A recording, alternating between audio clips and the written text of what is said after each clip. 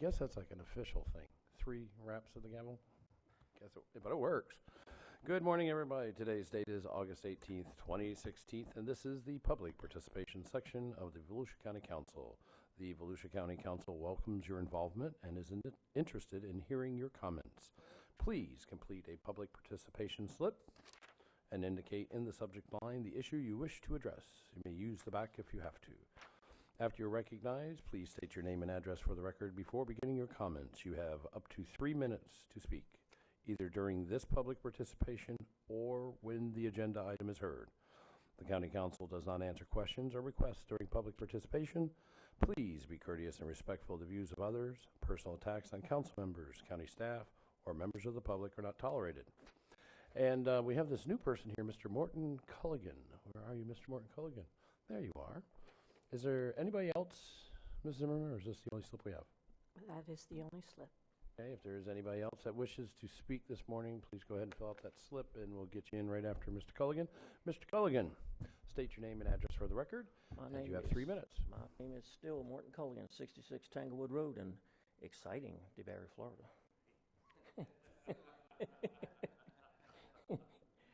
I have a situation the Volusia County Council should have already addressed and maybe should address concerning an elected sitting Volusia County Council member representing another elected official, the mayor of the city of DeBary, in a city, not county, city charter dispute.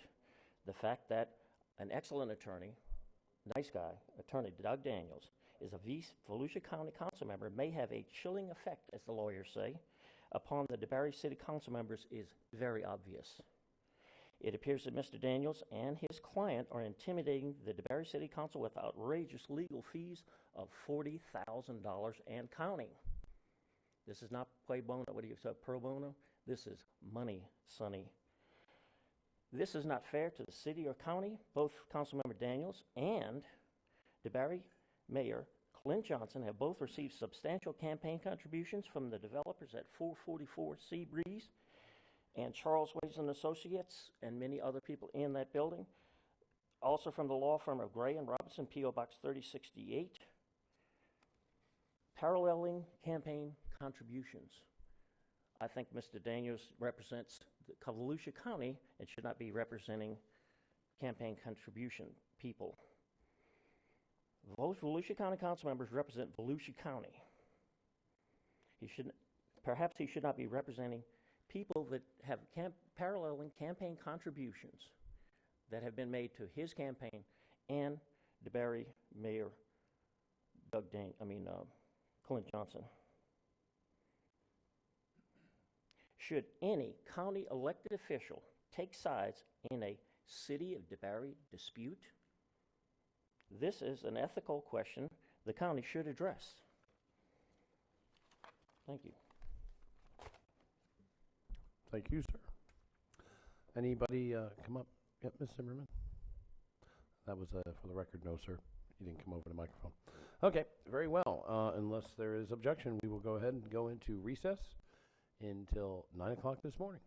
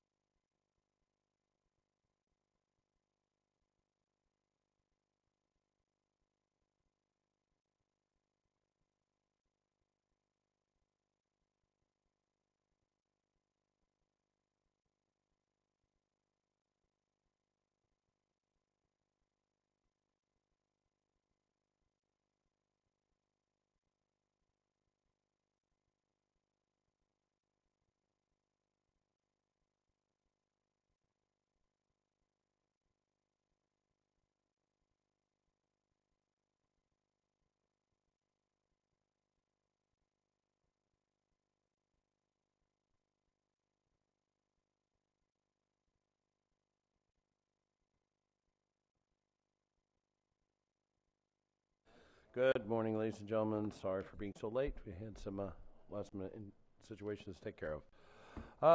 Okay, today's date is August 18th, 2016. This is the Volusia County Council meeting at this time. Sir? Oh. Never on the wrong side. Deb's never on the wrong side. Anyways, as I was saying, if you have a cell phone, iPad, or other noise, I see everybody reaching immediately, so cool. Please turn the ringers off so we don't interrupt the meeting. All right, this morning's invocation will be given this morning by Reverend Susan Meeker of the Identity Church of Deltona. All right, if the council please rise.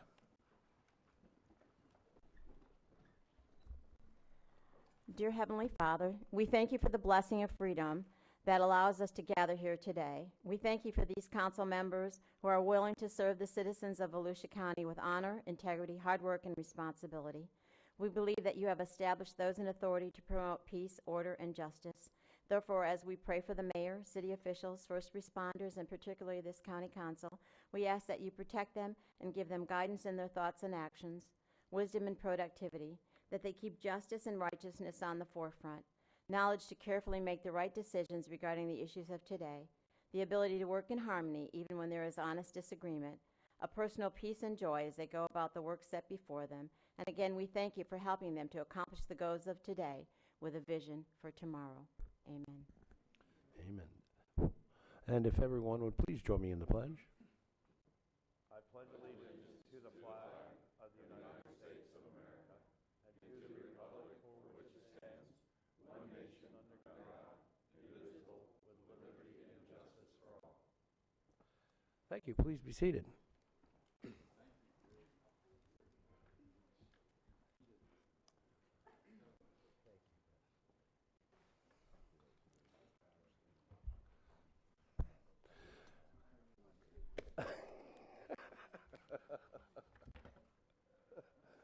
All righty, Mr. President. You're in true form today. Okay, may I have a roll call, please? Yes, sir. Mr. Lowry is going to be He is out absent. today. He is absent, yes. Mr. Patterson. Mr. Wagner. Ms. Cusack. Mr. Daniels. Ms. Denny's. And Mr. Davis. Yes, I am here. Okay, we do have a quorum. All right, I have a note here. Before pulling consent agenda items, Janine Jennings needs to speak. So, Mr. Deneen? Yes, thank you, Mr. Chair. I asked Janine to come up a little bit different than we normally do. We have a couple of items on here that before you approve consent would probably be good. I know that you know, but that would be good for the public to understand. As part of the ongoing cost savings is how we do all kinds of cooperative sharing. And Janine has been working on a number of things, and you saw in here something unusual you haven't seen before in terms of the title of how we're working with the communities. Janine, do you want to explain what those are? Good morning, Janine Jennings, Director of Purchasing and Contracts. Today in the consent agenda, you'll see two items which we reference a cooperative purchasing agreement with U.S. Communities. And just wanted to explain a little bit about what we do as far as cooperatives. Most of the items that I bring forward to council, we do through a competitive solicitation. But at times we also bring forward piggybacking and single sources. But the other piece that we have been engaged in, which has become very popular, are engaging with cooperatives. And typically right now we are working with three different cooperatives. One is the U.S. Communities, and it is a group that they pick another government agency, a state, a city, any type of municipality, and they actually put out a bid for something that will kind of appeal to a lot of different groups. They put it out, and then U.S. Communities markets it through state organizations and local governments. We actually, for U.S. Communities, have David Kidd with U.S. Communities that is located in Tallahassee that attends everything in Central Florida related to purchasing. And their job is to market it, but they also do the auditing and verify pricing and make sure that the management of the contract is done correctly. The result is because of the large volume of people that engage in it, are some significant savings. On the Sunsplash Park agenda today it is an $18,000 savings to us. And on our train parts, we're having up to a 62% savings on parts. So that is something that we typically look at, is it in the best interest of the county? We also use what's called a WESCA contract, which is the Western States Contracting Alliance, and they have just partnered with the National Association of State Procurement. From there, we buy our cell service from there. Again, big savings, and we have 18 to 25% savings, which has saved the county approximately $650,000 by collaborating with that cooperative. And that's for AT&T, Sprint, and Verizon services. And the same with Dell. We buy a lot of things from Dell, and we have a 30% savings on Dell. We also utilize the National Joint Powers Alliance Cooperative, and the big one we buy there is our carpet and floor covering, which we spend almost $1 million in, and we have up to a 65% discount on that. So what we take a look at when we look at cooperatives is it in the best interest of the county? And by that we mean when we do a cost analysis, is it really saving us some money? Is it also something that's not going to take away from our local vendors? Because there are some out there that if we were to give them an entire cooperative to a non-local vendor, that it could knock out several local people that have actually given us some pretty good pricing. We look at delivery and we look at the customer satisfaction. So there are things we don't just kind of always go through a cooperative. But to brag on Volusia then a little bit, we also are as a lead for a cooperative locally, and that is the Fuel Consortium. We built a consortium with the local municipalities around here, City of New Smyrna Beach, the Utilities Department, Daytona, the school board. We all partner together, and we do the bid for fuel, which has saved us about $273,000 a year just for Volusia County, and almost $1 million with all the entities into it. And that is a cooperative that is a local cooperative led by Volusia County. So I just kind of wanted to give everybody, when you start seeing things like WISCA and NJPA and U.S. Communities, that is something that we are now working with larger organizations. What I'd like to add to this is you take the comments that she made together with the items that we put on, like item 3 and item 4. Based on the comments from the council members, especially Ms. Denny's, about telling our story. One, I think people need to know, and that we are constantly looking for ways to cut costs that do not undermine services. And it makes us a healthier organization within the tax rates that we have. The other thing is I'll bring up the other evening we had at the Brannon Center, and I think that was a perfect example of us we have a tendency on the administrative side that this is what our job is, to be efficient and to try to reduce costs, and we just go about our business. But I'm now convinced by not just Ms. Denny, but a number of the other council members, that a lot of times we're not telling our story. We're so busy doing the work that we're not telling the story. So in this case, I think people need to know that, to me, this is the ultimate way to help keep tax rate down, is when you look for ways to keep costs down that don't affect the services. This didn't cost us, didn't mean we cut anything. It meant that we still deliver services at a lower price. I do want to emphasize what Janine said. Cut prices, and then we got to watch in terms of getting costs down with these cooperatives versus undermining local businesses. So we watch and walk that fine line, because we have a lot of local businesses that have to survive, and in a lot of cases have really given us good prices. So sometimes we have to watch where we go, because then if we go too far, then we actually go in counter to the whole initiative we took, where we did the local communities initiative. The local vendors initiative that we now work on. So I thought you'd want to know that for everyone's sake, and especially for the people on the internet, before you move ahead on the consent decree. Thank you. Thank you, Janine. Is there any questions for staff? Okay, I see none. Thank you, Ms. Jennings. Okay, with that, we will now move on to the polling of the consent agenda. Mr. Lowry is not present, so Mr. Patterson. I have nothing, sir. Mr. Wagner. Nothing for me. Ms. Kuzak. I have nothing. Mr. Daniels. Nothing, Mr. Chairman. Ms. Denny's. Nothing, Mr. Chair. And I'm going to pull nothing. So with that, you like that, huh? I was thinking of doing what you did. I thought you were going to drag out the meeting. Yeah, no. Mr. Chair, Yes, ma'am. Is item 20 being pulled, Mr. Manager, I haven't gotten that far. for staff? Okay. I haven't gotten that far. Because I have a little note I wrote here. It says staff. And staff is pulling item 20. For For discussion. discussion. Yeah, if they could, we could do, well, no, this discussion sometimes go on. Never mind. All right. Mr. Chair, I move. I have Is that it? Yeah, go ahead. Oh, okay. Mr. Chair, I motion that we pass the remaining consent agenda items. Motion for approval of the remaining agenda items. Do I hear a second? Second. I hear a second from Ms. Denise. Further discussion? All those in favor signify by aye. Aye. And all those opposed? So carried 6-0. Mr. Lowry absent. Do I have to say Mr. Lowry absent everything? Very well. Okay, we will move on to item number 1. This is the One Daytona update. I was just over there a couple weeks ago. A little celebration, some signing of some rocks. It was pretty cool. We had a good time up There there. was a fountain. Well, yeah, we had to sign the rocks first so they can put them into the fountain.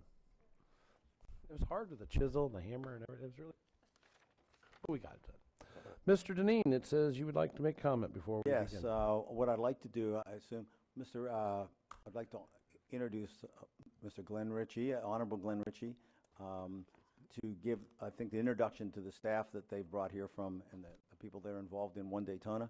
Today is really an exciting day. I mean, we get an update on One Daytona, and we get the opportunity to grant their request for $12 million, which was part of the agreement we had. If you'd like, I assume, Mr. Ritchie, you'd like to introduce everyone? Well, I can take that. Okay. Jim, so that'd be great. Opportunity to be here today, and we're making great progress. Chairman, as you mentioned, by the way, I'm Jeff Berger with Daytona International Speedway Corporation. We've made great progress, and in fact, with the weather and everything that's cooperated with us this summer, we've seen significant not only opportunities with the construction schedule, but then also we're staying on time and on budget. And also, what's really exciting for us and our company is that the wealth that we're creating for Volusia County with the number of jobs that will be coming to this community, as well as we've already started the construction jobs, started to roll in online, and we're seeing a lot of those impact the area. With the overall timing, as I mentioned, we're continuing to be on time with our critical deadlines. The site roads and utilities, most of the utilities have been put in place. Water, sewers going in, along with electrical. The site roads, if you drive by, you'll see those going in, mainly the main roads going into the main campus of One Daytona. Also Cobb Theaters to the northern part of the property. It's going very well. We're making significant progress, and I'll touch on that in a minute. The 50,000 square feet of public space that we're required to put in, one of the requirements that we'll put in, that'll be installed fourth quarter 2016. Back to Cobb Theaters, November 16 as well is when we're going to deliver, as well as the utility and site roads should be completed this October. Bass Pro, significant progress on Bass Pro. We will deliver first quarter 17. The parking structure, which is on the east side of the campus, again, that'll be delivered in 17, along with the Fairfield Inn and Suites with the retail and dining entertainment area, the large portion of the campus. That all is going to be delivered by fourth quarter 17. And then in addition, the Daytona, which is the Marriott Autograph Signature Hotel, full-service hotel for the area, that'll be completed first quarter 2018. In addition, which we're very excited about to help continue to populate and create critical mass for One Daytona, our residential apartments of roughly 276 units will be done as well first quarter 2018. The project update in itself, we're over 55% done, site work completed. Bass Pro, Cobb Theaters, and Fairfield Inn and Suites are under vertical construction as we speak.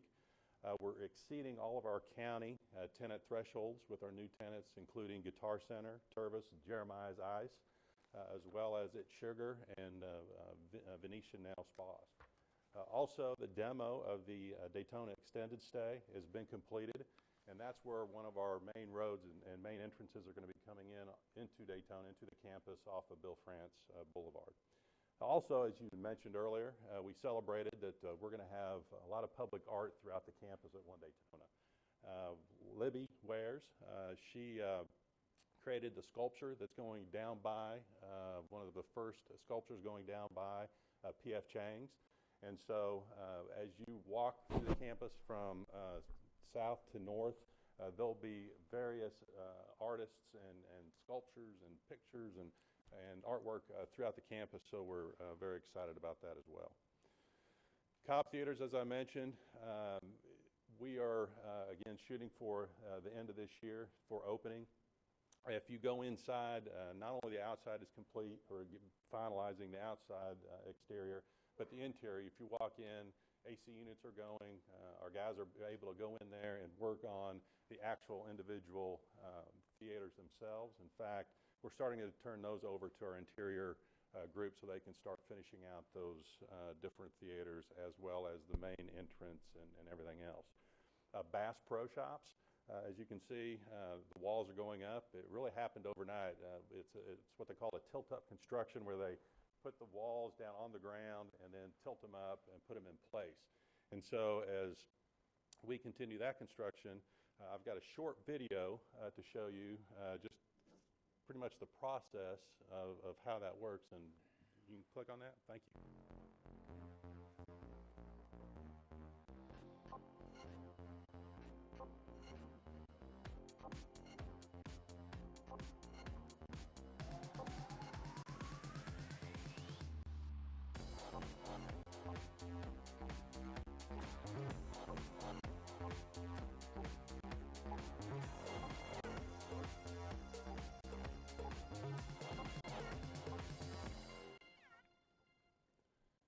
So that gives you an idea of the walls going up, and really it happened within a week's time frame. And so they're continuing to put up steel and everything else. And one thing about not only Bass Pro Shops, they're going to be very involved with our community.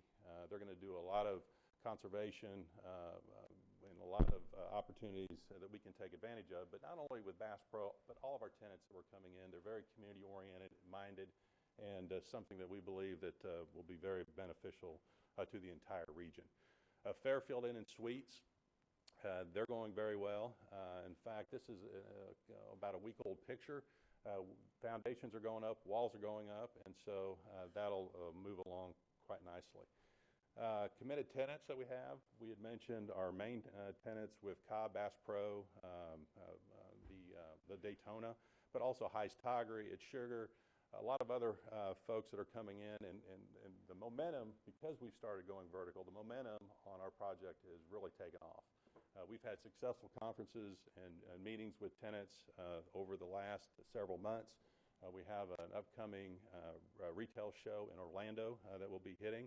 But over the next 30 to 45 days, we anticipate roughly 6 to 8 more tenants that we're going to be announcing. In addition to that, just in queue, we believe that we'll be filling up the center very quickly and in time for our grand opening in November 2017, or fourth quarter 2017.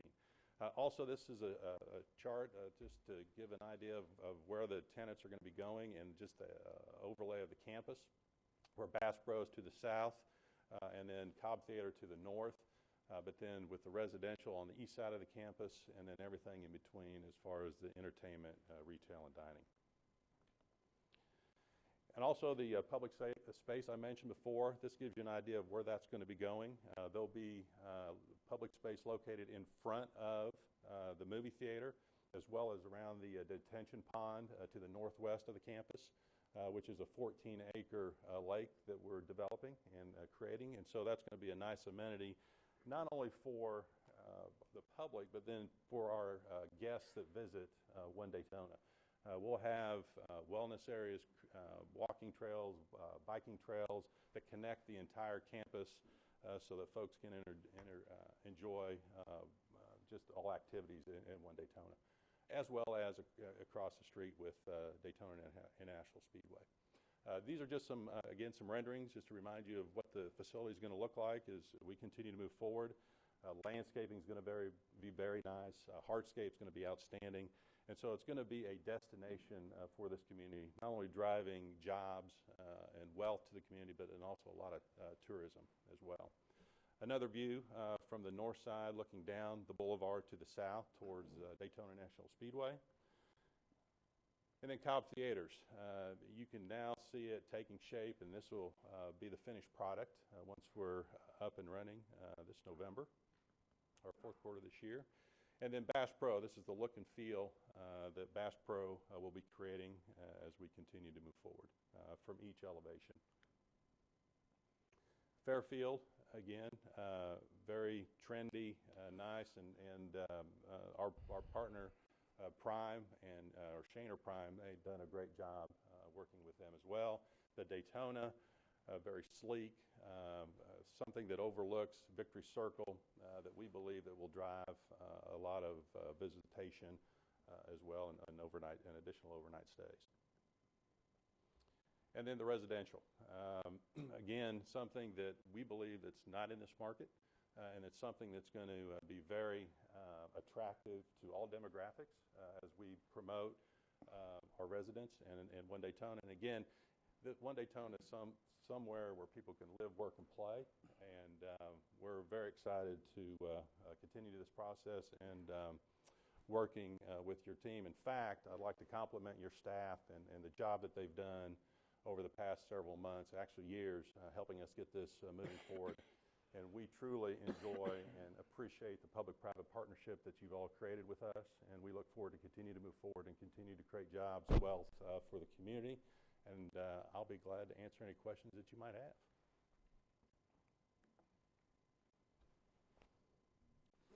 I don't see any little lights flashing on, so thank you very much. I think Thank you very much. And if anybody would like project's to great looking. Tour the facility or the theater, just give us a call. We'll be glad to take tours. Mr. Chair, I guess I do have one question. Sure. The end of this year, that theater will be up, running, and people will be watching movies? Correct. Even though we got construction going on all around? That's correct. And we've designed it to where Pretty people cool. can get in and out, and we'll be able to do that, yes. That's pretty cool. Mr. Chair. Yes, Mr. Deneen. One thing in addition to a number of the things that have already been said today, one of the issues we've had with the Marine Science Center, which has been unbelievably successful, in fact, it has exploded in terms of the number of people that utilize it. When I first got here, there was about 40,000 visitors. We get now close to 100,000. And we're bursting at the seams. And so there's some issues about trying to expand that message. As you know, that was part of the HCP for the whole issue of driving on the beach. So it's all about educating people to the needs to protect the environment. Well, we'd like to extend that outreach because we think it's very popular here. We think it's important. And we think all of our guests that come in the community should understand the fragile environment and the beautiful environment and how to protect it and why that we do the things that we do. What they volunteered to do is that in the case of Pro Bass, that signature store is going to be what they call a Key West type store. And so it's really going to focus on more of the coastal environment than you've seen Pro Bass that are more like mountain, where they have the log sort of cabin kind of appearance. This is more about the coastal environment. And what they talked to us about was setting up an opportunity here in the near future to try and bring the message from the Marine Science Center directly into Pro Bass, so that when people come in, and it'd be in the best interest of their business too, because it's all about the environment, the artificial reef program, fishing, diving, and the Pro Bass stores are really big on bringing the environment to the consumer. And what they talked to us about is allowing us to bring our message at the same time. We're going to be doing that in a number of places throughout the community, but it's a way that, I think what's going to happen from the HCP, which nobody envisioned, is that we are going to take a program that started out as an offset for the taking on the beach, and I think we're going to make it a program that goes well beyond that, to where we really explain the importance of the environment here and how lucky we are to have this environment, how to protect it. And I think we'll have this opportunity. We're looking at some other opportunities out in the community, but we want the Marine Science Center and its message to be bigger than one building down in Ponce Inlet. We want the message to be bigger than that. And this is an opportunity at no cost to the taxpayers to get that message out. And I think every time you put it in the community in different locations like this, you will intend to, in the end, we'll end up reaching everybody we hope that visits here, not only the local people that live here. And Mr. Chair, I know that today they're going to request, the total commitment by us was $20 million, and the first request is for $12 million.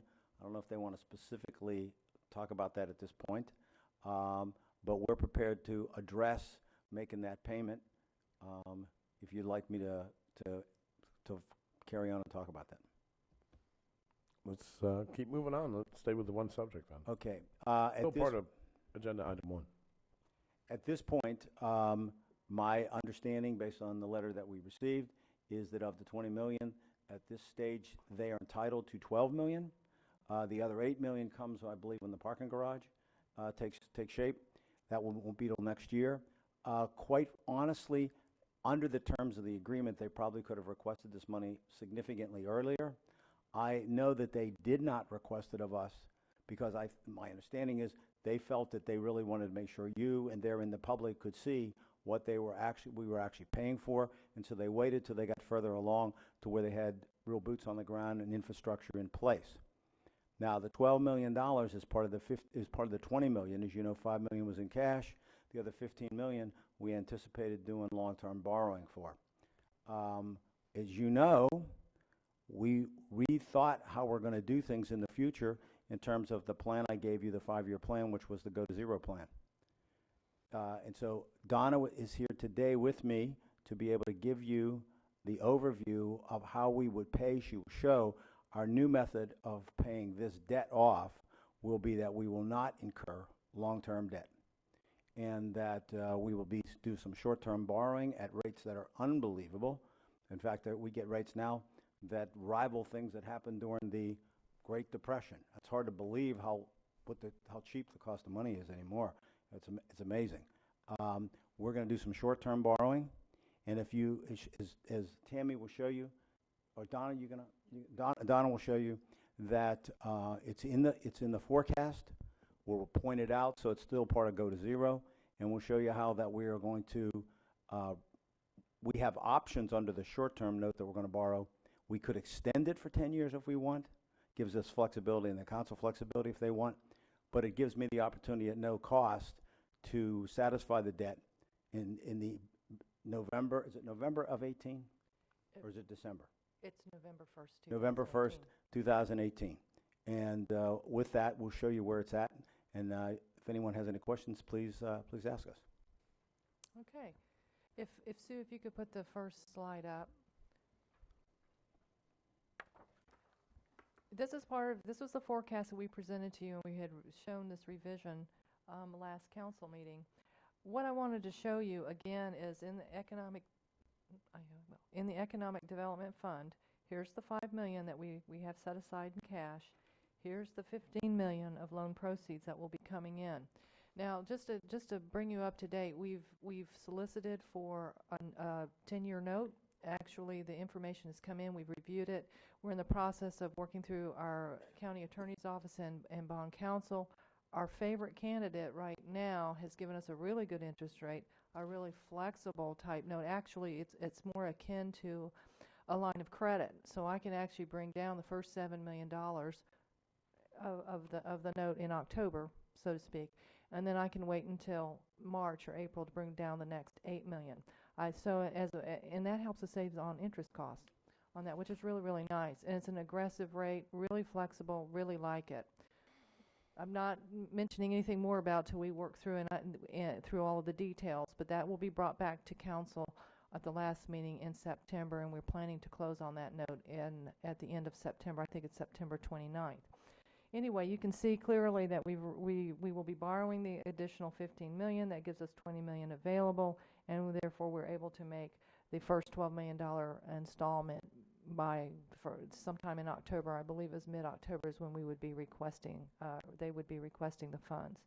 Now, if we can go into the general fund, on page 2 of the general fund forecast, if Sue could bring that one up.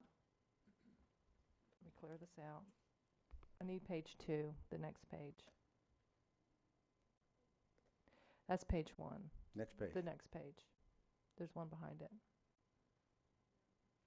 In the forecast that we had, hang on, let me clear them. See my note?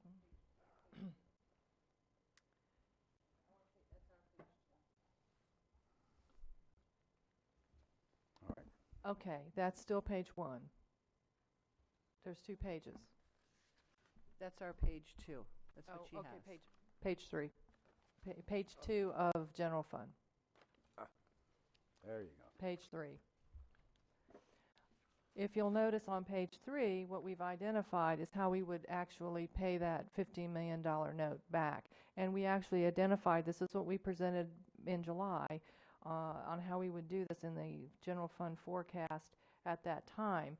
And what we're doing is we're going to be setting aside money in the 2016, 17, 17, 18, 18, 19 budget to allow us to pay that full $15 million back.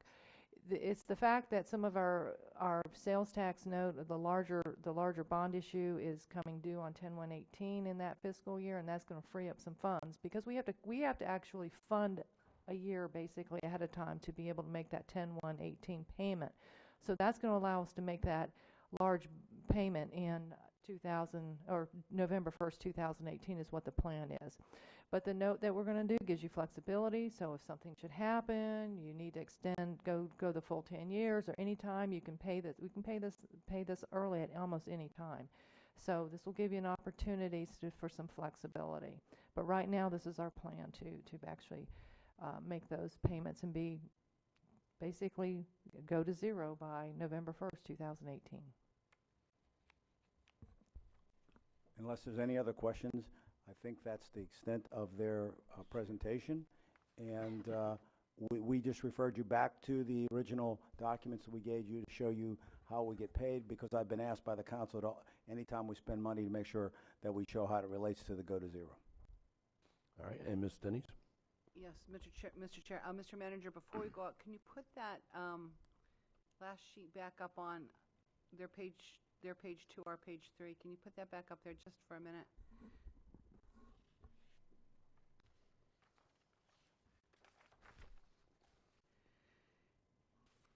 And this has to be reiterated. So this is a short-term note, and the way that it is being phased, if you will, with the short-term note, you were able to negotiate it, which saves 50% in interest, which is huge with the market. And so it's short-term debt. We're still going to zero on this. And another keynote to this that we have to keep saying over and over again, part of telling the success and the story of what we're doing here and what has been implemented by staff and supported by council is paying off that bond. But above it, the reserve for commuter rail, I know this has nothing to do with it, but while it's up here, and while we're under the focus of going to zero, I'm hearing, I gotta say this, I'm hearing that council has not talked about how we're gonna fund Sunrail, that nobody talks about it, and it's never, ladies and gentlemen, it's in there. We talk about it, it's in the reserve, it's planned for. It's not out there in the ethernet and nobody knows it's happening, or we discuss it and don't know it's going to be funded. Yep. So next time I hear that this county council doesn't know how we're going to fund Sunrail and has not been planned for, I want to go on the record. It's here, it's always here, we look at it, and yet again, for the record, here it is in our planning. Correct. As you know, the don't wanna council hear wanted it to keep anymore. it I there don't so that wanna there was hear it. not a thought that somehow, Exactly. there's this great myth that somehow the county has not stepped up to the plate 100% in Exactly. every aspect to pay for Sunrail, and the lack of Sunrail going on phase 2 has everything to do with federal government not giving you the 50%, and therein you don't get the 25% from the state. But our money is identified. I just want this in the official minutes and in the recordings of this meeting. Thank you. Thank you, ma'am. Anything else from anybody? Okay. So what do we need, a motion? Yes, you'll need one to instruct us to move forward on making the payment. And Dan would have to say whether we need anything more than that. Okay. Mr. Wagner, you made a hand motion. Was that you requesting to make the motion? We need a motion. Motion to move forward to making the payment. Second. Motion moved by Mr. Wagner, second by Mr. Patterson. And further discussion? Okay, all those in favor, please signify by aye. Aye. All those opposed? So carried 6-0. Okay. All right, we'll Thank move you. on to item, now we're going to move on to item number 2. Thanks for coming, everybody. Appreciate it. Keep up the good work. I tell you, I drove by that place the other day. It's really coming together. It's amazing how quick you go by today, and tomorrow it's changed. So it's cool. All right, let's. I see Jim Deneen here all over the sheet today. Mr. Deneen, I guess you would like to introduce item number 2, which would be Team Volusia Economic Development Part of my job. Corporate. Yes, it is. It is. And we do have some public comment. We have public comment here for after the staff report. So this is the Team Volusia Economic Development Corporation fiscal year 2016-17 funding. Mr. Deneen. Yes, Mr. Chair. As you know, that while I think the council has signaled long-term support, we've been a big supporter, and our original allocation is what really allowed this initiative to take off. You still have to look at the approvals on an annual basis of the $250,000. Obviously, it's crucial. They will, Team Volusia will make a presentation today, and obviously they will try to make sure that you're satisfied that your payment is well advised. With that, Mr. Keith, you plan on coming forward? Oh, sure. Very much so. I can't believe it's actually been almost 4 years, and I'm Keith Norden, President and CEO of Team Volusia, since this group welcomed me to Volusia County. So it's been an amazing 4 years. It doesn't seem that long ago. First of all, I'd like to thank our engaged leadership and officers, who many of whom are behind me. I'd like to introduce Lisa Ford Williams, our current chair, John Wanamaker, our immediate past chair, and our vice chair, Dwight Durant, as well as many of our investors, both public and Keith, you have to face the microphone. We can't hear a word you're saying when you're talking over there. Thank you so much. No, thank you. Okay. But I also want to thank our engaged and hardworking staff and our private and public sector investors who are in the audience today. So thank you very much. Just a brief overview of our funding model. As you remember, public funding comes in from the county at $250,000, and that is added to by 12 investor cities. So the county's share of the public funding is just over half. Then if we look at the 5 colleges and universities who are at the board level, very, very engaged in our organization. And then we have about half of the funding, a little bit more than half of the funding, from private sector investors. We added 5 new private sector investors this year. I'm proud to say that we are in the process of adding the city of Lake Helen to the existing 12 investor cities, and we have 1 additional city considering investment, which we will know shortly about that. This is a great graph showing our private sector investment growth. Proud to say in the last 4 years, we've increased private sector investment by 40%, and the number of private sector investors has almost doubled in the last 4 years. Very engaged and very, very proud to see where the organization has come in the last 4 years. Our pipeline continues to be strong. In fact, we've never had a stronger pipeline. You can see the 68 leads that have been produced, and mostly self-generated by our aggressive business outreach. Stage 1, of course, is considering all of Volusia County plus many of the areas of the southeast. And then this is a typical sales pipeline. We want the projects to announce for location in Volusia County, which are stage 5. Stage 4, you can see we have 2 projects that are in negotiation. We hope to have good word for you in the near future. A total of 101 leads, 13 projects with 675 jobs potential. This is just a graph showing that our pipeline is 3 times the size of the past 2 years.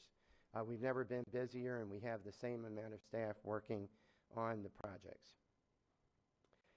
This is a slide showing our engagement with Enterprise Florida. As many of you know, it is very important for us to be out in front of Enterprise Florida so we're not forgotten. We're at every board meeting, we're at every committee meeting where stakeholders are present. Plus, we are a Team Florida Marketing Partnership investor partner. That's done through private sector funds, so we are included in almost all of their events globally, and we participate in many of them. On the right side, you can see our own outreach, including many site selectors activities, knowing that site selectors are hired by companies to identify and recommend projects to the area, and so we're always out in front so that we're not forgotten. This is our slide with our 3-year goals, which were adopted last year for 2016 to 2018. You can see that we've announced 3 projects so far in 2016. We're 7 months into it with 5 more months left. Those average salaries of those 3 projects are $43,000, over $43,000. We have 2 more projects in the pipeline which should create and manufacture and create the jobs needed to exceed our job creation total and capital investment and payroll. So we're excited about reaching and exceeding our goals this year. We also, through the thought of our board of directors, who realized that in order to make our goals of job creation, we needed to have minimum numbers of outreach, proposals, site visits, marketing packages, and prearranged meetings. So those are very, very necessary if we are to achieve our goals. Through their leadership, they identified these, and we are meeting most of those and will meet or exceed those. Next slide is just a timeline of our operations. As you know, we started operations in 2011. I was recruited in 2012. We continue to ramp up the organization, transforming it into a sales and marketing organization to raise the visibility of Volusia County globally. This year, we're really looking inwardly, as any new small business would do, and any private sector business would look inwardly to see how we might refocus our efforts to make sure we're doing things properly and being competitive. We engaged Boyette Strategic Advisors to come in and do a strategy of success. Many of you have received their questionnaire, and we hope that you'll fill that out, as well as our board members, and they've had many on-the-ground meetings with local business leaders. We also hope to hire a marketing firm or firms to help with our messaging and for all areas of the county, including Southeast Volusia and West Volusia. While still under the banner of Team Volusia and Volusia County, there are particular advantages for those areas of the county that we hope to highlight. We've modified and added to the staff, and we continue to listen to our public sector partners, particularly our cities, doing more services for our cities, looking at their inventory and helping things with our investor cities. So we're looking forward to a very, very bright future. We hope to get the results from the Boyette Strategic Advisors in January, and they'll be presented to the community. I just wanted to highlight 2 of our outreach activities this year. We participated and co-sponsored with Enterprise Florida with the renowned Coke Zero 400 event on July 2nd. We had 15 top site location consultants come in to Volusia County. The first day we met with all of our practitioners at Stetson University, showed off downtown DeLand, did a windshield tour of West Volusia, We went into the next day with opening the day with a aviation aerospace briefing at Embry-Riddle's Henderson Welcome Center with community leadership. And then we did a windshield tour of all the great projects, including One Daytona, including the world-class distribution center and all the great projects in East Volusia, and then took the selectors to the Coke Zero race. Many of them had not been to Volusia County. Many of them have reported afterwards that they never connected the dots of all of our cooperative and collaborative partners that work in unison to bring a deal to close. As you know, economic development is a team sport, and we couldn't do it without all the players at the table, including the county council, the Division of Economic Development, CEO Business Alliance, Career Source, Flagler, Volusia, our cities, our chambers of commerce, and our utilities. And that's how a community wins deals. The next outreach is the Farnborough Air Show. This is the second largest aviation aerospace show in the world. Enterprise Florida invited Team Volusia to participate in the Florida Pavilion, and Rick Carl suggested that we do this for the county. We had a great exhibit placed strategically next to Embry-Riddle Aerospace University. And what was very interesting with that, all of Embry-Riddle's leadership was there, most of them. So the companies that I met with, I had the capacity to take them and have them meet Karen Holbrook, the interim president, and other senior leadership of Embry-Riddle, all the time selling our general aviation airports in the county, the land around the Daytona Beach International Airport, and of course Embry-Riddle's research park. We are still working with those 15 appointments I had that were prearranged, and I'm proud to say 3 are relocations, 3 are international relocations, some with domestic offices that they want to relocate to Southeast U.S., and some of them are very interested in Embry-Riddle's research park. And I'm working hand in hand with Embry-Riddle and the county's Division of Economic Development on those projects.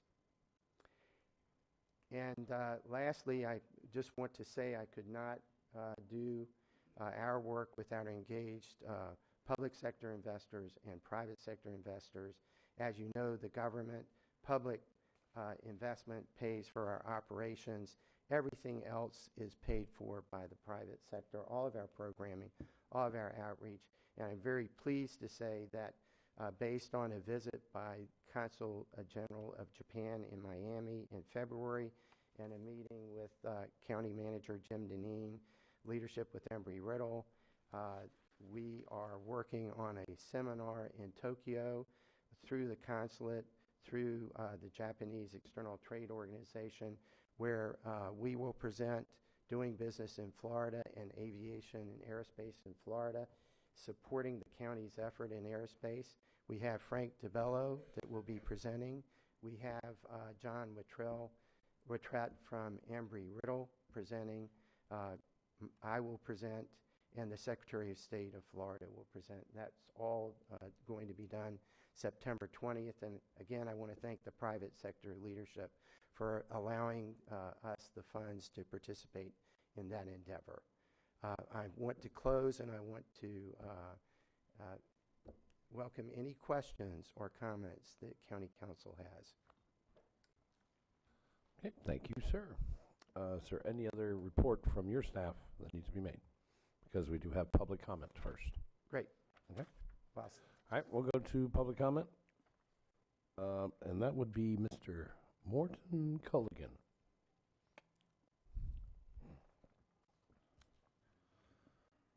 Good morning again, Mort. Yes, Mr. Davis, I appreciate it. Can you hear me well? We hear you just fine. You know the rules? My You have 3 name minutes. still is Morton Culligan, 66 Tanglewood Road in exciting DeBary, Florida. It's a part of the county that has no representation today and has no representation at all. Anyway, No matter how much lipstick you put on this $250,000 pig, it's just a nonprofit getting $250,000 from innocent taxpayers. This Economic Development Corporation, we already have an economic development section of the city, a department. What are they doing? Why do we keep giving Team Volusia, that is a private, non-tax-paying, tax-dodging corporation, all this money every year? We already have an economic development. What are they doing? What is their annual cost? What is their annual payroll? Why don't they pick up this slack? Team Volusia has a lot of talk about outreaches, leads, potential. I want to see the money. I want to see exactly how much they're brought into this county, and if they're so good at bringing money into the county, let's put them on commission. But what we're doing is just giving away money. Team Volusia is just another nonprofit that pays how many taxes? Nothing. They don't pay taxes. They take tax money, put it in their pockets, do something, but they don't pay any. Taxpayers are forced every year to give away this money to these people. We have an economic development department. What we need is a new department that says no to these nonprofit organizations that hound the taxpayers for money every year. Team Volusia is a perfect example of an expanding, unnecessary government spending. It is an untaxed private corporation getting tax money out of my pocket. Can this city council ever say no to giveaway spending like this? If Team Volusia is generating so much money, put them on commission. Our city council members should hold on to every taxpayer penny and not give $250,000 without question on behalf of the taxpayer. Team Volusia is a tax-dodging nonprofit. Later on in the meeting, another $661,000 will most likely be given away through the Parks Department. That's almost $900,000 just today that will be given away to tax-exempt nonprofit corporations. I don't think it's fair after you just gave away $20 million. Outrageous $20 million to, what is it, Daytona one. I live in an area of the county that has no representation whatsoever. That's why I'm here. This is the county of Daytona. We give away Daytona money to Daytona people, and that's all we do. I need representation. I have none. That's why I'm here. Team Volusia needs a big bucket of nothing right in the face. Thank you, sir. Is there any other public participation? No, sir. Okay. Now we will move on to Mr. Deneen. Do you want to go after the council, or do you want the council? I'd like to go first. I wanted to comment on something. Just Go ahead. I You give have a the piece of floor. information. Sometimes, you know, I was here when this initiative started. I like to go back sometimes in history and make sure that we are focused on one of the many goals of the original council that helped start this. There was this whole issue about bringing forward in Team Volusia there to be a recruitment element, okay? Because we do expansion and retention.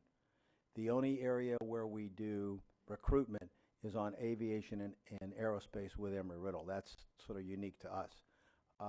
There was one thing, though, that was very key to the original council's intent when they started Team Volusia, and it was about leveraging private dollars. And that one of the requirements to keep the $250,000 was that they needed to bring in at least $250,000 worth of private investment. Originally, that included the schools, but originally the council said you need to get away from that because the schools, they believe, were public money too. So they said you need to have a goal to get beyond that. And while the council never guaranteed they'd give any more money than the $250,000, if they didn't raise at least the $250,000 in the private sector, then the council thought about, well, really let them know that, say, for example, you raise $200,000. Well, then our contribution may drop back to $200,000. So I do want to point out that that was one of the requirements, and according to their numbers, they have met that. Right. Thank you. Mr. Patterson. I've been on this council for a couple of times over the years, back in the 90s and now these years. And I know what, yeah, Doug is over there going, I'm so tired of listening to this guy. It's got to be, you know, because we have people sitting out there that really don't know the history of what economic development has been in Volusia County. And some come up and criticize, and What's that? Well, it's real easy to it's called January 1st. It starts over again. Careful what you ask for. That's yeah. I listened to some of the comments, and we've had.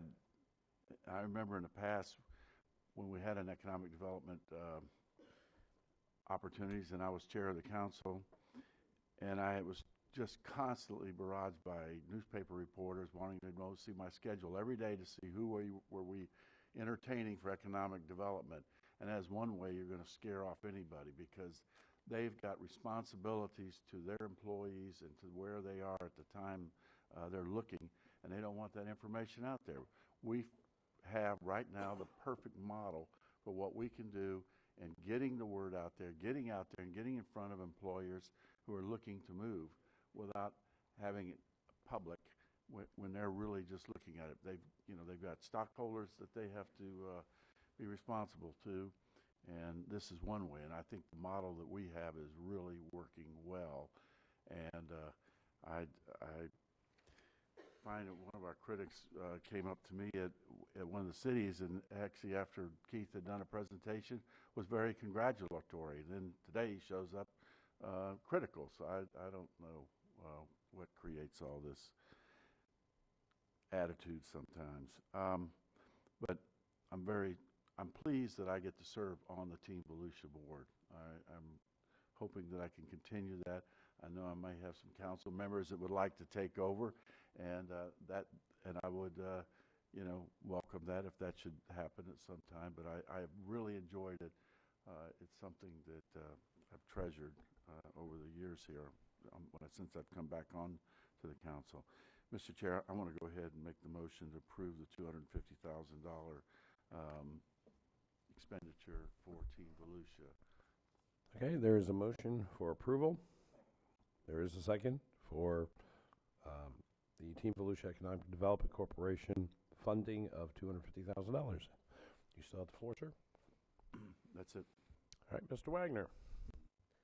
I'll keep mine short. Mr. Patterson did a great job talking about the history. Left one thing out, how fun it was for this all to start.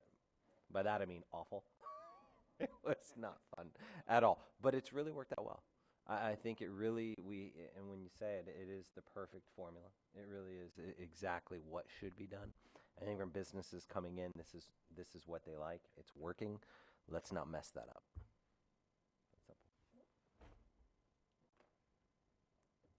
Ms. Denise. Thank you, Mr. Chair, and I agree with my two colleagues have just stated. And for the record, Councilman Patterson, I think you're doing a great job on Team Volusia. Seriously, you represent Volusia County very well on multiple facets, and it's because there's some history here that you have represented the citizens of Volusia. I won't go into the real reason of that Sunrail, how you have saved us millions of dollars, Volusia County. But can I take a look at the private sector dollars? What are I know we have 250. Can you put that sheet back up? What's the private sector dollars that have been raised? It's subject to last year, $455,000. Okay.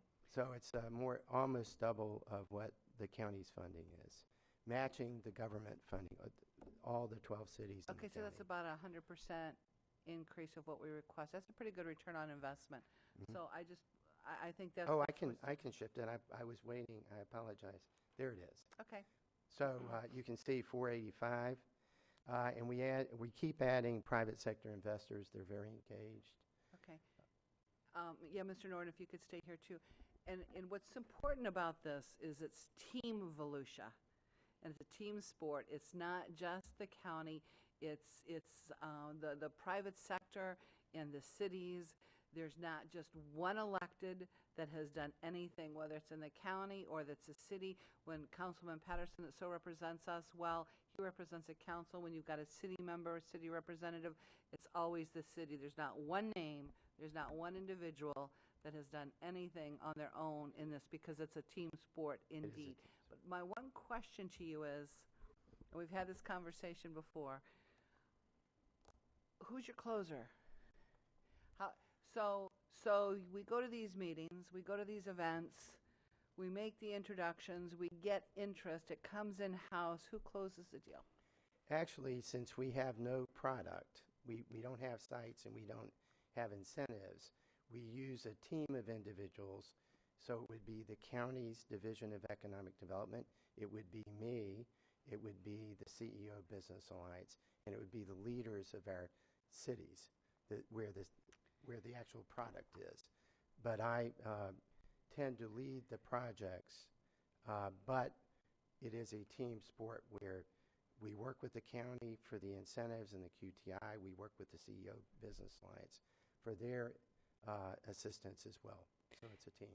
And I think that's what's really important. And the manager talked about the difference between expansion, retention, and the different marketing approaches. So between the county and our economic development, it's not like we're out of the loop on this. We're very much engaged. It may not be out front. We don't, a lot of the negotiations we do, like when we were working on Project Panther and Blue Origin, I can't tell you how many times it's, you don't know anything. No, you don't know anything. You don't know. This is not happening. We don't know this. Nope, I don't know anything. There was so much work, good work done between the CEO Alliance, between Team Volusia, our own economic development department here at the county, and the management team. I know firsthand. I was in those meetings. I want to thank you all because that was first class. Volusia, Blue Origin didn't land in Volusia because of anything that we did not do. In fact, we rose above expectations, and that's what has kept us in the game and in the forefront for commercial aerospace. And that's why we are going to all these other places, and you're seeing aerospace and commercial aerospace at the forefront, because we're definitely at the table. And it's a team approach, not just within Team Volusia, but with Team Volusia going forward. So I think that's really important to note too. Thank you, Ms. Denny's. And Blue Origin, prime example, probably the most difficult project I've ever worked on It was. in my entire career, which is a long career, but it was the team at the table. Yep. Some of the meetings, we had 25 to 30 people, from Yep. utilities to environmental to everything. And the work that the CEO Business Alliance did and the county taking the lead, just great, great teamwork on the part of the entire state, actually. I look forward to that, to launching something. Southeast Volusia, Mr. Norton. Thank you, Ms. To Denny's. success. Thank you. Thank you. Launching something. Just anything. Good play on words. I like it. I've been, people come up to me and ask the same thing that the public speaker just asked. Why do we have this team? Well, and I think it was briefly hit on, and there are corporations that would not be here today that if it wasn't for Team Volusia, because you guys have the ability to work privately, and that is the big key. As Mr. Patterson said, we got paparazzi pretty much following us around 24/7. Every time I turn around, Dustin's standing around the corner, and he's the News Journal reporter sitting right there. Hi, Dustin. He's always lurking around the corner waiting for me. So, and he calls me all the time, always. And we have our public, we have to be out there in the sunshine, always. But you guys get to work around, because I do know that there's another major corporation that is looking at us that is very, very quiet. And this is a big, big deal coming. So, I'm not talking about him. I keep working on it. I know nothing. He knows nothing. But anyways, it's things like that. If we don't get it done, it ain't going to happen. And it is And important we've always to been realize here. that the private sector pays for our outreach. Exactly. So that taxpayers are not paying Yeah. for our I think- outreach and our exhibits and studies and strategies. It's all done by the generosity of the private sector. And, it's that's something everybody up here has always been saying about, we need to bring jobs here. And if we don't reach out, if we don't go to these venues, like you said, paid for by the private sector, we're not going to bring these jobs here. So we brought 15,000 plus jobs in the past 3 years here. A lot of it we have to thank you for for bringing these corporations and Team Volusia. So thank you very much for doing all that. All right, and Mr. Deneen? Final comment, and that is from a standpoint of history. As Josh mentioned, this decision to start this entity was not easy. And if you go back in time, originally the request of the county was $500,000, and we would be really the ones footing the bill for this. The big issue was, we've always believed in the community, we didn't mind, we think our economic development department is absolutely necessary for lots of reasons. Not only do we do expansion and retention, which is the best return on investment, but we now, especially with the state giving zero to the governor for the fund to bring economic development to this state, we are, in some cases, the resource. Very small resource in some cases, but in a lot of cases, whether it was Trader Joe's, the mall, everything else, Daytona One, this council was very involved in and key in making sure that those investments took place here from your own general fund money. So we have always been a big partner there, but the issue with the original council when they did this was that we were not going to go alone. We were not going to put $500,000, and the challenge to the community was, in all fairness, the private sector, unlike where I came from, private sector did not have money in economic development. That was part of the problem. And so what the council asked for was we would put up money if the private sector would step forward. So what I like to see is, I think the previous council has the right to be proud of the fact that for $250,000, they nearly doubled that in terms of what comes from the private sector, together with the CEO Alliance, in my opinion, would not have come forward if you didn't have Team Volusia. So that entire initiative of the CEO Alliance, because they found that there was a niche that they needed that went beyond Team Volusia, that investment in 250, I think, also resulted in the issue of the CEO Alliance coming forward with their initiative. And I would say now, at least in the time I've been here in the last 10 years, we have never been as strong as we are now and never as competitive.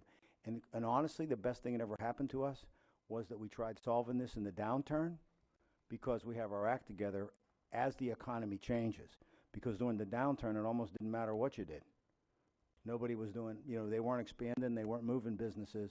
Now that opportunity's there, for once, I think we have an opportunity to be a player. I also would believe that the health of the organization should be measured also by the private sector investment, because that would be the first group that wouldn't keep paying if they didn't think they were getting nothing for it. And I do think that using private dollars, there are things that Mr. Norton has to do and Team Volusia has to do that are inappropriate with public dollars. Both either inappropriate or unacceptable, at least from the standpoint of what looks politically correct. And so they can spend money to bring people down here privately, maybe entertain them, but that makes the difference on whether they come here. So I'm proud of what this council did to get this initiative off the ground, and I think they would agree with me that if the council had not made that decision and pushed forward, I don't think any of this would have ever happened. Now, that doesn't mean that the success is just the county. It meant that they started this ball rolling, and now the private sector's really stepped forward. And, I think we're stronger for it. Thank you. All right, we're going to go to Mr. Patterson and Ms. Denny's, and then to a vote. Thank you, Mr. Chair. One comment, because we're as strong as we are, the team strong as Team Volusia is, it puts us in a great position, because with the challenges that Enterprise Florida has right now, they're a little wobbly. We are in a great position because of the team that we have in place with the staff, the county, the cities, and the private investors. We are in a great position. I don't think anybody else that has an economic development thing going in the other counties are as strong as we are, and we're going to look really good. So thank you, Keith. Thank you and your staff for everything you've done, and thanks to all the private investors. I really appreciate their coming to the table too. Thank you. I wanted to point out one thing as well. Throwing a bucket of nothing in someone's face is technically not throwing anything. Just want to point that out. No one else thought that? I thought he was a lawyer, not a philosopher. Miss Denny's. Just one quick comment, and then we'll call the vote. We can't go without, today's Nick Conti's birthday. Happy birthday, Nick, where are you? Today's Nick's birthday. Nick, yay. When we go to recess, everybody can sit and sing happy birthday to him, but not right now. That's it? Oh, okay. All righty. Well, with all that said, oh, by the way, one other little piece of history. I'm glad, do you still have your suitcase? I have those. And you got still suits in it? Yes. That was a great story you said. Chairman Davis is remarking that I was asked to come down a week early than my original start date. So I was given about 3 hours notice, and so I threw all my business cards and business clothes in a suitcase and flew down with about an hour's notice. And my wife took me to the airport, and she goes, "You're not leaving me here with all this stuff." And I said, "Yes, I am. I'm headed to Volusia County." So it's been a great 4 years. And at his first Eggs and Issues breakfast, he says, "Please don't invite me to a barbecue because I can't dress appropriately." He said, "I'll come in as a suit." So Thank you, I've always remembered that. All right, with that, all those in favor of Team Volusia Economic Development Corporation fiscal year 16-17 funding, $250,000. All those in favor, please signify by aye. Aye. All those opposed. So carried, 6-0. Agreements with Mid-Florida. Thank you very much, team. Go, team, go. But quietly. Shh. What, Nick, you're not going to stick around for happy birthday when we take our recess? We'll Just mail do it it to now. you. No, we can't do it. Got work to do here. Agreements with Mid-Florida Housing Partnership Incorporated for acquisition and rehabilitation of affordable rental housing. And I have to commend our county staff and the manager and all the team there working on this project, because that was some of the conversations I've been involved in recently, people saying, what about affordable housing? So. Sorry. Mr. Chair? That's okay. Mr. Deneen starts the conversation anyways. Mr. Deneen. Yes, items 3 and 4, which Donna can address. This is another example of, so all the council members hear me loud and clear. This is another example of things that in most cases we might have put on a consent agenda. But the problem is when we do that, I'm starting to find out that we get no appreciation for all the things that we're doing on homeless and housing. So I'm not doing that anymore, and we're going to start, she can go quickly, so this don't have to be long and drawn out. But by putting them on the consent agenda, what's happening is, I'm repeating again what I said earlier about what Ms. Denny said at the meeting we had in New Smyrna Beach. It seems like when we go about doing our business, it becomes forgotten if we don't tell people.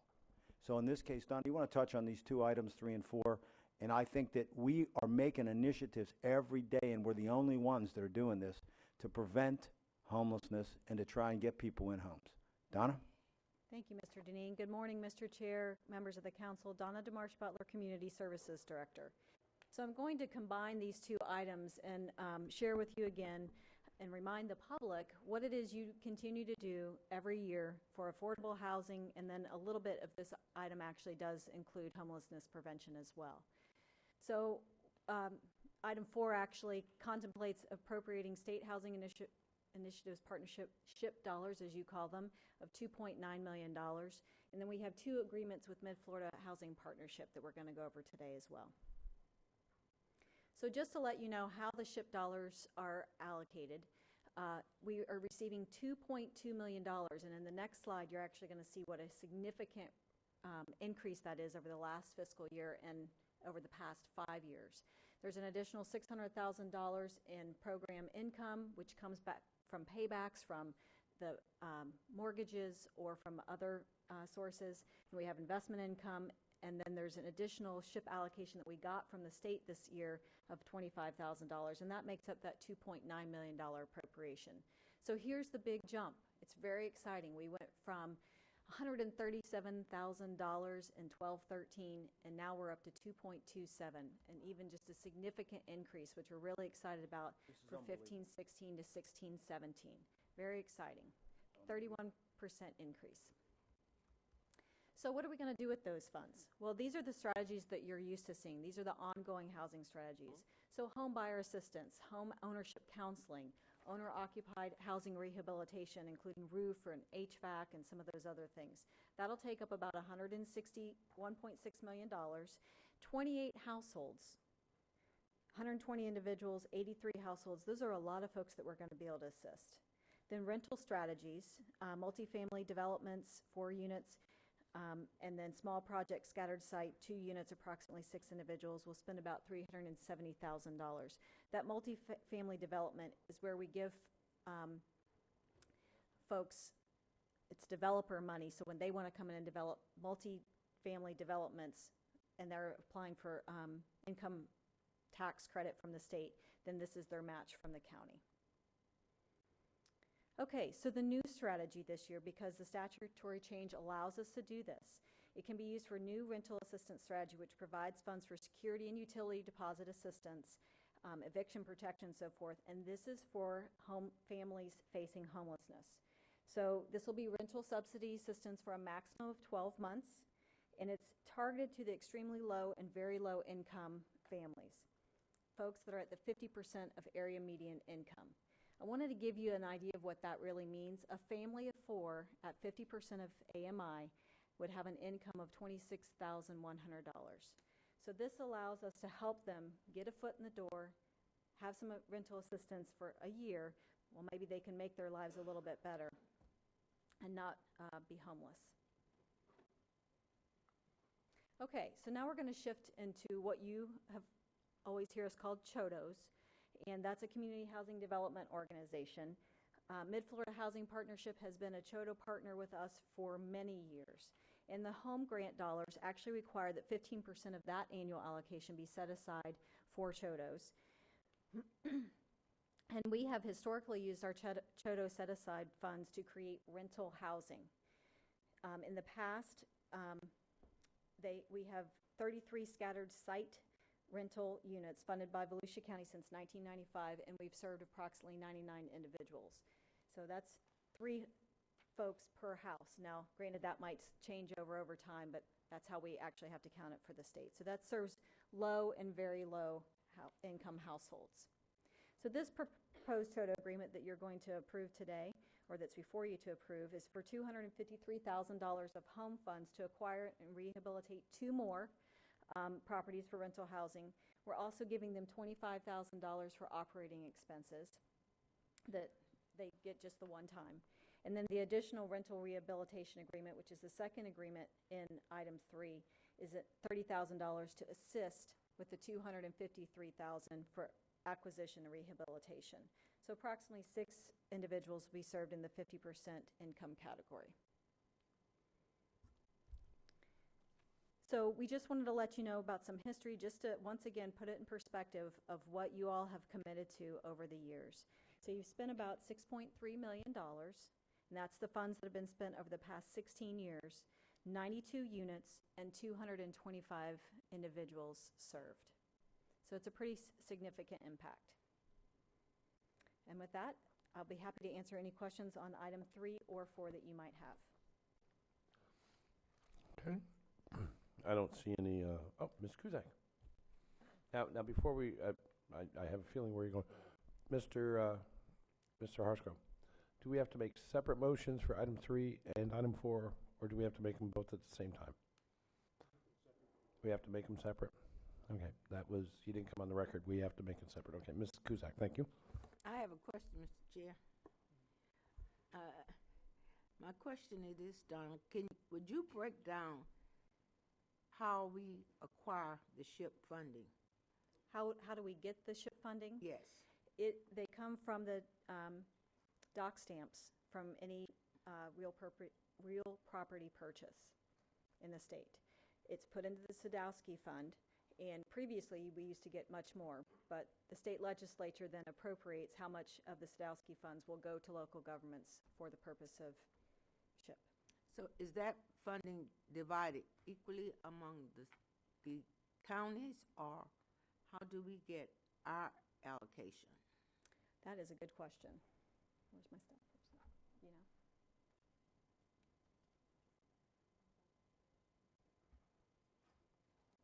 divided by population. population. I just want to make sure that we understand that in Volusia County, we have our lobbyists that we want to make sure that they continue to support and go after these Skodowski funds so that based on population and fairness and need, that it be all considered. And so I'm proud of what has happened in Volusia County, and I think that we need to send a message to state that we need them to stop robbing this funding because we need it in our local districts. Based on that, Mr. Chair, I would offer motion of approval for item number Three. Item 3. Okay, motion for, Second.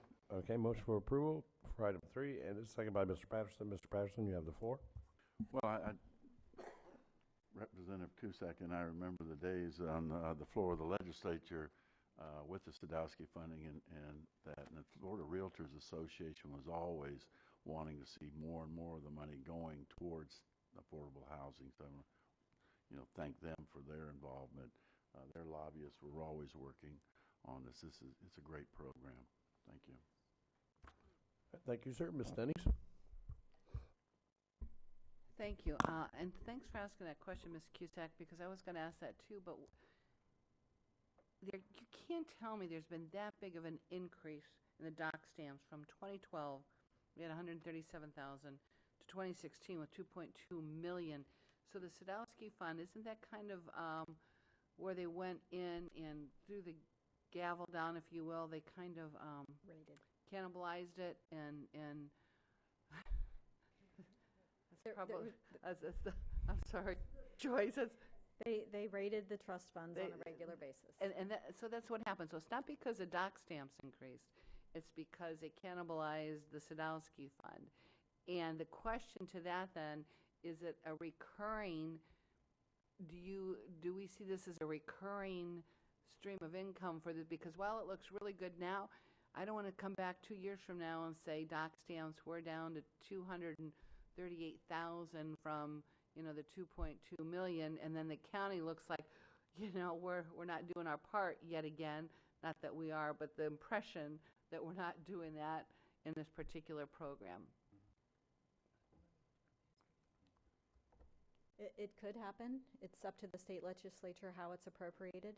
I think it's a combination of there is more real property being purchased and they're taking Not this less of it. much. I just, anyway, okay. So it's welcoming. It's welcoming. It's a very, very good thing for the citizens of Volusia County. And this,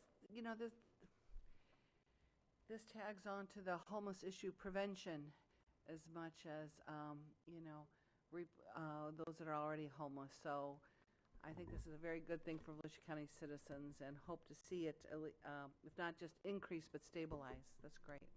Thank you. Thank you. Okay, I feel like I paid a big portion of that when I bought my house. I mean, the dock stamps are very expensive. I was like, ouch. All right, any other comments? No further comments. Item 3 is the agreements with Mid-Florida Housing Partnership Incorporated for the acquisition and rehabilitation of affordable rental housing. Motion of approval by Ms. Cusack, second by Mr. Patterson. All those in favor, please signify by aye. All those opposed? So carried. It's a 5-0. Mr. Daniels had to step out for a moment. Okay, we move on to item number 4, which is the budget resolution appropriating the State Housing Initiatives Partnership Fund grants. We just got the presentation. Do I hear a motion, Mr. Patterson? Yes, Mr. Chair. I think one thing is we can hope to encourage the legislature to keep the money coming, and at the same time that we will be using it as wisely as possible to help as many people as we can. So with that, I move approval of the resolution appropriation of SHIP funds in a total amount of $2,943,149. And I have a motion for approval from Mr. Patterson, a second by Ms. Cusack. Further discussion? Okay, I see none. All those in favor of the budget resolution appropriating State Housing Initiative Partnership grant funds appropriation from SHIP funds of $2,943,149. All those in favor, please say aye. Aye. All those opposed? It is 5-0. So Mr. carried. Chair, request a 10-minute recess. Is there objection to a 10-minute recess? No, but with just a personal comment, point of privilege, I just got a text from, my kids are listening. Hey, John, Jody, grandkids. Sorry, go on. Hi, kids. That will take a break. Thank you. You just did a shout out all the way to Ohio. A shout out. Oh, hey kids, we'll be right back after this short commercial break.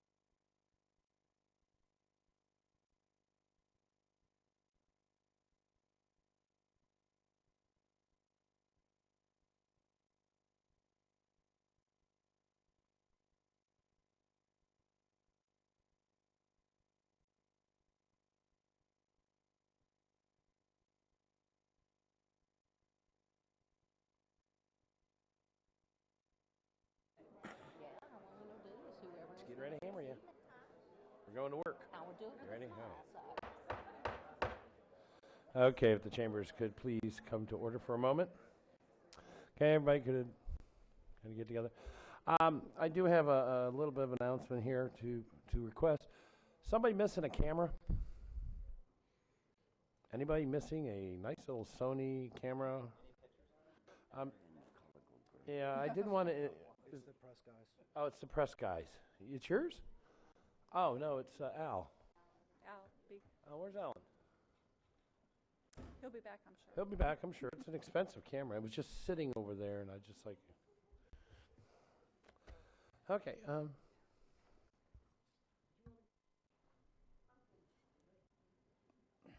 Okay. 1, 2, 3, 4. We do have a quorum. We will continue on.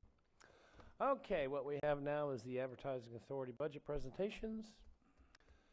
First one up today will be the West Volusia, and then it will be Southeast Volusia and the Halifax Area Advertising Authority. Renee has said that this is her last budget meeting.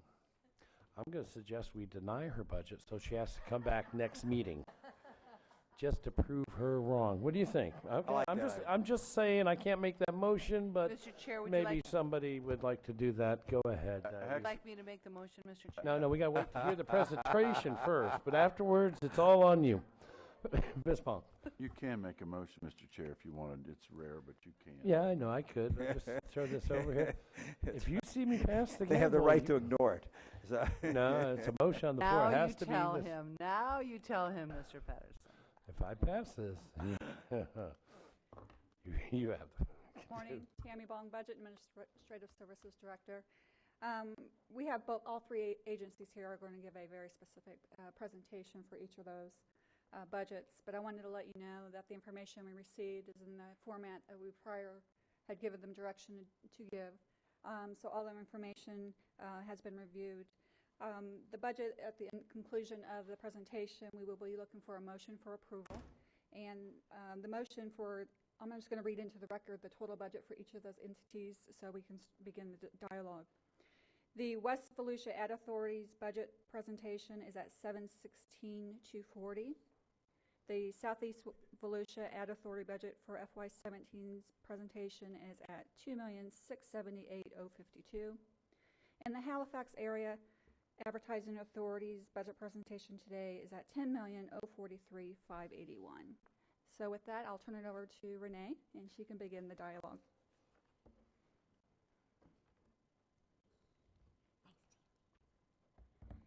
Good morning.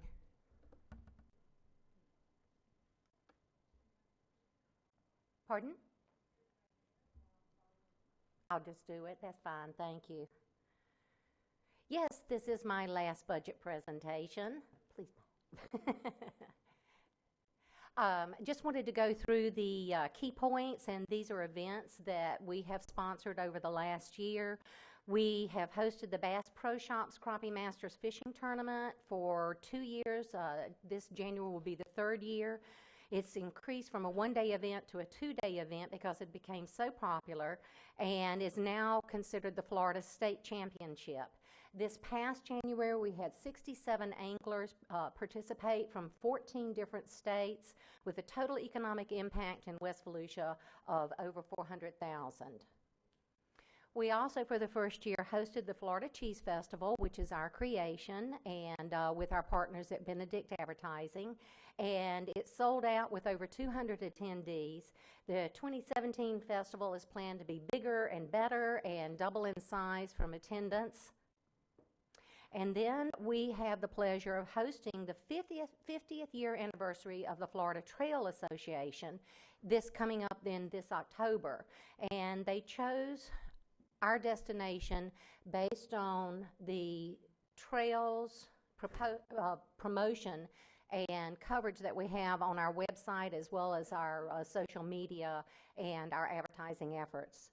We are working with the City of DeLand and the County Parks and Recreation, Tim Bailey, and we have a lot of the attendees that will be camping at the county parks. We're expecting up to 500 attendees, including federal representatives, since this is their 50th year anniversary. development, we're really excited about what's going on in West Volusia, and we just heard yesterday, as a matter of fact, that there is another hotel interested in building close to the downtown DeLand area, and we should know something more about that shortly. But anyway, the St. John's Marina and Resort opened with a riverfront restaurant, which we're really happy about because there's so few of those left. And they do have 170 wet slips and 140 full-service RV sites, camping sites, houseboat, and boat rentals planned. So that will increase our tourism tax collections as well once they get that completed. The City of DeLand is developing what's called a sports aviation village at the airport. And the first annual Sports Aviation Showcase will be held in November and will host at least 100 exhibitors and draw recreational aircraft enthusiasts from the U.S. and the world. So this is really exciting. This is a new business economic development venture for the airport. And I don't know whether you all have passed down Woodland Boulevard. You've seen the walls are going up on the new Courtyard by Marriott that's being built by Avista Hotels, and we're really excited about that, and they should be opening sometime mid to late November of next year. And the Stetson Aquatic Center, as you know, did receive an endowment from one of the Stetson family members, and they will finally break ground this November. This will be a state-of-the-art center that will focus on water research, botanical gardens. It will have an outdoor pavilion, canoe and kayak launch, and home to the university's crew team. There are crew teams that come from all over the United States now to practice on the St. Johns River, since it has beautiful weather here as well as nice pristine waters, and we feel that that business will continue to develop. Marketing. With our partners of Daytona Beach and New Smyrna Beach, we have co-hosted several fam tours that included travel writers, bloggers, and tour operators. We also sponsor the Daytona Beach Half Marathon along with Southeast and Halifax.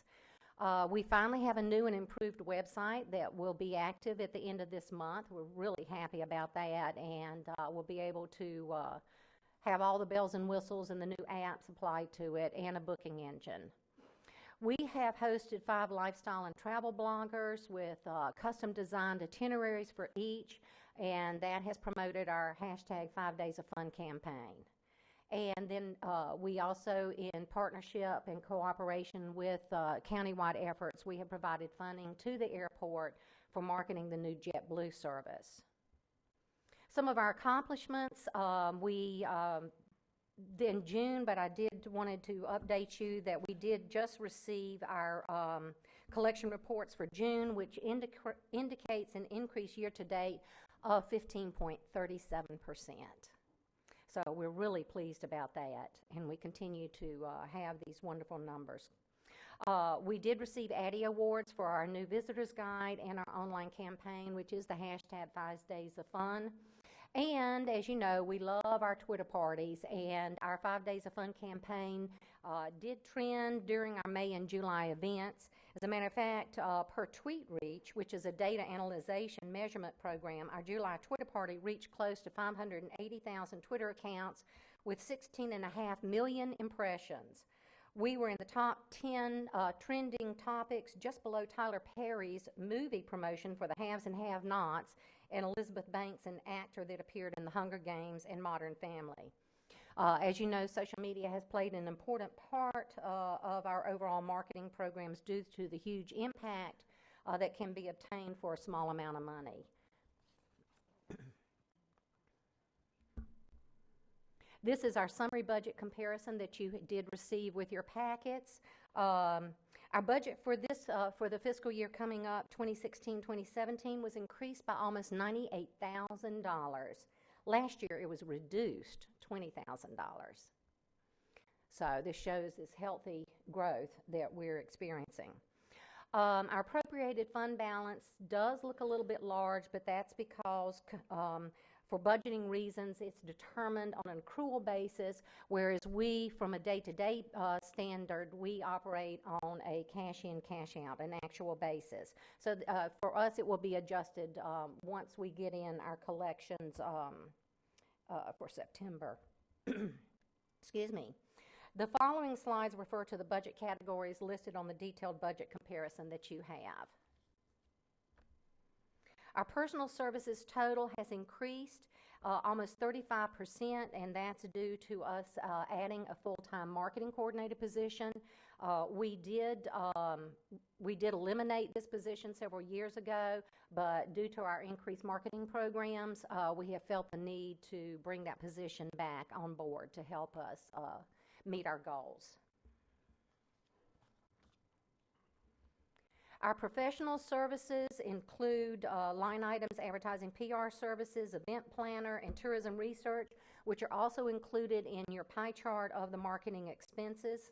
And not shown on these slides are, and included in the marketing expenses are line items for training registration fees, for booth share with New Smyrna Beach at several travel trade shows, related travel trade show expenses, including attending the Atlanta Cheese Festival to meet with cheese manufacturers and observe their setup. Marcy is handing out our draft advertising plan for your review, and since that is part of, which will be the next slide. The printing of promotional and marketing collaterals, as well as hosting travel writers and blogger fam tours and promotional items to be distributed with the media kits and at trade shows. That's all included in our marketing pie chart, excuse me, marketing pie chart slice. Next is the promotional advertising, which you do have a detailed breakdown. Please understand that this is just representative. It is fluid, and it does and will change. We've already looked at taking out Garden and Gun, which was a Visit Florida insert, and adding more to advertising to the local palette. I know that you probably read in the newspaper this morning about how we realized that our market is changing, our demographic market, and we have traditionally advertised to an older demographic, and we realize that things are changing. We are a university town. The Atlanta Cheese Festival drew a much younger demographic to it, and we know that DeLand in West Volusia is also becoming sort of a foodie destination, so we are now looking at millennials, advertising to those. There was a mistake in the newspaper. It's not 35 and under. It's 35 and under is part of the program, but that's not going to be our full focus. So we continue to use our hashtag 5 Days of Fun in our messaging for our media programs. New programs included in the promotional advertising budget are funding for advertising the 2017 Florida Cheese Festival and shared German market representation with New Smyrna Beach. We've also increased our photo video development line item since the launch of our new website will allow us to embed videos into our site pages to enhance the visitor's experience. And then there's the pie chart with the expenditures by category and the percentage. And thank you very much. You didn't pass the gavel. Thank you. Yes, I did 10 minutes ago. First things first, it's personnel, not personal. There's supposed to be an ELL there. But no, that's how it's always been on Really? the budget and the budget guideline. Okay. Yeah, Sounds it's been personal. I know. personal. Kind of weird. I know. very well. And if Mr. Patterson, I would like to pass the gavel to make this motion. Do we have to do these motions individually, right, Mr. Harsgrove? Yes, sir, we do. Okay. All right. Your last budget hearing, huh? Don't want to come back, do you? I will be back before you one more time. Yeah, but not for the budget. Mr. Chair, you haven't been recognized yet. I passed you the gavel. I know, now I'm All in right, charge. Go ahead. Mr. Chair, you are recognized. I still had the floor, though. Anyways, thank you. Thank you, Mr. Vice Chair. Okay, so I will tell you one thing. I'm very glad that you didn't talk about the Cheese Festival in DeLand this year. This council would not have been able to handle that. It would have been terrible. So with that, and just because you did that, I will motion for approval for you. Yeah, we need a second. I'm waiting for the second, and I got it. So we have a motion and a second to approve the West Volusia tourism budget. The second was by whom, please? Mr. What's his name over here? Wagner. Mr. Wagner. Thank you. That's it. Ms. Denny's, you're recognized. Thank you. Hello, Rennie. Talk to me. Remember a couple years ago, council wanted to know what the collaborative processes were within the 3 ad authorities, and that's going to be a question for all 3. It wasn't a request, it was actually a directive. So can you expand on that and where you are with that? Yes, and I did note that during the presentation that we do share FAM trips for travel writers and tour operators and bloggers. Daytona Beach does coordinate those, and they come to all 3 areas. We have one in the spring and one in the fall. We also share FAM tours if it involves, like we had a JetBlue FAM not too long ago, and also international travel and trade agents. So we share those, and they do visit all 3 areas. Trade show and conferences, as I'd mentioned, as part of our budget, we do have line items for our costs for trade show booth share, as well as shared collaterals that are distributed during the trade shows. We also mention and promote each of the events through social media, Facebook as well as Twitter, to promote each other's events. We have each of our visitors guides in our visitor centers as well, so we share those. We also have active links on our websites. We do share funding for county-wide efforts, such as promoting the airport, like for new airlines coming in, which we just did with JetBlue, as well as the marathon, the Daytona Beach Marathon. We're all supporting that as well, and they are creating special tour packages so that the attendees for the race will be able to choose where they want to stay. Domestically, we do share booths at some of the local trade shows as well. We also share the National Tourism Week and putting on the breakfast, along with the Hotel and Lodging Association. And we did, during Tourism Week, we did the National Tourism Week rally at the airport to greet visitors. I guess what I'm looking, those are events and social media. I'm not looking for clicks and links and passing out of brochures. What I'm looking for, and what this council's directive to the agencies was and is the back office procedures for collaboration and consolidation. Where are we with that? Or is this a foreign term? You're recognized, Mr. Televes. I'm not understanding what you mean by back office collaboration.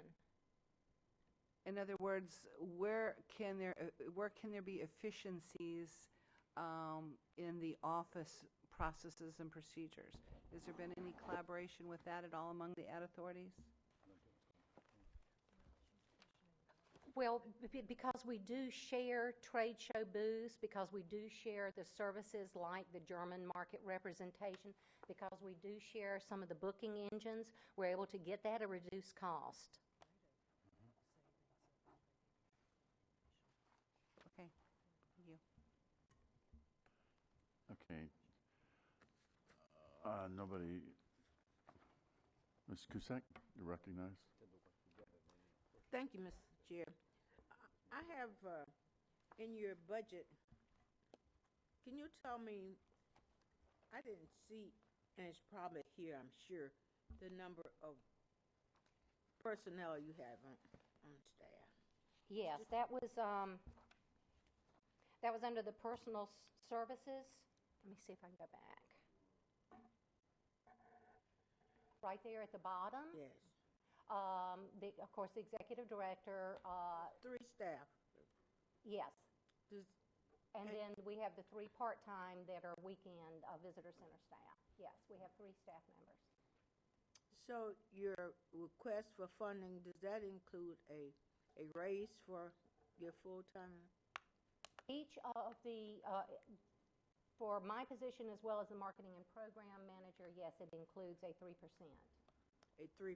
Yes, which is, we go by what the county provides to I just employees. want to make sure that we're consistent in that. I beg your pardon? I want to make sure that we're consistent in the amount of raise. Yes, yes. We always check with the county what the county is providing their employees, and we follow suit. Thank you, Mr. Chair. That's what I needed to know. Okay, I don't have anybody else. I do have one question for you, Ms. Televest. And I wasn't here for the Florida Cheese Festival, so I don't know, but somebody posed this question to me because they felt that the goal of tourism was to bring in people from the outside and hotel and that. Was there, they seemed to have commented they thought it was just more of a local event than it was, okay. It was definitely not. As a matter of fact, we used a program where we could track the online sales of the tickets, which the majority of the tickets were sold, they were pre-sold online, and we were able to track exactly where they came from.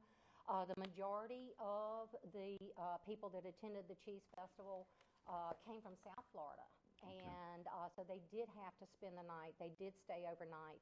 We talked to people that attended the Cheese Festival. They came from Miami. They came from Tampa. They came from Broward County, and so definitely it was. And then we had some people that came from out of state. We had some people come from North Carolina. We had some people attend from Georgia. Thank you. That brings me some comfort, but somebody had mentioned that to me, and I wanted to make sure that there was, that happening. Okay. Well, we still have a quorum. All right, we do have a motion to approve the West Volusia. Mr. Davis, Chairman Davis. Yeah, and recognized. Thank you, sir. I also noticed that this is the second time today that somebody's come and done a presentation, and they mentioned an American-German market partnership. You mentioned, I guess, is this becoming a large trend because you're the second person to mention it today? Well, we look at our markets that, like Florida, that traditionally come to Florida, and so, of course, we can't afford to have a representative over there. So there are companies that do that for tourism bureaus, and so you choose that. I know that each of my counterparts does that as well, but they also have other destinations, like they may have other European countries and countries in South America that they have representation down. They are representing their destination. Yeah.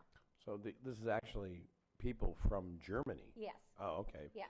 I thought it might have been like a... They're people that are in the tourism trade industry, so they know the tour operators over there, they know the airlines, and so that they can go and they represent and provide our information to them. And actually, they do a sales job for us. Okay. I mean, you were just the second person. That's why I thought, is this a new and emerging, growing market that is something new?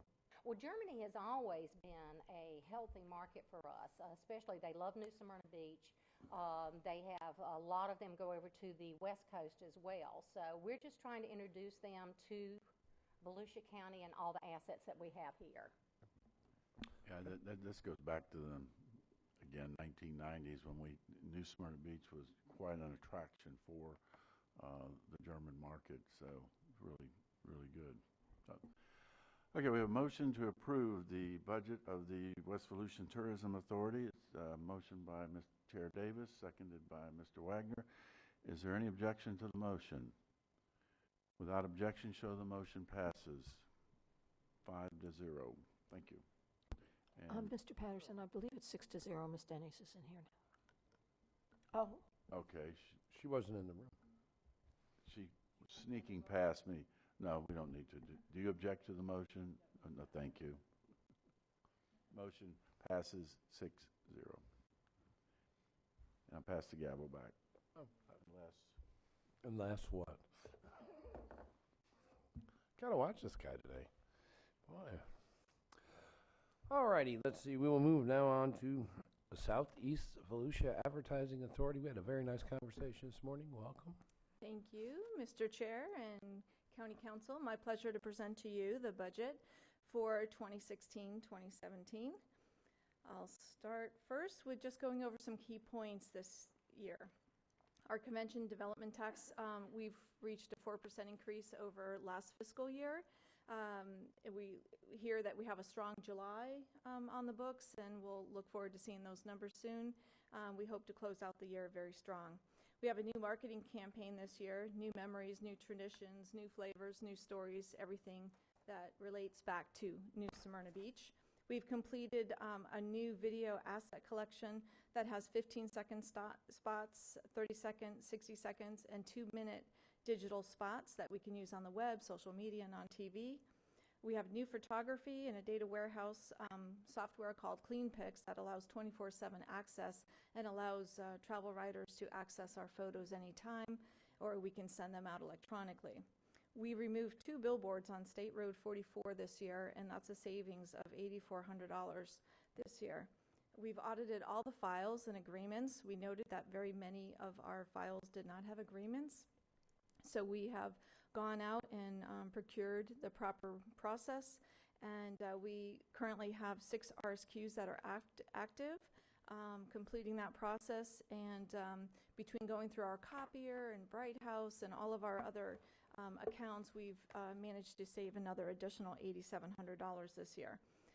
We contracted with Jackrabbit Systems, which is a booking widget on our website, and it allows us to book airfare, hotel stays, restaurant reservations, any kind of an attraction ticket, and also special packages and hot deals. We also negotiated to offer the service free to West Volusia during the life of the contract.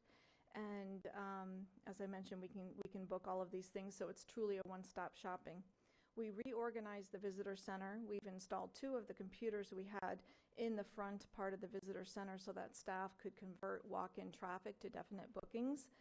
Since May, there's been 15 definite bookings by doing this. We wrapped the visitor center windows with new creative, some of our very new creative that we just received months ago. The front visitor center was getting very hot, so it's a solar panel that actually helps reduce the heat in there, but also lets us be seen by the road as visitors are coming in. We hosted 3 familiarization trips with Allegiant Airlines, JetBlue, and Daytona CVB, as Renee mentioned, part of our collaborative efforts. We look forward to doing many more like that. We hosted 5 additional travel writer trips. Ashley and Ann Gibbons from the UK, they wrote a 10-page story on New Smyrna Beach that was picked up in the UK press wires. Sunny Harbor Publishing out of Orlando, and also just recently hosted an outdoor writers FAM. We took them out on Mosquito Lagoon, and they did a fishing trip. One wrote a very 3-page long story on us, and actually we're entertaining one travel writer last night and today coming in to fish and writing a separate story for Florida Sportsman magazine. Accolades, we certified our Travel Information Center with Visit Florida in April, so now we are certified with the state of Florida, and that gives us some special value add. We're mentioned on the Florida map. We also received some additional space in the Visit Florida Welcome Centers, and we also accredited our CVB, our destination marketing organization, through one of the top affiliated associations, Destination Marketing Association International. And we are one of 225 DMOs globally that have been certified. It's a 16-step process, and we want to have a very tight plan to be able to work in the future. Some of the other accolades, we were just recently voted 10 most affordable beach vacations on the Florida East Coast by TripAdvisor. Coastal Living came to the destination for 2 days. They did a Facebook live stream. They love New Smyrna Beach. We've done a major marketing campaign with them this year, and we look forward to working with them next year. We did a Sunny Florida Getaway online campaign with them, and it actually over-delivered by 1 million impressions. We were given 1 million impressions, and we over-delivered on that. And we recently did an Instagram takeover with them, and we actually gained about 1,500 likes on our Instagram page. So some of the other accolades, Go Banking Rates and Bloomberg, and also one of our coveted spots was that we received the cover for the June-July issue of Garden and Gun magazine, which is a very high demographic, had a household income of 300,000 plus, and they have the money to travel, and they will travel. And it's a very interesting magazine in the sense that you can be talking about a destination, turn the page and see a recipe by a famous chef, and then maybe see something for the outdoors, or a bourbon ad or something, but it's very, very haute couture, very high shelf. So this is exactly the type of demographic we want to reach out for, the one that can afford to travel and fill that Monday through Thursday pattern. Recently, on July 18th, we were also featured on CNN, so I just put the clip in here. That kind of press is something that you can't get all the time, and we're really appreciative. We sent a press release out, and we garnered some more pickups on that too as well. This is the budget that you have before you. Just to mention that this end of this fiscal year, we will be rolling over to the appropriated fund balance, $722,864. Part of that is that after the audit of last fall, the budget that was used was actually under what was actually accrued in the fund balance, so that is actually rolling over again. And then there was a savings on payroll as well due to staffing during the year.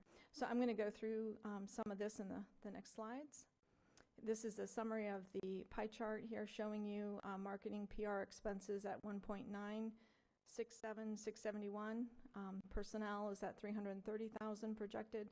Reserves of 200,000. Operating expenses of 180,000. Personnel services. Currently, we have 5 full-time staff and 2 part-time that we rotate to cover the weekends and/or vacations. We're requesting this year that we do some reclassification for some of our staff. One is the marketing coordinator that does our PR and social media. We would like to reclassify her from marketing coordinator to marketing specialist. And also the office assistant 3 that primarily oversees the visitor center, reclassify her to an office assistant 4. And then one of our part-time employees in the visitor center, we'd like to request that is approved for a full-time position, and that's an office assistant 3. And then we'd like to request that additional part-time person be allowed as an office assistant 3 for the visitor center. Marketing and advertising. I'm going to go through 2 different sections here, the promotional side and then the marketing and advertising. We've got our agency fee in here. There's a little asterisk there because it's one of the RSQs that's out there, so we'll further define that here in the coming weeks. Beach Weeks with Southern Stone, I wanted to call that out. This year was approved for $70,500. That is a huge decrease from the $200,000 that was approved last year. I'll talk about that in a second. I have a slide in here for special events. Sports tourism in the past has been handled by Southern Stone. We'd like, our SEVA board has recommended that staff take that over and work with Southeast Volusia. So we are working with New Smyrna Beach leisure and parks directors, Port Orange and Edgewater to really develop a guide on sports tourism in our area and really get those teams that are coming in and help promote the teams coming in to stay in the hotels and do a pre or post stay. Flagler Avenue merchants events, many of them are managed by Southern Stone. They were approved for $10,000 this year, a huge decrease from the prior year. Special events such as Atlanta Center for the Arts, the Canal Street, Harmonica Festival, the Jazz Festival, etc., they all total $93,600. Collaboration is $25,000, and that's just partial. Some of that is in the travel trade shows that you'll see below. Printing, 20,000, that helps for our business cards, letterhead, and some additional maps. Research, we have a budget up to 65,000 for that. Promotional FAM tours, 28,000. That's also covers some of the travel writers coming in and any other promotional events that we can do.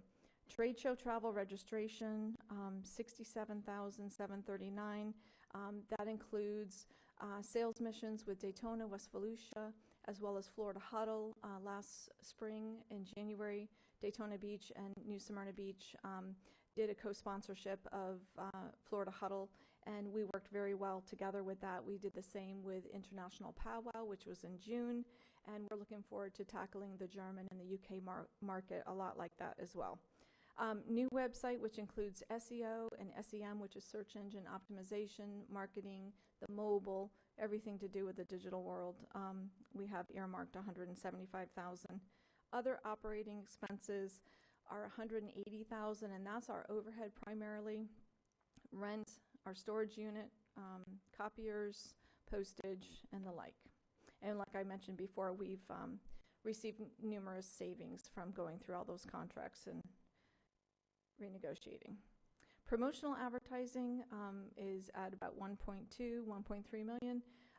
Digital marketing would comprise of about 860,000. That's working with TripAdvisor, some digital networks, Coastal Living, Southern Living on the digital end, and many other aspects. A new visitor guide is in the works.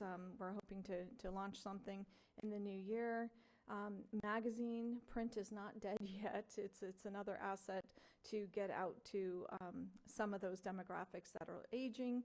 And then we have the Sanford International Airport wraps, which we're in a 3-year agreement with, and that is $25,000 a year. And we have a wall banner over the concessions down by the baggage claim, and then also in the terminal when the passengers get off the walkway.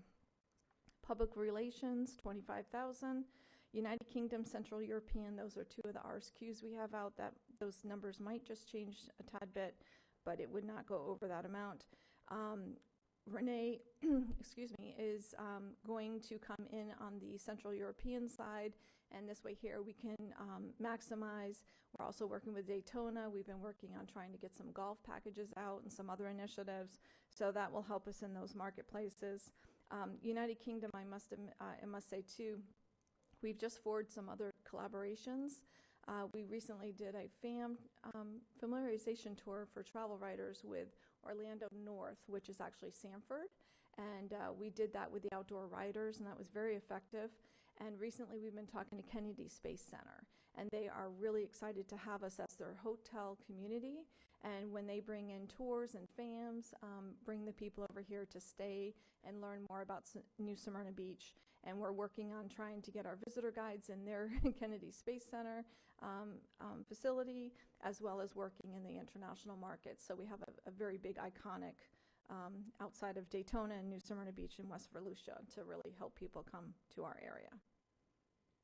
This is the event support expenditure spreadsheet that I wanted to show you.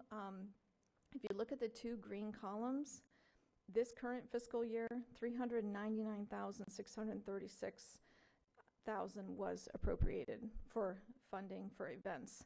This current year, you can see $199,100 has been approved, so that's a 50% reduction. What we did is we went through the special event grants back in February. We restructured it so that this current year, anyone that was approved has like a 3-year window to receive funding from us, and it should get progressively lower each year so that they can stand on their own as an event, and it also allows new events to come in. And what we're trying to do too in the future is further reduce that budget so that we're not in the event funding business, and yet we can help with marketing and getting the people in, but we need the events to be able to show ROI for hotel bed nights. And we have instructed everybody to, once they've been approved by the SEVA board, which was just last month, we are calling them into the office and we are helping them get hotel blocks. And they are in charge with reaching out to the hoteliers at the end of the event, getting a room block list so that we can make sure there was ROI We're not relying on zip codes because so many times in the past, we were receiving reports of zip codes, which the people were already here and they attended the event. So it's very hard when you go by zip codes to ascertain if they really came in for the event. So we've done a lot to tighten that up, and we look forward to continuing to tighten it up. But I wanted to present that. I think we've come a long way. I was a bit shocked too when I saw that. One thing to note in here is that I have the sports tourism marketing in there for $25,000 this year, which is going to be handled in-house by staff. But just to compare apples and apples, I wanted you to see across the board. Southern Stone had received the $18,000 previous, and it's going to go up a little bit, but we have some sports collateral to produce as well. So that's the event expenditures. And that would conclude my report. If there's any questions, happy to help. We appreciate all your support during the year. Okay. Thank you. Mr. Patterson? Yeah, I have a question, just one question on one of the items there, research. Mr. Wagner thought it was bikini not in research on the beach, but I question that.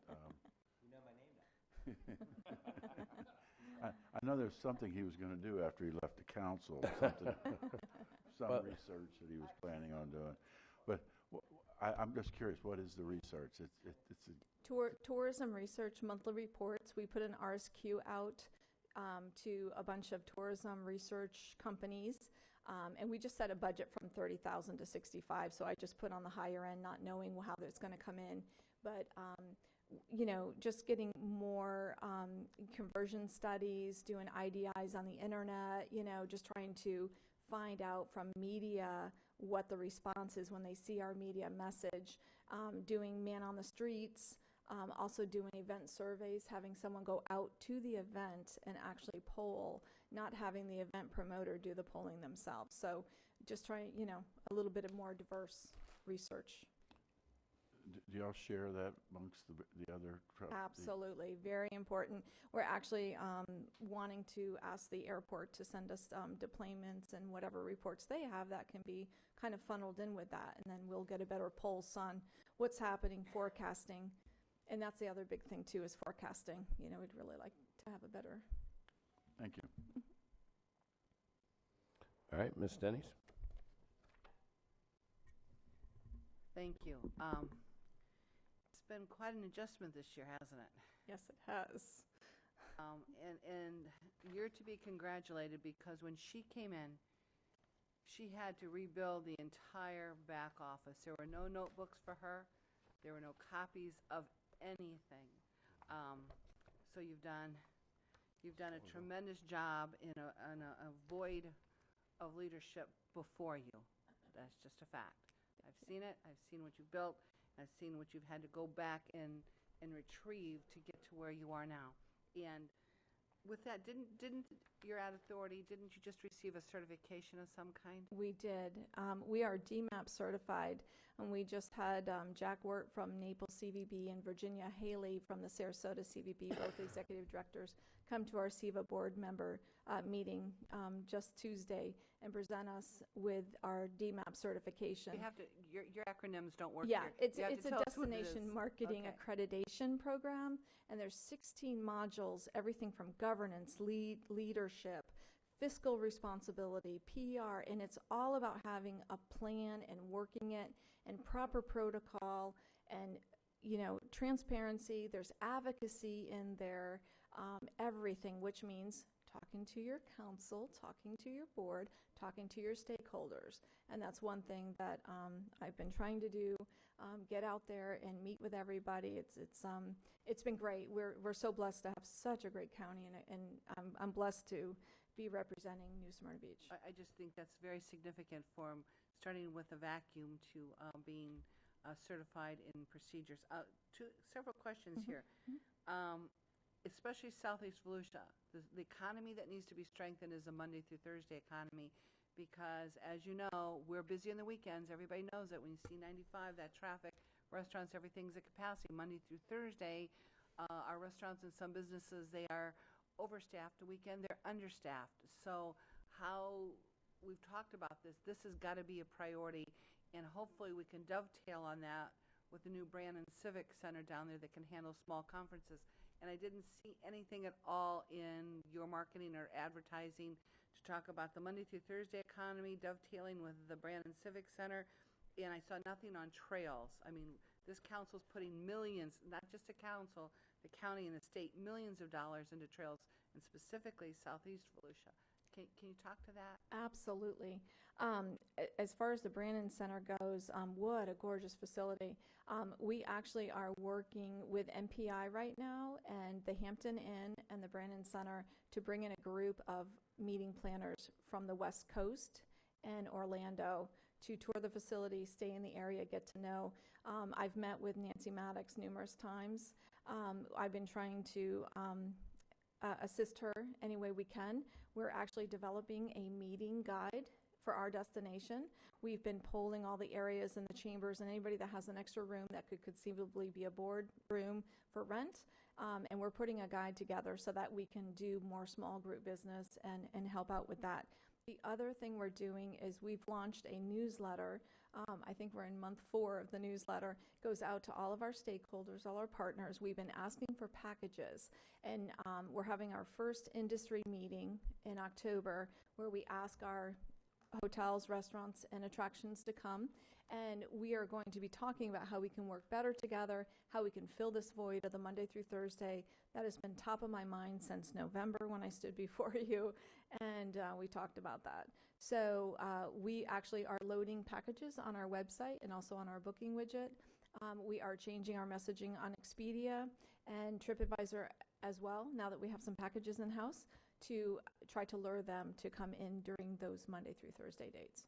I appreciate that, and especially anything you can launch that's new in southeast Volusia is more than welcome. But something I'd like you to expand on, because I heard this, I think, from the Economic Development Director, Sam Bishop, down the city of Edgewater, about the Space Coast connecting with southeast Volusia and they're making us their tourist destination for commercial aerospace and these launches and everything else that's going down at the Cape.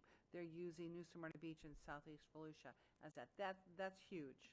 Yes, this has been a conversation that's been going on for probably about 4 months now. And we had a couple meetings, and I actually just spoke with her yesterday. And they are bringing in so really what they want to do, they love New Smyrna Beach, and they are wanting to have us be the hotel rooms for anything they do. For whatever reasons, Space Coast CVB is not working well with them. I don't know why, and I'm not going to ask, but we will go ahead and take advantage of this, because having iconic Kennedy Space Center as another attraction that's so close to us is amazing. She also told me they're ready to sign another agreement with a company that will be launching more rockets, and we know that we can see the rockets from here. With all the Southeast Volusia marketing initiatives going on, I've been at those meetings. It's amazing, the collaboration in those rooms. I mean, this is just another thing that we can add to it. It's really, my last comment on this, and I'll pass it to my colleague, says, I can see the launch from my front porch. Believe me, I can. I can see the launch from my front porch. It's magnificent. Thank you. And I have to ask you the same question that I asked Renee here on collaboration and backroom procedures. That's what we are looking for. So just going forward, you know, any cooperation and cooperatives, like we discussed on an issue earlier, is what we're looking for. Yeah, and I actually just emailed Lori, Trish, and Renee, because we were talking about insurances and things like that. So we're working to see how we can all be the same and what levels we offer. We've done, GIF has been so great. We've done so many RSQs and agreements and proposals. So I think if anybody needs any, we have them. And you have copies and you have notebooks, and exactly. It doesn't have to be rebuilt. Exactly. It's there for anybody's use. Thank you so much. You're welcome. Ms. Cusack, you're recognized. Thank you, Mr. Chair. Thank you for this excellent report. I want to talk to you about your personnel, and I noticed that you have an increase in staff.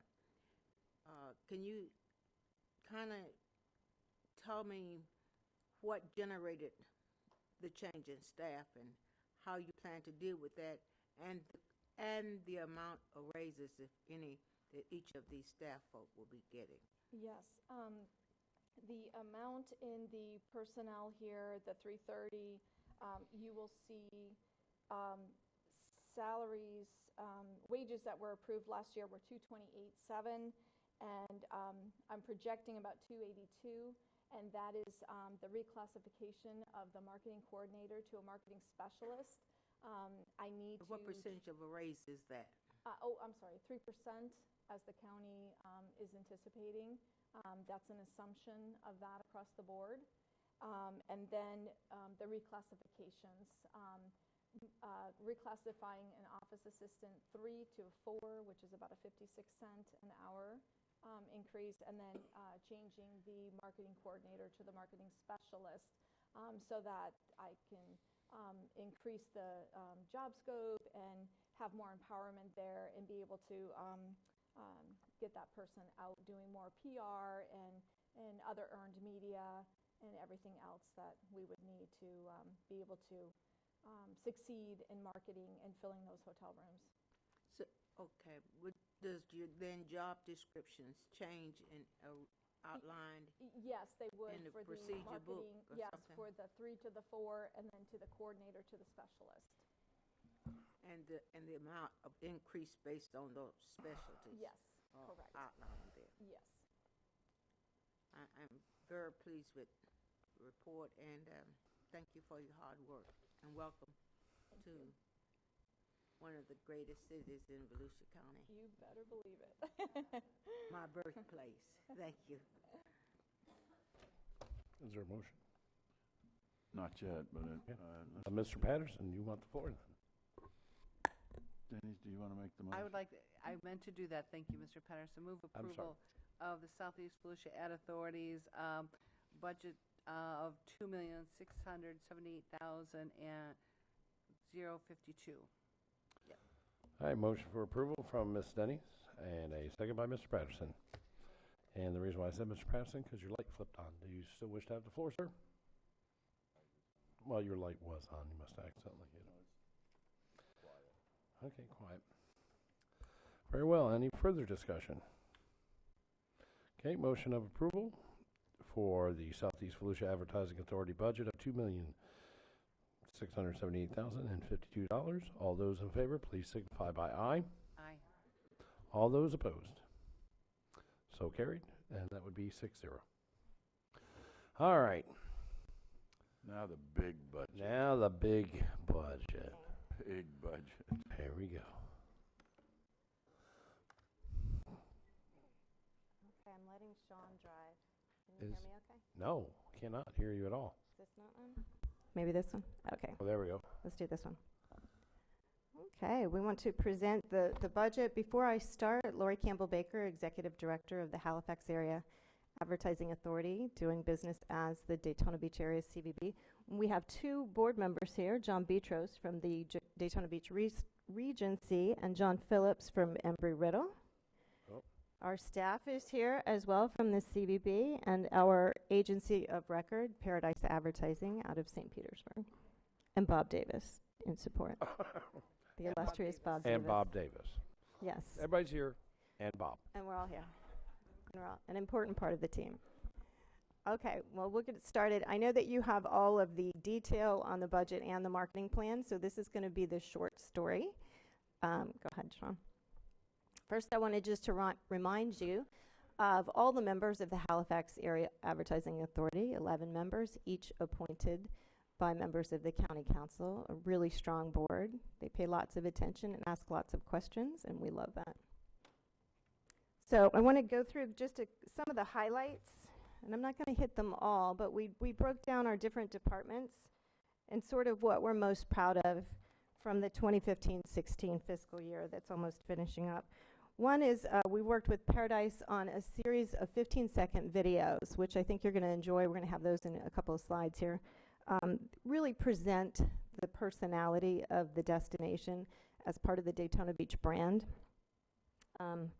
Also under market development, we've gotten into some ad server, a new ad server, which is actually saving us money as well. So we're looking for as Ms. Dennis was saying, these consistencies and ways to save money as we go along. In public relations, I think both Debbie and Renee have talked about the fact that we share travel writers whenever we can, and so we create 2 major familiarization trips every year. We're going to have one coming up in September. By the way, Kate Holcomb is our new communications director, and will be heading up that part of the business. We're excited to have her. So September, we'll have a group of travel writers in town, and then in December, we are going to bring a group in from Canada, and not only will we be sharing Volusia County's story, but we will also be collaborating with St. Augustine and Jacksonville, and then asking Visit Florida to pick up the tab on the airfare. So it works out nicely for us. So public relations effort, very strong. Our social media presence is huge. We now have about 95,000 likers on Facebook. And this year alone, we've generated over $68 million in media value. In terms of the finances, clean audits, I can't say enough about Trish and all the work that she does to keep us with easily readable reports that make lots of sense. All the numbers are 100%, always. In terms of group sales, Linda McMahon heads up that team. And lead generation is key. So we get out there and we talk about the destination and we bring them to the hotels and then we pass them off. So our lead generation is up by 37% already this year. Tour and travel is another part of the sales business. And one of the things that we are really excited about is talking to different airlines as we go. And we work very closely with Jay Cassins at the airport as well.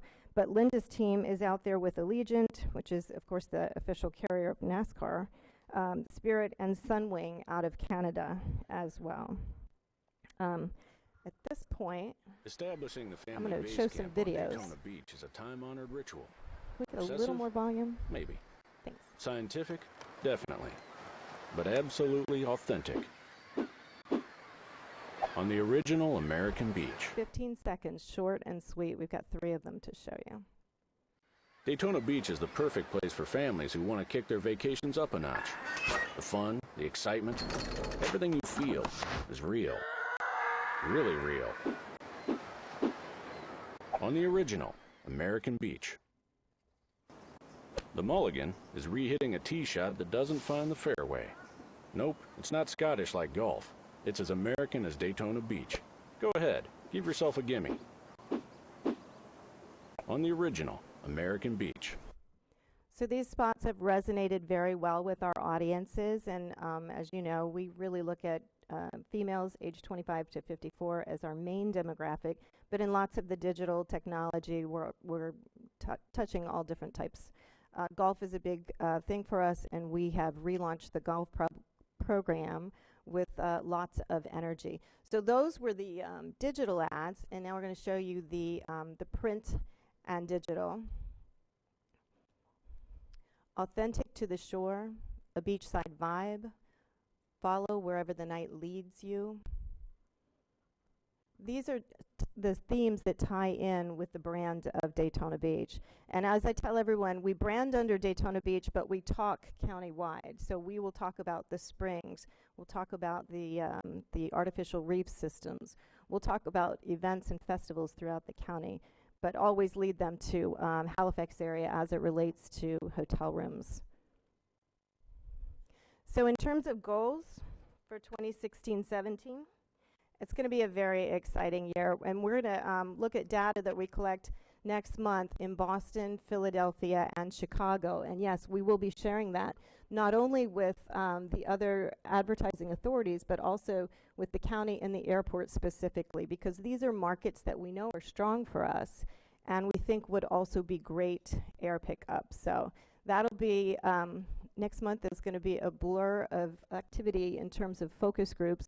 We work very closely with Mid-Florida Marketing and Research to do those focus groups. We'll do 2 in each area, and we've been invited county staff to join us as well. Each of the focus groups is a 2-hour-long session in which we really pick up a lot of information, not only about the destination itself and how it's perceived, but those ads that you saw that Paradise has created, how do they resonate with those audiences as well? Also, this is kind of a fun thing that Sean is working with Paradise on in terms of market development. At the last Halifax Area Advertising Authority meeting, we talked about partnering with Danica Patrick, the race car driver, to do some branding around Daytona Beach as well. And we are going to ask her if she can, we're going to have a day of videos that she will shoot for us. We can use them for up to a year. And we would like for her to promote our half marathon. So that, fingers crossed, we're seeing if we can go with that. In communications and PR, if you take a look at DaytonaBeach.com, what you will find is a comprehensive story about Volusia County. So all that we know to see and do, we put on that website, and we add to it literally every week. Some of the things that we'll be talking a lot about in media releases and social, the half marathon, the reef system, all of our trails, and a lot of the assets that we share throughout Volusia County. In terms of finances, again, a lot in terms of reporting, but also staff development and cohesiveness. We're picking up some programs through TriNet, which is our employee services. Group sales, Shriners. So 2017 will be the largest convention. Shriners is coming in July. We're really excited about that. They'll be here for 2017 and 2018. And so Linda and her team and the entire staff are poised, all hands on deck during this, this amazing event. And we want to show them that Volusia County can host this type of convention, this size convention, and more. So we're going to use this as a prototype in order to get more business into the area. Also in group sales, you know, we just toured the new $400 million reimagining of Daytona International Speedway. The amount of opportunity for hosting things like sporting events there is enormous, and so we'll be looking at that as well. And Linda and I were just discussing this morning the Brandon Center and opportunities to include that in the mix. It's in tour and travel.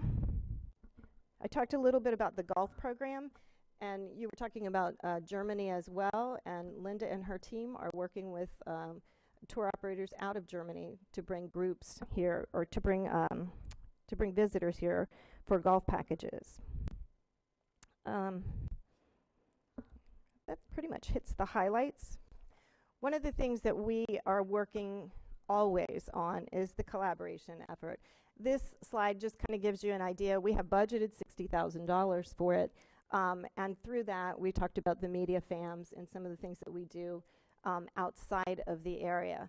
Of course, everything that we do is to bring visitors in, and so we incorporate the DeLand and New Smyrna Beach messaging into pretty much every single thing we do. It's on the website, it's in our printed material, it's in our email blasts, and visitors guide content, which will be coming out soon, actually. So the recent cultural arts map, which I think you got a copy of a few months ago, also countywide. All of the facilities that we know and could fit into a printed brochure are on that, but even more on our website.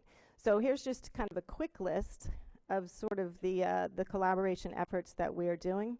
We have a fantastic relationship with Renee and Debbie and their teams, and work pretty much every week on something together. So yes, there's a lot of discussion back and forth. The budget, as you said, ours is the largest budget. So the budget this year would be $10,043,581. The breakdown on personal services, operating expenses, capital, and reserves is at the bottom. This kind of gives you an idea of where most of the budget is spent. Most of it is in promotions and advertising, a little over $6 million. That includes everything from the advertising that lands on television, all of our digital. We have lots of new digital initiatives this time around, really exciting new technology that would kind of scare you a little bit in terms of ways to identify the visitors that we're going after, and then ways to track them once we've dropped cookies. But this gives you kind of an idea of where it's all spent, a little over $6 million. And that is the short story. Okay. Hello. Okay, my microphone's working. It doesn't sound like it. All right. Thank you very much. We will entertain discussion and motion at this point. You know what, Mr. Wagner, this is in your district. So I will let you have first run at it. 3% raise? Is it a 3% raise? Raise. For employees? 3%. Move approval. Motion for approval from Mr. Wagner, second by Mr. Patterson, and thirded by Ms. Cusack. Okay, further discussion, sir? No? Any other discussion from council? Nope.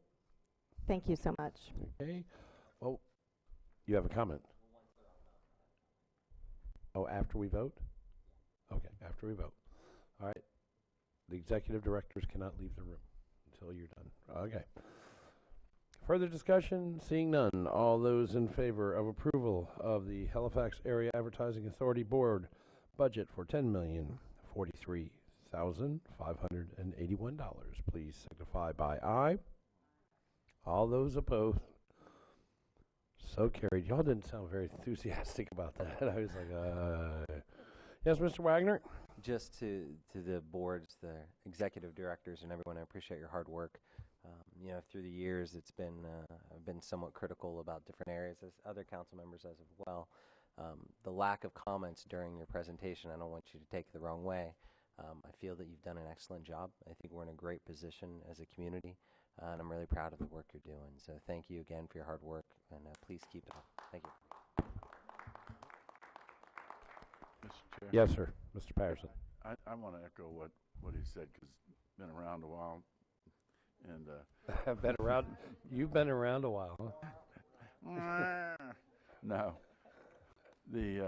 But I've seen a lot of the budgets over the years, and I will say that what I'm hearing today is something I've been looking for a long time, which is 3 agencies collaborating to acting as one, doing a lot of things together. So you all each maintain your own identity, but you know that there's one thing to do, which is promote Volusia County and all the cities, all 16 cities in the unincorporated area. So thank you. Thank you very much.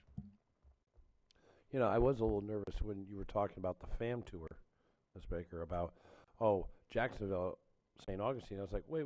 My brain's going, wait a minute. What the heck does that have to do with us? But when you said, and then we'll get the state to pick up all the flight bills, okay, I'm good with that. We're good. So it made me a little nervous, but you were good. Okay, is that it, guys? Everybody done? Okay. Thank you, guys. Appreciate all the hard work. Dismissed, or whatever you do. Mr. Patterson saying get back to work now. Go back to promote work. us. Go, hurry, come on. Up to, and be quiet leaving, because we're going to continue on. We got one more item before lunch, which is item 6, which is the 2016-17 capital construction program schedule. George Rechtwald, you have 3 minutes. Literally, you have 3 minutes. Go get them. That would You know what was warm my heart. amazing about this whole thing with the advertising authority? Bob Davis did not speak at all. Yeah, I'm We impressed. didn't have to see here, no, Bob, leave. Bob, go. No, go. Bob. No. Don't make me hit the gavel. You're in rare form this morning, Mr. Patterson. I think I like this side of you. Mr. Rechtwald, you have the floor, sir. Thank you, Mr. Chair. What we have today on this item is kind of a culmination of a lot of work that your staff has put together. I want to thank in particular Kendra Hively, who created most of these documents and had to do a lot of the work going back and forth with the various divisions. As you see, just about everyone left here in chamber is a staff member, division head, department head, or someone who's does their finances and or their construction projects. So they're here today if we do run into any questions, but also I want to thank them because this really was a pretty big undertaking of taking all these projects that are found all corners of the 42 different areas that we have here in the government and trying to boil them down onto one simple document that we feel will be useful for not only for council to keep track of things, but also for us. And that was kind of the goal when we did this. Let's do something that we can do that we will all use and will help the communication amongst all the various areas of the government. And we'll talk a little bit about that as I get into it. Let's go ahead and just start off with the Gantt chart. You've seen, I had brought this before, the general format everyone has seen. What we had done, and this is what's is interesting, is we took the projects that we feel that there's an interest in. There may be other projects that we'll talk about in a minute that may want to rise and put onto this, or maybe eventually would fall off of this. But what we took were projects that there's been some activity on. You know, they've been presented maybe through a capital program to you, a road program. Some of them we've gone after grants, and we've been before you to talk about securing grant funding. Sometimes that requires some expenditure, like a conceptual plan or even plans themselves. So that's kicked off the process. So there's various ways on the projects get onto this list, but it's also similar. There's various ways that they get into the actual budget and into the CIP program. I want to emphasize this is a living document. In fact, what will happen next month is you approve our budget requests. Some of the stuff will change and some things will be added to the list at that time.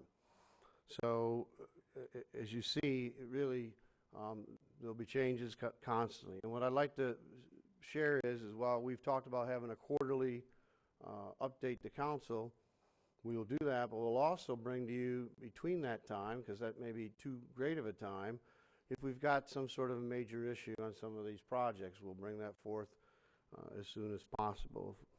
So I just want to stress that is our intention.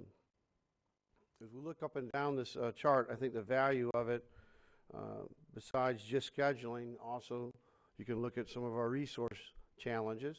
We have a lot of things right now that are in finishing up design and permitting, and we'll be heading towards the bid and construction phases. And I think what kind of prompted some of this discussion originally, would we have the resources, or what happens, why do projects get moved? Well, this will explain some of that as you look at some of the resource allocation. Now, the good news, and we'll talk about that in a minute, is this is just the schedule. But the back, I think Ms. Denny's is using kind of the back office term. The back term that we have that'll make sure that this thing is accurate, and also I think will help streamline the process through the county, is the review team, the production review team that will be assembled that will make sure that these projects don't run into any snags. So hopefully the news, as much as possible, will be good. And sometimes we'll even, and what we'll find, some of these things as funding becomes available, sometimes we get grants that come available, we may be able to move a project up. But of course, as long as it doesn't affect some other project that's already in progress, we want to make sure we make sure that we keep our commitments. So the first page, really, you have some of the business services, community services, the airport. The airport's always an interesting area because we have to do a certain amount of work to even get the FAA to approve it. And it's one of the few places that you have to go all the way to the FAA. You actually have to have the bid in, so we have to go all the way through bidding sometimes before we actually get the assurance that we're going to receive the money. So it's a little bit more of an investment. However, our staff at the airport, Karen Feaster in particular, they constantly are in communication with FAA, and so they have a very good read on what we can and can't do, and they guide us with these programs. We have some of the stuff that's happening at the Ocean Center, and again, some projects, people ask, is there a dollar amount? Not necessarily. I think some of the things, small projects can take up a lot of time also. And really what we were concerned a lot about with this was our construction and engineering staff's time. But one of the things we also will deal with as part of this is construction engineering. While they can handle most of it, there will be times some of our divisions and departments have some capability to run certain type projects themselves. You won't see anything on here from Road and Bridge Division, but they really are your in-house construction team. They do maintenance, but they also do a lot of construction, especially in the area of drainage, because a lot of times you can't maintain drainage really without digging it up and replacing it. So they do a lot of that work, and those projects can be very expensive. So you would think, you know, that they are, we talk about maintenance, well, they really become a sometimes $200,000 and $300,000 repair jobs, and we have the ability to do in-house work with that, or Judy Grimm can also go ahead and go through procurement and get a firm to do it. And we usually weigh our resources at the time through the year, and they do that. Let me add something that it's my responsibility to make sure that I remind the council and make sure the public understands. The fact that we have a certain amount of in-house capability not only serves the purpose of trying to do things efficiently and getting to, you know, especially where we have emergency issues or safety issues where our troops can respond immediately.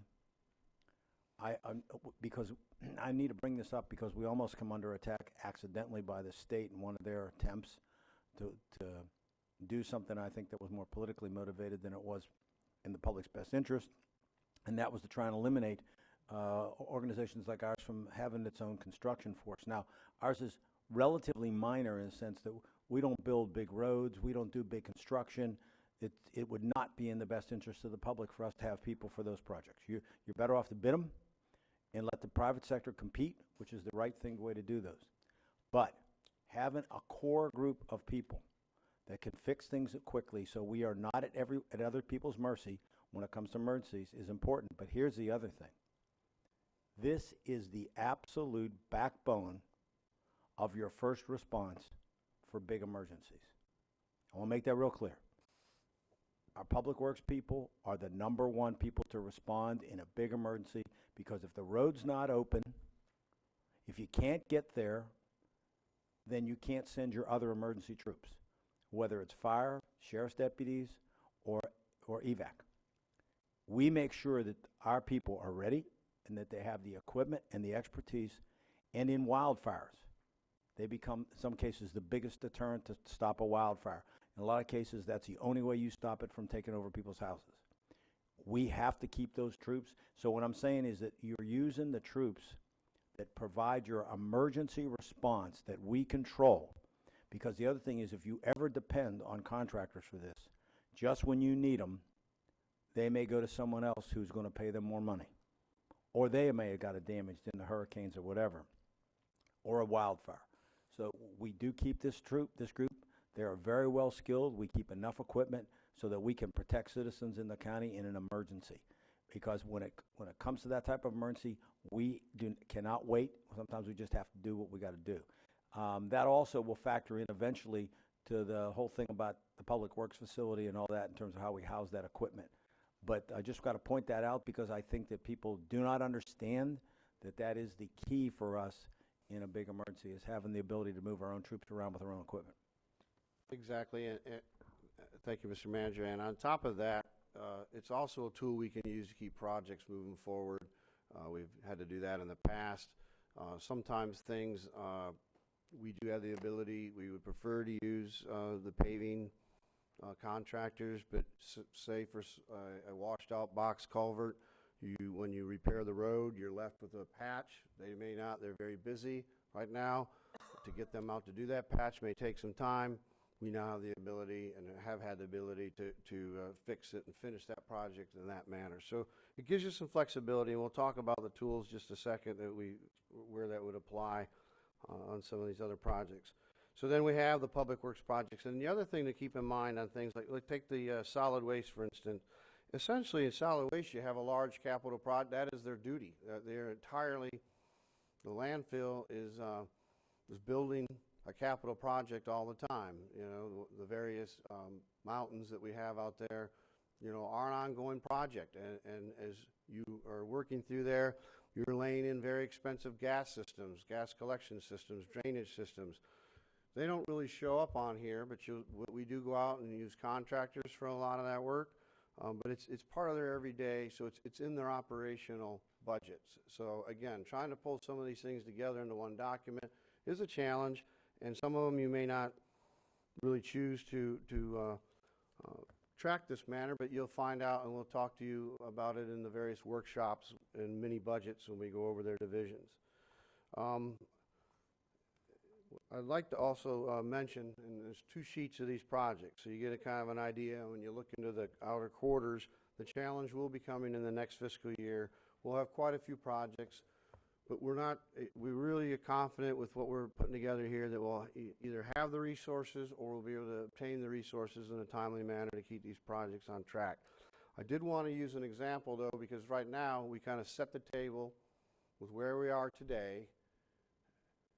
As of tomorrow, this is already an old document, and we'll be moving on. But I wanted to show an example, and it's got example marked on there because nothing's happened yet. But because this was discussed the other day at the Brannan Center, Turnbull Bay, I thought this was a good example. That bridge, as we had already reported, has come in way over budget. That was the DOT's estimate. We talked a little bit about why that is. We intend to keep the project intact the way it is.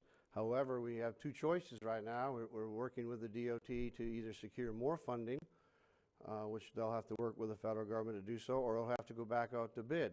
So this is an example. I just wanted to show, that could push it out a couple of quarters. We have to go through, depending on if we just get more funding, it probably won't be much of a delay.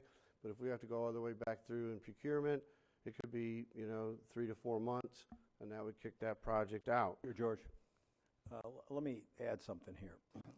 I think, and I do think that this is a good document. I think it's one of the best things that we have gone forward with. It's been the suggestions of the council, especially Ms. Denny's, that we put this together. In the end, I think this is something that we really should have done.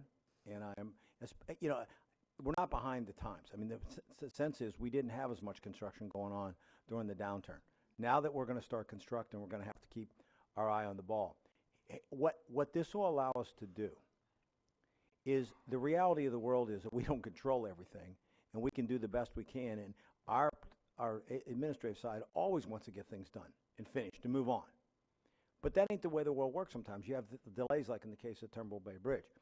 And I think what we can do with this process, and I think this has been one of the issues that Ms. Denny's had, was that how do we make sure the council's aware? And so what this will do, for example, Turnbull Bay Bridge, she wants that built like you all do, and it's in her district. But I can't help if they underestimated the bid or the bids came in wrong. I can't change that. And I can't change the reality that it'll take what it'll take in terms of time if they have to rebid it. That's never been her argument. Her argument is, how do we communicate that so she knows as a person from that district, and you all know in the council, of what these timeframes are. And I think the more you do it, the more you realize this is a lot of stuff and a lot of moving parts. So as George said, we'll make sure that we quarterly touch base, and we're going to tie this to another document I'm not going to discuss today, but something I'm going to bring forward that ties it all together in sort of a dynamic master plan. But that we also will be, for example, let's use Turnbull Bay Bridge, what you got as an example there, George. Now that if we get this document passed, what I would do is, in the individual briefings we have, which are twice a month, if we have anything like this come up, like something like this that's significant, we would be telling you in the briefing so that you would know. We'd make note, and then we may formally discuss it quarterly, but we would be letting you know rather than waiting 3 months to tell you. So anything comes up, we'll tell you and probably make a note to your books that this has changed because of, for example, in this case, the bid came in and it wasn't enough money. But that way, I think we'll try to keep it up. That, to me, is a pretty good way to keep you updated, because that means instead of once every 3 months, you should know if it's anything significant, probably twice a month in our briefings. And then we'll formalize it for sure in the quarterly meetings. the next sheets that I have, which I think are also, and some people like to see things in a bar chart type visual, and other people, it's not as important to them, but it definitely is important, and this, I think, document here is also going to be very helpful as we move into budgeting for the upcoming year. All these projects will now have an informational cut sheet, and this is where we're trying to, again, on a simple one page, maybe two at the most, document where we can keep track of kind of the history of these projects, how they came to be, where were they, what program were they in. You'll notice a lot of them have many multiple funding sources, a little bit about where it's at. So I think this is going to be a very helpful tool for everyone to have carrying around with them. Whether you're a division or department head, some of these departments have multiple divisions and they have to keep track of things. And it really helps, I think, for all of us to keep track of what's going on as a county as a whole. So I thought this was a very important part of it. And then this information, of course, is where we actually chart the schedule based off of this information. So I just had a couple examples because there's, again, just touches on the various different types of projects that you have out there. I had one, I was going to highlight it here on Holland Boulevard.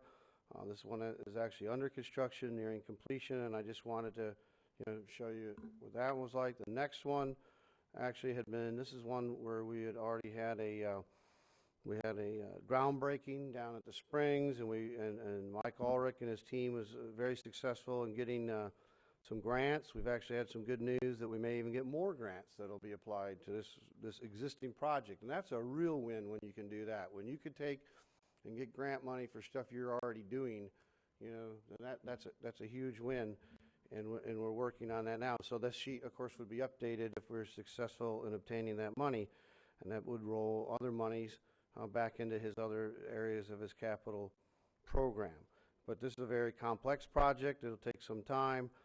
And a lot of it had to do with getting it designed and permitted, and you can see where that's at today. The next project that I just want to highlight, because again, it is the number one large project as far as need. The sheriff had come down, and we've talked about it, and it's a very important project. So again, we have a cut sheet on that, where it's at. And we're in basically the siting of that right now. Where will it sit out there on the campus? We have a little bit of where we think it's going to go. We have to nail that down as they finish up the final elements of their design. And again, these projects are quite complex, so you have to get, you have a design element, you may have a construction manager element that are being procured as we put these together, and then they're off and running. Now, within the construction itself, there's other scheduling that would go on at a much more detailed level, often either by our staff or by, if we've hired a construction manager, they would be doing the so-called critical path within the building itself. Okay, now how are we going to keep this thing rolling and accurate? Well, this is going to have the attention of the manager's office. What we will do, we have assembled a production review team for all this work. There'll be a representative from Public Works, Construction Engineering, definitely from Finance and Budget, so we can tie in with them and circle back around as things are changing, make sure they're aware of that. A lot of these projects, remember, are big and they're multiple year. How much did you do this year? How much will roll into next year? Very important. Purchasing, of course, is critical.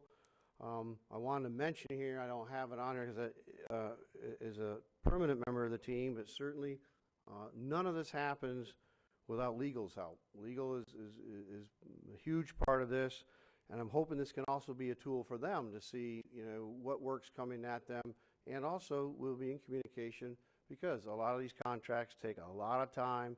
They're very complex. Should we get in any kind of trouble on a contract, in a project, it does happen. It starts leading to, a lot of work on their behalf also. So I wanted to mention that. George, let me add to that, and that is another way of looking at this is when you look at that, you're going to see the enormity of the work that we put on the law department in terms of these documents are enormous a lot of times, these construction documents and purchasing things. So I think that, you know, if Dan's department has issues, a lot of times he can't control. It's getting back the response from other people. Then we're going to let you know that in some cases that may have pushed things out. But I think it's a good way to look at behind. What's good is that you see a lot of times now administratively what we're doing behind the scenes. And the other thing that happens is that's why we like to stay focused and not go off on tangents, because it interferes with us getting our jobs done. But we, and in addition to everything else you see, obviously we have to deal with issues like you do that come up, because as Mr. Patterson would say, you know, a good plan's good until you get hit, right? And then you got to figure out how you're going to handle it. Well, in that case, we have to resolve that. So it can slow some of this down. But there's a lot of work that goes into these. One thing I will say that came out of this that I was not expecting, this really, I think we took your concern, and I hope we went even further than you thought, because now with all the bar charts and everything and the cut sheets are really good for people. We also, I have now I've talked to the staff, that we may have a tool here that no other government that I know has for their elected officials to keep them this up to date. And quite frankly, it's good for us. Now, it may mean, which I think it is going to mean, I've already told George, I'm going to need some additional, I'm not interested, except in very rare cases, of adding to the government. The sheriff's office is one of the few places that we actually are going to add some positions. We're not, but in this case, because of the amount of money and the complexity, we may need some additional administrative help, especially someone who has an engineer and construction background. This schedule needs to be kept up. Yeah, I'm going to jump back and forth between these slides a little bit, but as long as Mr. Deneen had mentioned it. You know, this team will be put together, and these are all people who can move things through the government faster or to work with each other. I had the experience when we did the Ocean Center. When we took that on, it was such a large project. It had problems early on. The manager had come on board and straightened things out, a lot of big changes. We're under tremendous pressure to get the thing done on time and in budget. And really, this is in a lot of ways pattern after that. These are the folks that you need to have when you're part of that team to put off a big project like that. So they have to be in constant communication. So the team is put together so that we can expedite. I looked at different terms through industry. In construction, we used to use an expediter, production manager, but someone who marshals these things through. And that's what the production manager would bring to this team. You know, they would be receiving the information. We want to start off with weekly, and a lot of times these projects, the weekly, you know, might be no change, then there'll be a big change. But we need to make sure that the actual owners of these projects, which remember, a lot of them will end up in, through construction engineering, but they're a building or an asset from these various areas. And certainly the sheriff's department, you know, they want to go catch the bad guys and protect the public and do that. And construction engineering is the people that need to build their building and all that. But when they're building it, it needs their constant attention and make sure we're building it to the specifications and what the sheriff and the sheriff's office needs. So that we're in constant communication with them and will be all through the process, and we already have been. Same with corrections. We just completed some projects out there with more to go. It's critical. You're working in a jail. This is not something that anyone can do. And there's security issues all the time. It takes specialized work. It takes a lot of planning ahead of time. They can't just show up and go to work. Sometimes they show up and we figure out they really should be on the inside of the jail, not on the outside. So we've had those issues. So that you have to go through a process where the contractors ahead of time have to be, and that could cause a delay. We actually had that. We had situations where the roofing crew would show up, and unfortunately, most of them were wanted. So therefore, we really, couldn't use them. George, I'd have to tell you this. I had a wonderful county commissioner that I work with in Ohio, and we were doing a project on a jail.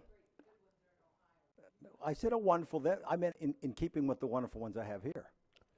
That was No, assumed. it ain't See, working. now, I It ain't assumed. working. And, you No, you no, can't I backpedal. assumed that, okay? But this, you just had to know this. The reason I say it is because you had to know the person. Wonderful person, cared about the public, very hardworking, and really understood how we work. And we were doing the jail, and we were double bunking the jail. And what I did to save money was used inmates to do all the cleanup, the painting, things like that, to keep costs down. And in his enthusiasm, because he liked the idea, he wanted me to go further and incorporate them into actually doing the work. Where I had to point out after the meeting that we really didn't want to give sawzalls and drills and blowtorches to the inmates.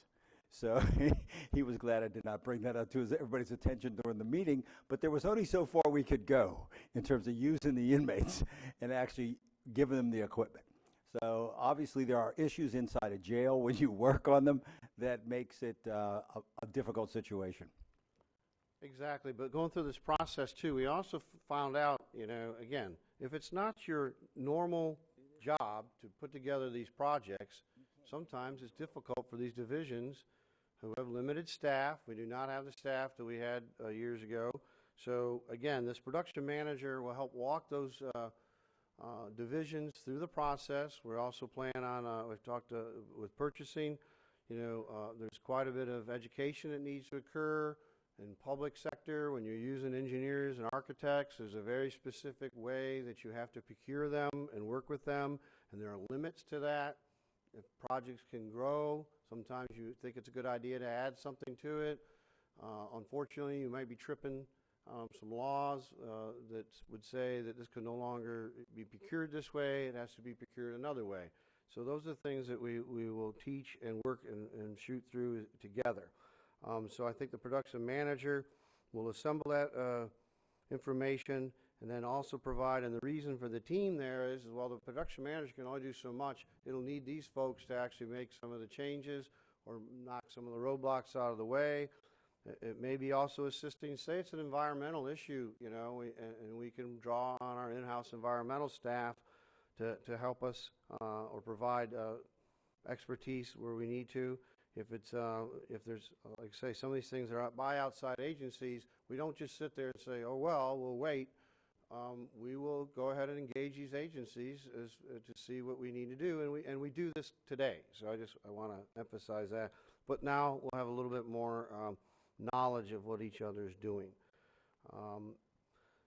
And if it does come to a point where we have to move something around from a resource allocation point of view, this team would provide the recommendation to the manager, which then could bring it forth, especially if it's a project of any profile, to you to let you know what our choices are. So that is how we want to go ahead and make sure that this thing actually operates, which I think is a critical element to it all, and it will bring us all, I think, together. And I look forward as we roll into this year with a little bit newer way of doing business, bringing 42 companies together and trying to work and make sure we're all on the same page. I'm going to hopefully have it on just a couple pages, but we'll all easily boil down and easy to read. So with that, any questions? I just have one comment. I'm glad that, I remember when we started looking at these particular graphs way back when we first got on the council. I'm glad you reminded us that we have these things, because there's been a lot of people going, well, when are we doing this? When are we doing that? Our Turnbull Bay Bridge thing, now we have a schedule, we have a time frame. And it's good to say it's right here.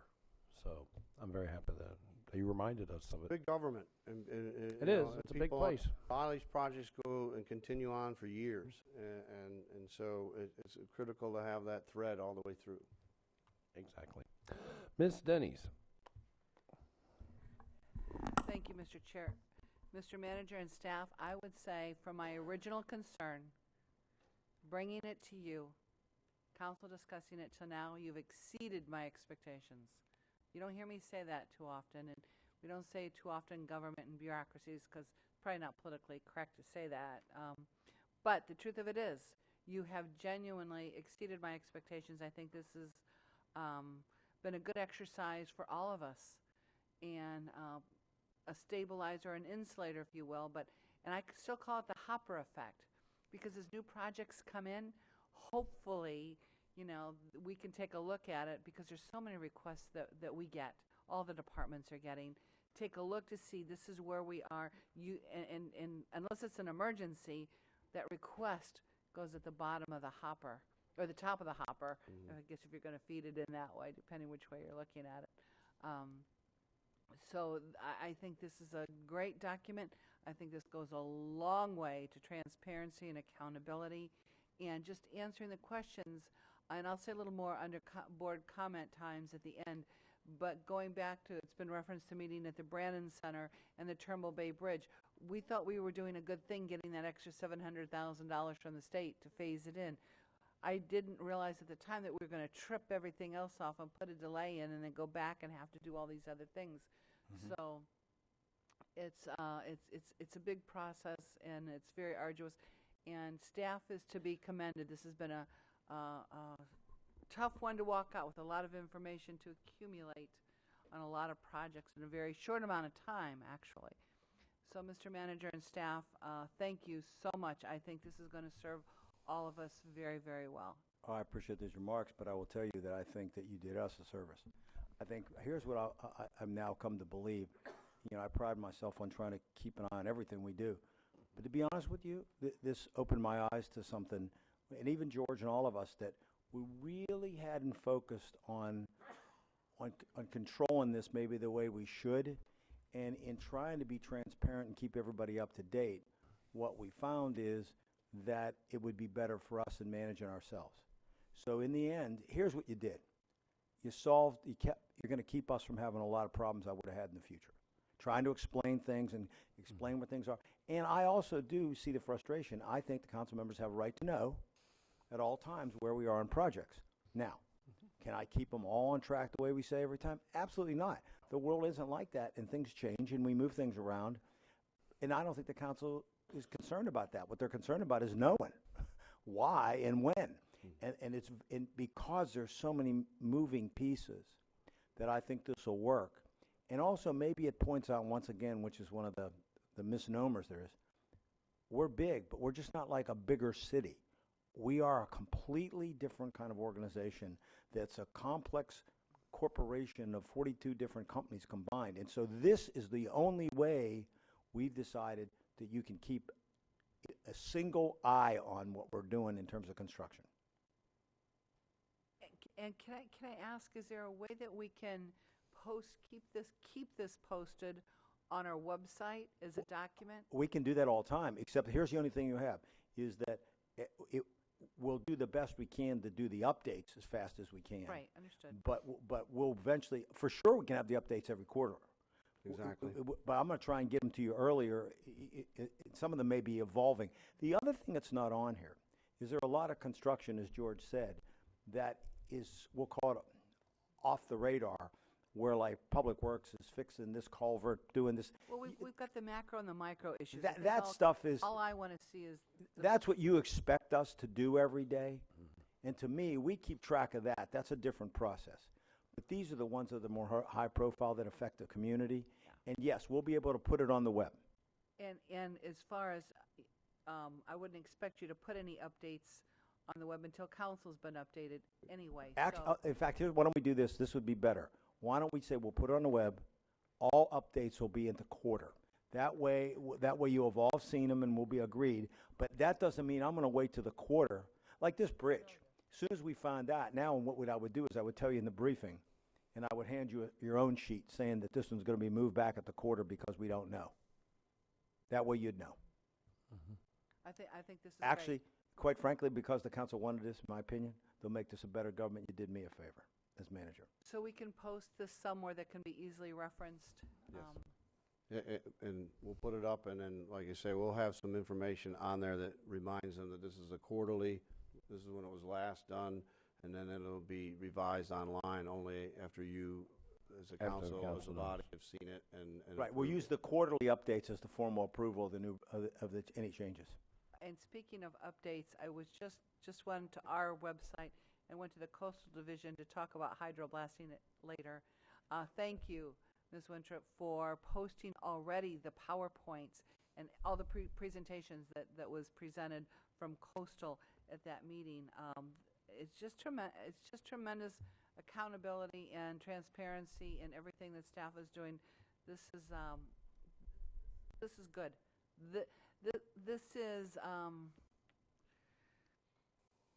This is solid work that our citizens expect, but has been happening all along. We're just now publishing the story. Great job. Thank you. Thank you. Thanks, George. One just quick, That's it? I'll have Deb and Darla talk to you about how you want to keep your book specifically. Do you want us to keep a book that we update and get to you, or do you want it electronically? I'll have her, that we'll talk to each one individually, because all of you have Yeah. a different way you like to have your information. So we'll make sure, because that has to be flowing, and we'll We have make to sure work with that, goes. yeah. Thank you. Thank you, sir. All right, is there any other issues that need to come to this council this morning session? No, not at this time. Okay, Mr. Britton, we'll hear you first thing in the afternoon. Okay. All right, unless there is objection, we will. Mr. Chair? Yes, We ma'am. do have a 1:55 advertised matter in the afternoon. Yes, we do. Okay, just for the record. For the record, we do have a 1:55 advertised in the afternoon, but we can be later than that. Mr. Chair? Yes. I've got a request by one council person, so I'll clarify. I just found out from Don Poor that the bill for the Trump organization was paid totally in full, to the penny. Of course. Ask whether we sent them the bill, and it was paid. Okay. I would.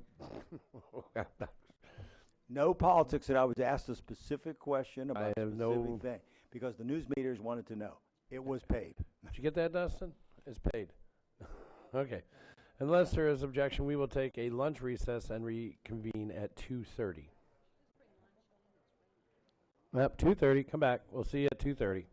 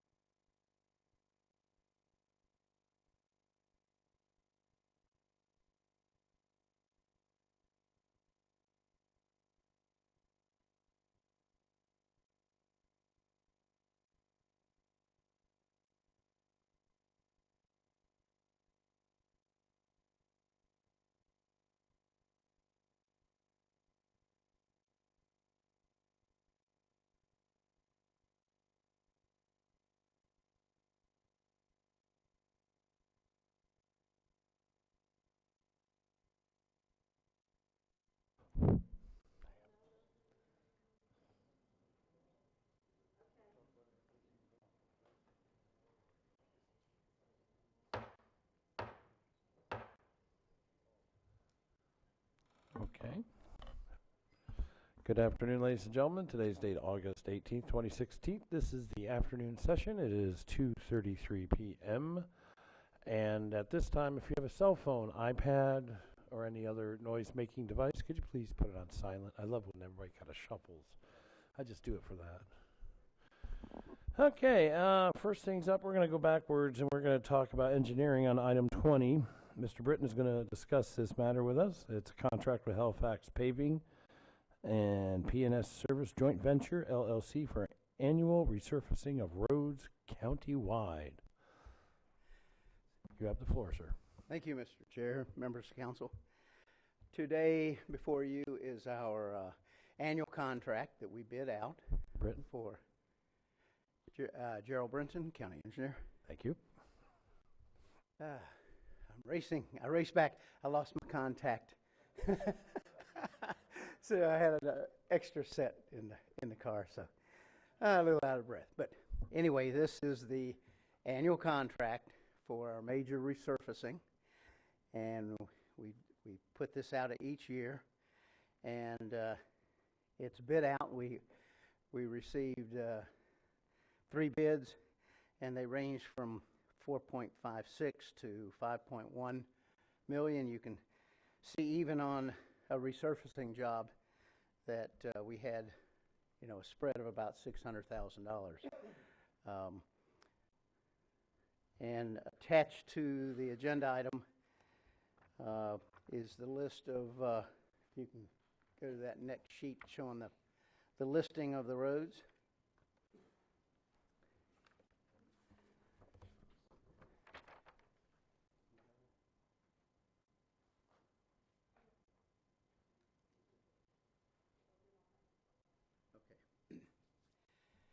Anyway, it shows give it a second to go up. This shows the area of the county that where the road is. These are, for the most part, major roads, our arterials that we focus on first because they're the ones that carry the most traffic and are most important, and are in most need of being resurfaced. Now, we have other ones that perhaps that are local roads that are in poorer shape, but they're not heavily traveled as these. The number of lane miles is 64 miles, and the contract amount is $4,563,754.07. So unless Mr. Deneen has I want to comments. add that once again, we put this on, he clarified, because of all the misinformation that's been circulating around. Yep. We do a very good job at using the money to repave. Did you notice that almost every road you're talking about is in a city? So all the city work that's actually being done is being done by the county. And quite frankly, that we do a good job, I think, of maintaining and paving roads across the county. And that I'm trying to clarify that this has nothing to do with the road program that was initiated by the council years ago to try and create and develop under construction new roads, which in a lot of cases have to do with not only moving traffic but economic development. And our issue with that is that you borrowed money to do that with the idea you would pay it back out of these same revenue sources. But the fact that somehow there's been this thought that we're not somehow maintaining the roads is the way some cities are. Well, first of all, we tend to be the one that maintains most all the roads, and a lot of times people see us working in cities and think it's the city. In almost every case, a lot of those roads are being maintained by the county. In a lot of cases, because the city won't annex the road. They annex the property on both sides, but they won't annex the road. So we're actually paving the roads, and so that paving program goes on every year, and we're very diligent in doing that, not to be confused with the issues behind road construction for economic development. Two different things. Thanks, Jerry. Yes, thank you, Mr. Britton. I do have one question. I'm looking here on this road. I don't see Shell Harbor Road down there. Is Shell Harbor Road on any plan here? I'm getting a lot of complaints out there. Are you? Yeah, and there are some potholes all over the place. Okay. So if we could just look at Go it. back and take a look at it. All right, thank you, sir. That's all I request. All right, no further discussion. Do I hear a motion? Move approval. Motion for approval from Ms. Denny's. Do I hear a second? Second. Thank you, Mr. Patterson. Further discussion? Seeing none, all those in favor, please signify by aye. Aye. All those opposed. So carried. That was 6-1. Okay. John's going to do it. 6160. I'm sorry, 6-0. Sorry, 6-0. No, Mr. Wagner went like this as he walked out the door. He said aye, so he's on board. We'll do it after the COCP. And if he's not, I just told him he was. Okay. Are you ready, sir? I am. All righty, here we go. This is the marathon one. Here we go. Do this every 2 years. Item 27, we will open up a order of business and open a public hearing for the renewal of City of Daytona Beach Fire Department Certificate of Public Convenience and Necessity, non-transport. And do I hear staff report, please? Mark Walcott, Emergency Medical Administration. This is the first of 12 agenda items for renewals. City of Daytona submitted an application to provide continued service as an advanced life support non-transport provider. In addition, they provide municipal transport under a program with the county under their COPCN. Staff is recommending approval. Okay, is there any further staff report on this matter? Seeing none, we will close the staff report. Is there any public participation? No, sir. All right, we have no public participation. Close public participation in the public hearing and open up council discussion and action. Mr. Patterson. Mr. Chair, I move approval of the certificate of renewal for the City of Daytona Beach Fire Department, public conveyance and necessity non-transport. I have a motion for approval. Do I hear a second? Second. Thank you, Ms. Denny's. Further discussion? Mr. Patterson? Move it. Do you have any further discussion? No. Okay. Okay, further then. All right, all those in favor, please signify by aye. Aye. All those opposed? So carried.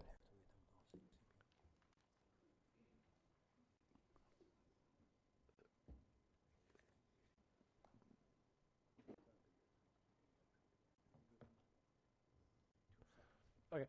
All right. All right. Mr. Eckert, are you here? Oh, there you are. Do we have to go by each one of these individually? We can't do them all in one big motion? Charles Hart. Okay. Okay. We'll just go. We'll keep chugging along then. Okay. All separate public hearings. Okay. Item 28. Open up a public hearing and staff report for the renewal of Daytona Beach Shores Department of Public Safety Certificate, Public Convenience and Necessity Non-Transport. Sir, you have the floor. Mark Walcott, Emergency Medical Administration. This is a renewal application. Daytona Beach Shores submitted an application for a continuation of the current service, Advanced Life Support non-transport. Staff recommends approval. Okay, any further staff report on this matter? Seeing none, we will close staff report, open up public participation. Is there any public participation? No, sir. Very well, close public participation and the public hearing, open up council discussion action. Do I hear a motion or discussion? Mr. Patterson? Mr. Chair, move approval of renewal of Daytona Beach Shores Department of Public Safety Certificate for Public Convenience and Necessity Non-Transport. Hear a motion for approval. Do I hear a second? Second. Thank you, Ms. Denny's. Further discussion? Seeing none, all those in favor, please signify by aye. Aye. All those opposed? So carried. Item number 29, open a public hearing staff report on the public hearing for renewal of City of Deltona Fire Department Certificate of Public Convenience and Necessity Non-Transport. Mr. Wolcott, you have the floor, sir. City of Deltona submitted an application. It's for continued level of service. Staff is recommending renewal. No, it's not. I didn't say the motion. Okay, very well, sir. All right, is there any other staff report? Seeing no further staff report, close the staff section and open up public participation. Is there any public participation on this matter, ma'am? No, sir. Very well, we will close public participation and the public hearing and open up council discussion and action. Mr. Patterson. Mr. Chair, move approval of renewal for the City of Deltona Fire Department Certificate of Public Convenience and Necessity Non-Transport. Okay, there is a motion for approval. Do I hear a second? Second. Ms. Cusack beat you out that time. Okay, there is a second and a motion. Do I hear further discussion? Seeing none, all those in favor, please signify by aye. Aye. All those opposed? So carried. Item number 30 is open a public hearing and staff report on the public hearing for renewal of City of Edgewater Fire Rescue Certificate of Public Convenience and Necessity Non-Transport. Mr. Wolcott. City of Edgewater provided an application complete. Staff is recommending renewal for continuation of services. Okay, thank you, sir. Is there any further staff report on this matter? Okay, seeing none, public participation. Is there any public participation, Ms. Zimmerman? No, sir. All right, we will close public participation and the public hearing and open up council discussion. Mr. Patterson. Mr. Chair, move approval of renewal of the City of Edgewater Fire Rescue Certificate of Public Convenience and Necessity non-transport. Okay, thank you. We have a motion. Ms. Denny's, your light is lit. Second, thank you. You want the second? Okay, we have the second. Fair enough. Okay, further discussion. Seeing none, all those in favor of public of renewal of the City of Edgewater Fire Rescue Certificate for public convenience and necessity, non-transport, please signify by aye. Aye. All those opposed, so carried. By the way, all these are carried 6-0 for the record. Item 31, open a public hearing for the renewal of the City of Holly Hill Fire Rescue Certificate of public convenience and necessity, non-transport. Mr. Wolcott. City of Holly Hill submitted an application, was complete. It's continuation of service. Staff recommending approval. Okay, any further staff report? Seeing no staff report, open up, close the staff reporting section, open up public participation. Ms. Zimmerman. No slips. Very well. We will now close public participation and the public hearing, open up council discussion action. Mr. Patterson. Mr. Chair, approve renewal of the City of Holly Hill Fire Rescue Certificate of Public Convenience and Necessity non-transport. There is a motion on the floor for approval. Do I hear a second? Thank you, Ms. Kuzak. Further discussion. All those in favor of the renewal of City of Holly Hill Fire Rescue Certificate of Public Convenience and Necessity non-transport, please signify by aye. Aye.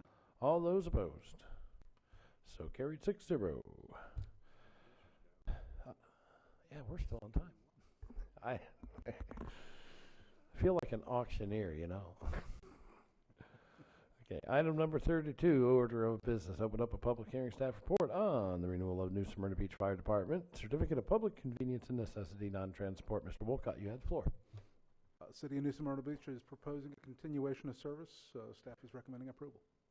Okay, is there any further staff report on this matter? Seeing none, close the staff report, open up public participation. Is there any public participation, Ms. Zimmerman? No, sir. Very well. We will now close public participation and the public hearing, open up council discussion and action. Mr. Patterson. Mr. Chair, move approval of renewal of New Smyrna Beach Fire Department Certificate of Public Convenience and Necessity non-transport. Okay, and Ms. Denny's? Second, thank you. Okay, I'm going to go to her next because her light's lit. You beat her on the line. Okay. I have a motion for a motion for renewal of New Smyrna Beach Fire Department Certificate of Public Convenience and Necessity non-transport. All those in favor, please signify by aye. Aye. All those opposed. So carried.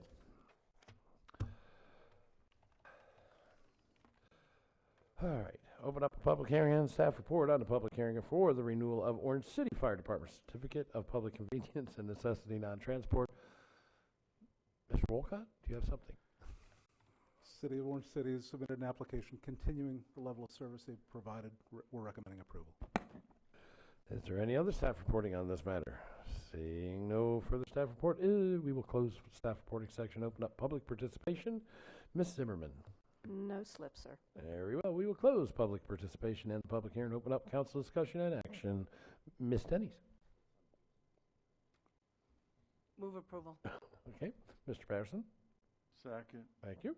I don't know what I'm seconding. She didn't tell me what she was moving. Would you like to state the motion, please, ma'am? Nope, move approval, thank you. Okay, the motion will be approval for the renewal of the Orange City Fire Department Certificate of Public Convenience and Necessity non-transport. Would you care to second that, sir? Yes. Thank you. Okay. All those in favor, please signify by aye. Aye. All those opposed. 6-0 carried. Open up a public hearing and a staff report for the renewal of the City of Ormond Beach Certificate of Public Convenience and Necessity non-transport. Mr. Wolcott. City of Ormond Beach has submitted an application for continuation of ALS non-transport service. We're recommending approval.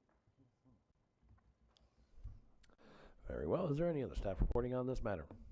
Seeing none, we will close staff reporting section, open up public participation. Is there any public participation? No, sir. Very well. We will close public participation and the public hearing. Open up council discussion and action. Oh, Mr. Daniels. Of? Move approval. We can figure that out, I think. The item before us. The item before, there, hey, that works. Okay. There's a motion for approval of the renewal of the City of Ormond Beach Certificate of Public Convenience and Necessity Non-Transport. Do I hear a second? Second. Thank you, Ms. Denny's. Further discussion? Seeing none, all those in favor of the renewal of the City of Ormond Beach Certificate of Public Convenience and Necessity Non-Transport, please signify by aye. All those opposed. How many more of these we got? 3 more. 4. Okay, 4 more to go. Yep, just 4 more.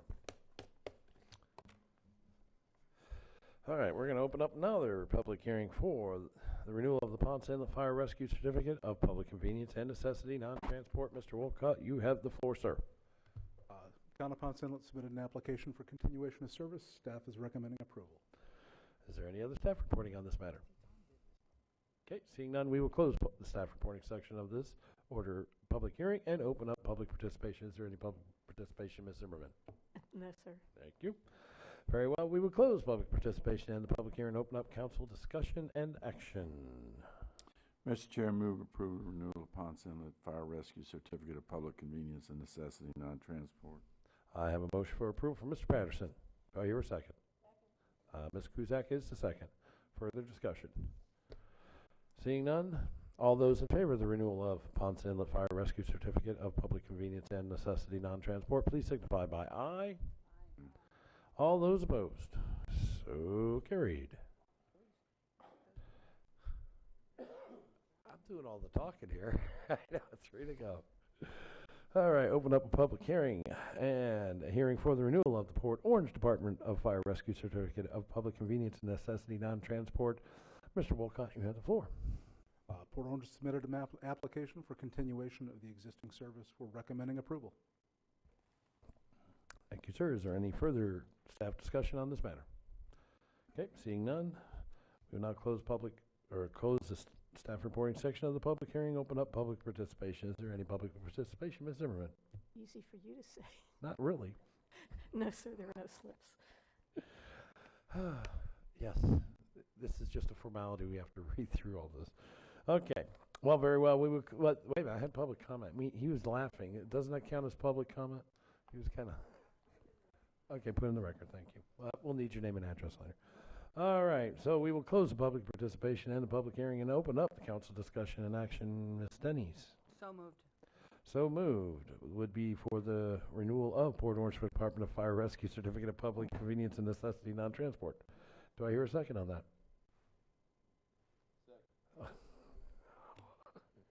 You know, that almost failed for lack of a second. Thank you, Mr. Daniels. I think Port Orange would have been a little upset. All right. With that, all those in favor of the renewal of Port Orange Department of Fire Rescue Certificate of Public Convenience and Necessity Non-Transport, please signify by aye. All those opposed? 6-0. 2 to go. All right. Open up the public hearing and the staff report on the renewal of the South Daytona Fire Rescue Certificate of Public Convenience and Necessity Non-Transport. Mr. Mark Wolcott, you have the floor, sir. This is an application seeking continuation of an existing service. Staff is recommending approval.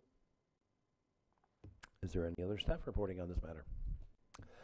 Okay, seeing none, we will close staff report. Open up public participation. Is there any public participation, Ms. Zimmerman? No, sir. Very well. We will close public participation and the public hearing. Open up council discussion and action. I will entertain discussion and motion. And Is this South Daytona? Yes, South Daytona Fire Rescue. Approval of the renewal of South Daytona Fire Rescue Certificate of Public Convenience and Necessity Non-Transport. Okay, there is a motion on the floor for approval. Do I hear a second? Thank you, Ms. Denny. Okay, so all those in favor of, where was I? Is this? Thank you. I just had too many marks here. All those in favor of the renewal of South Daytona Fire Rescue Certificate of Public Convenience and Necessity Non-Transport, please signify by aye. All those opposed? So carried, 6-0. Now, open up a public hearing, item number 38 of staff report for the modification and renewal of County of Volusia Certificate of Public Convenience and Necessity, ALS Transport. Mr. Wolcott. County's application seeks renewal of existing service and modification to include the city of New Smyrna Beach as re-entering into the municipal transport program and the exit of the city of Port Orange. Staff is recommending approval. Okay. Any other staff reporting on this matter? Okay, seeing none, we will close staff reporting section, open up public participation section. Is there any public participation, Ms. Zimmerman? No, sir. Very well, we will close public participation and the public hearing and open up council discussion and action. Chair, move approval for the modification and renewal of County of Volusia Certificate of Public Convenience and Necessity, ALS Transport. Okay, and motion for approval from Mr. Patterson. Ms. Denny's? She is the second. Is there further discussion? Seeing no further discussion, all those in favor of the modification and renewal of the County of Volusia Certificate of Public Convenience and Necessity, ALS Transport, please signify by aye. Aye. All those opposed. So carried. Thanks, Mark. Sold. Yeah, that almost requires applause. Wow. One moment. I need a drink. Yes, it is. Mr. Chair? Yes, sir. Yes, Mr. Deneen, you have something that has come to our attention that really needs our attention immediately. A quick housekeeping thing that we just found out about. Only take the council a minute. If Jessica will come forward. It's on an agreement we have with FWC on our artificial reef construction, and we need to renew our contract. We just found out. Jessica?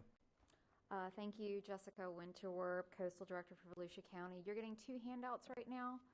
One of them is the original agenda item from January 7th, 2016, in which council approved to go into a grant agreement with FWC, the Florida Fish and Wildlife Grant for Artificial Reefs.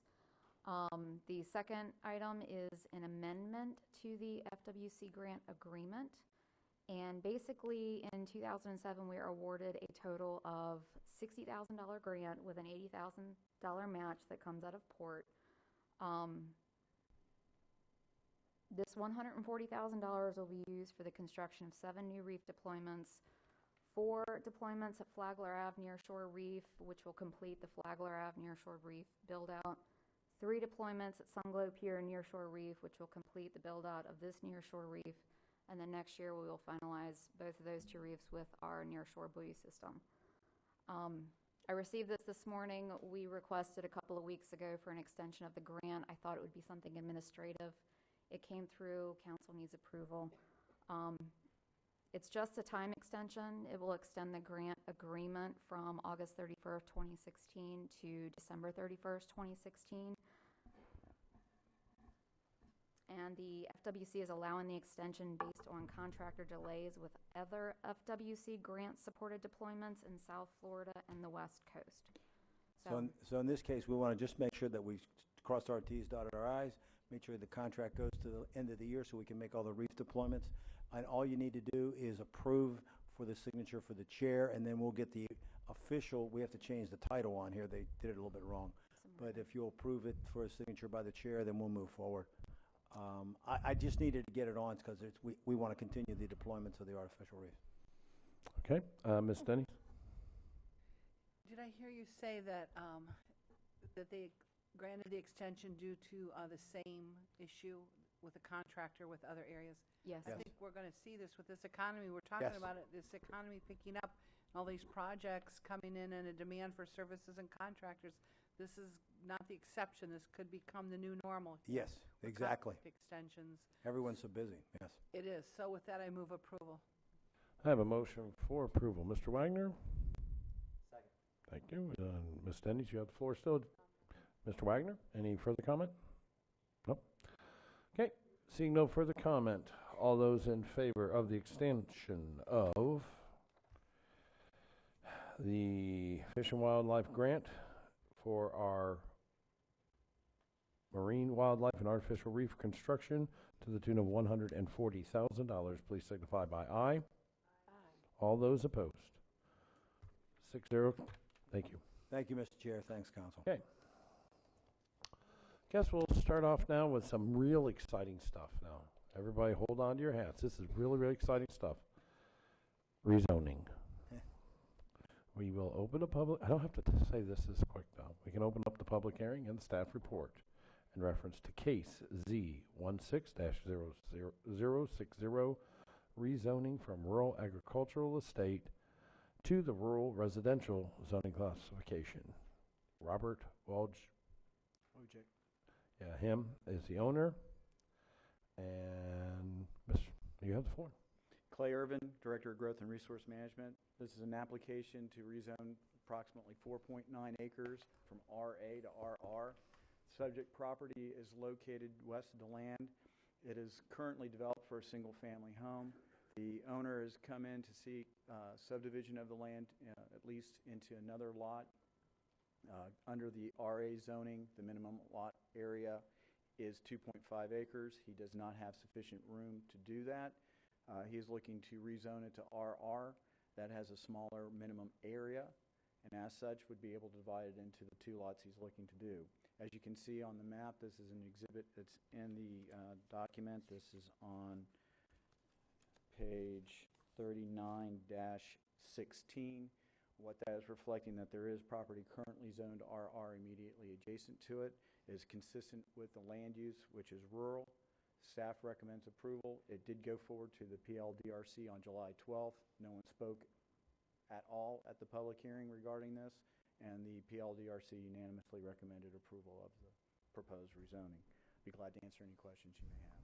Okay, thank you, sir. All right, is there any further staff report on this matter? Okay, we will close staff report section and open for public participation. Is there any public participation, madam? No, sir. No, sir. Very well. We will close public participation in the public hearing and move to Mr. Pat Patterson. This is in your district. You have the floor, sir. Mr. Chair, move approval of case Z-16-060, rezoning from rural agricultural estate RA zoning classification to the rural residential RR zoning classification. Okay, thank you. I have a motion for approval. Do I hear a second? Second. Ms. Kuzak is the second. Okay, further discussion. Seeing none, all those in favor of case Z-16-060, rezoning from rural agricultural estate zoning classification to the rural residential zoning classification, please signify by aye. Aye. All those opposed. So carried, 6-0. And now we will move to item 40, which is open a public hearing and staff report on a case PUD-16-011, rezoning with urban single-family residential R4 to residential planned unit development. You have the floor, Clay. Thank you. Clay Irvin, Director of Growth and Resource Management. This is a rezoning for a 3.76-acre parcel. It is within the Spring Hill Community Redevelopment Area. The property itself has been developed previously for basically migrant type of housing. The applicant is looking to develop a PUD so that he could utilize the affordable housing benefits that we have currently contained in our comprehensive plan and in our zoning ordinances to allow for upwards of 30 units. He has entered into a self-certification indicating that at least 50% of the units that would be constructed would be available to low, very low, and moderate income. The property itself is, as I said, developed. There are streets within that. They're hoping to utilize some of those to help reduce some of their costs. There has been a conceptual plan included as part of the PUD as required by our codes. What you're seeing is that it meets all of our criteria. Staff has recommended approval. It went forward to the PLDRC on July 12th. There were no comments in regards to the rezoning. What we hope to see, and again, this is in your staff report, this is Exhibit C of the PUD itself. And what this is showing you is the concept plan that they have. And that is on, pardon me as I'm going through the sheets. That is contained within the staff report. And what you see there is the layout of the buildings. There's fourplexes, quadruplexes, and a variety of those types of uses. Again, this is a redevelopment effort. It's targeting low and affordable housing. Staff recommends approval. Okay, thank you. And PLDRC also recommend. Okay, very well. Okay. Any further staff report on this matter? Seeing none, we will close staff report section, open up public participation. Is there any public? I do have Mike Davis. Where are you? Mike, do you wish to say something, sir? Where do I pick up the permit? Well, we'll determine that after we get done here.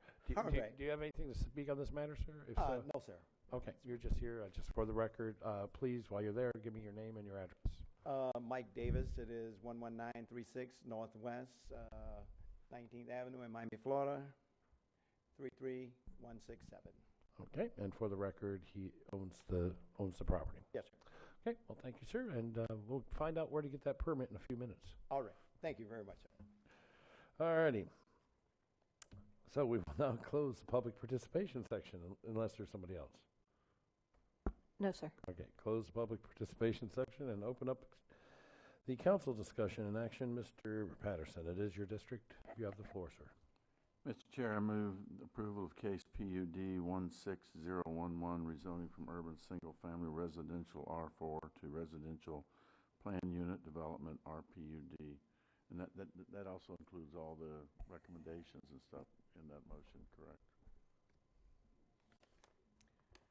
Including all staff recommendations. Including all staff recommendations. Yes, and okay, all right. I'll Okay. second that. Okay, I have a motion for approval with a second by Ms. Kuzak. Is there further discussion? Okay, seeing none.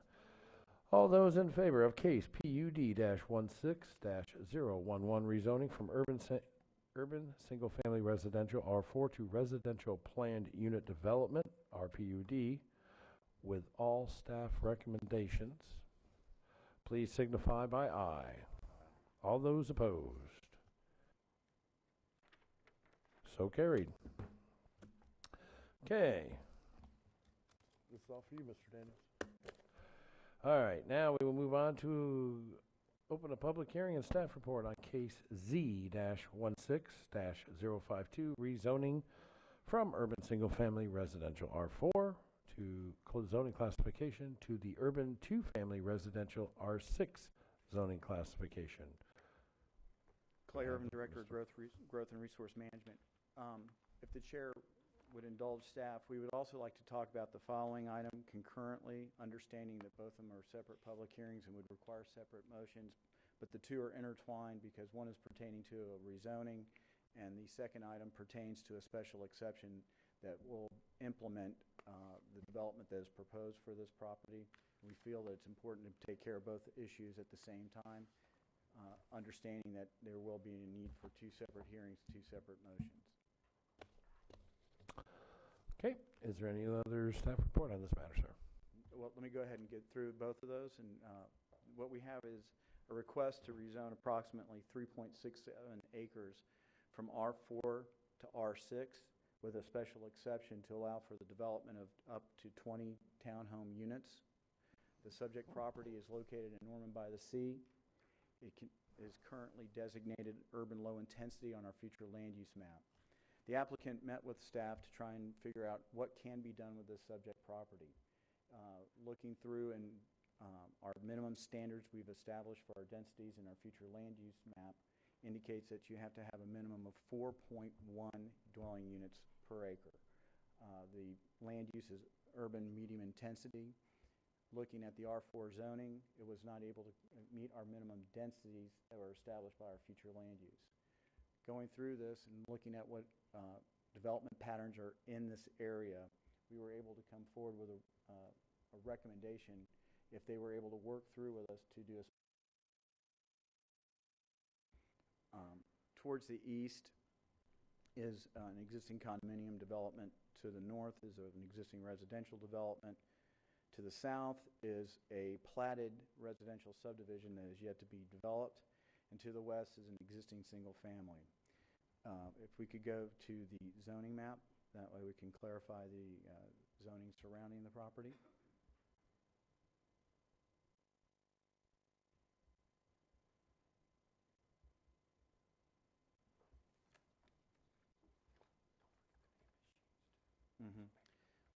Thank you. Mr. Ashley reminded me, I have to make sure that the public record is clear to show that that's on page 4151 is the aerial location map. Okay, if we could go to the zoning. On page 41-52 of your report, you will see the existing zoning map that is out there. The subject property is in Crosshatch. To the south is Verona Village. That's basically an R5 zoning. To the east is the existing condominium development and a vacant piece of land that is zoned R8. And then the other properties surrounding it to the north and to the west are zoned R4.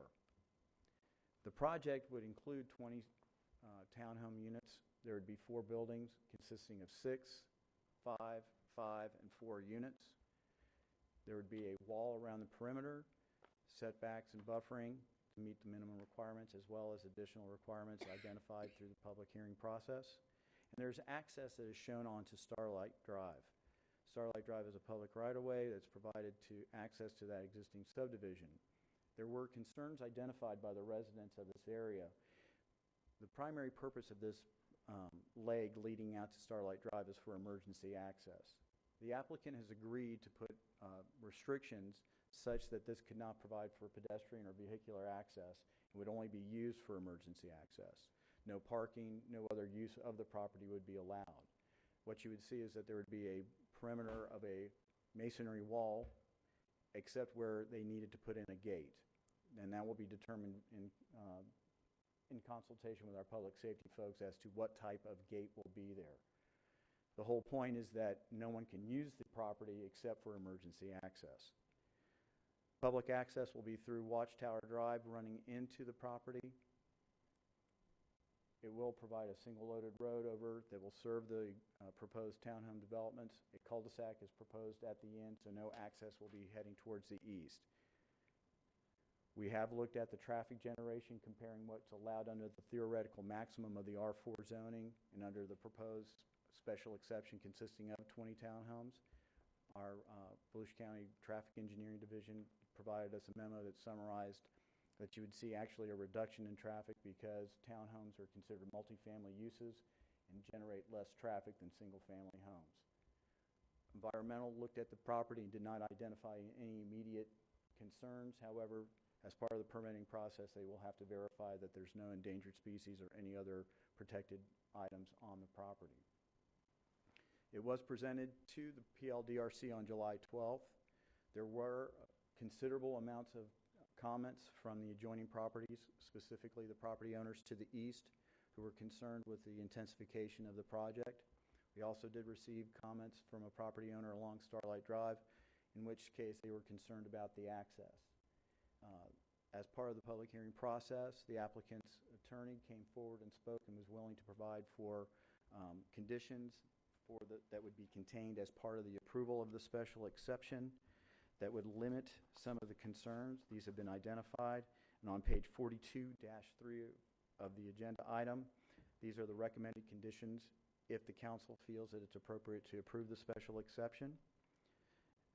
That one of the main first and primary concerns was what type of housing would be going in here. There is opportunities of modular home being developed in the R6.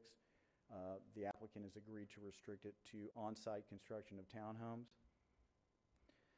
That the special exception will be consistent with the concept plan as included in our packet. We will have a 15-foot perimeter buffer, landscape buffer. There will be a wall. The maximum development will be 20 townhomes.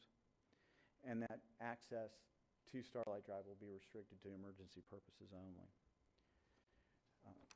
Overall, what you're seeing is that the comp plan, zoning, and special exception all have to fit within each other in order for this project to work. As we talked about, there are minimum standards that are contained in our comprehensive plan that require a minimum of 15 dwelling units on this property. What we're looking at is that under the R4 zoning, those standards could not be met. So therefore, we're looking at what is the best fit and how can we do it in a manner that addresses the current concerns of the residents. And that's why you see through the special exception, we put in these conditions to address their concerns. I know that there's a considerable number of people here to speak about this. If there's any questions for me, I'll be glad to answer them. Okay. Oh, I'm sorry.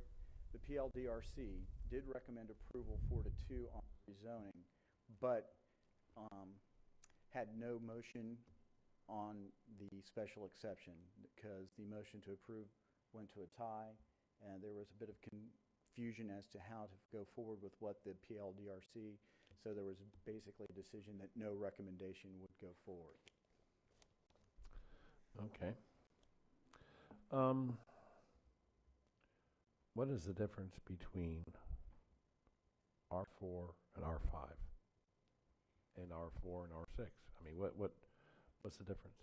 Well, what we're looking at is what has the capability of getting the type of development that would meet our minimum design standard, or excuse me, minimum densities based on our land use.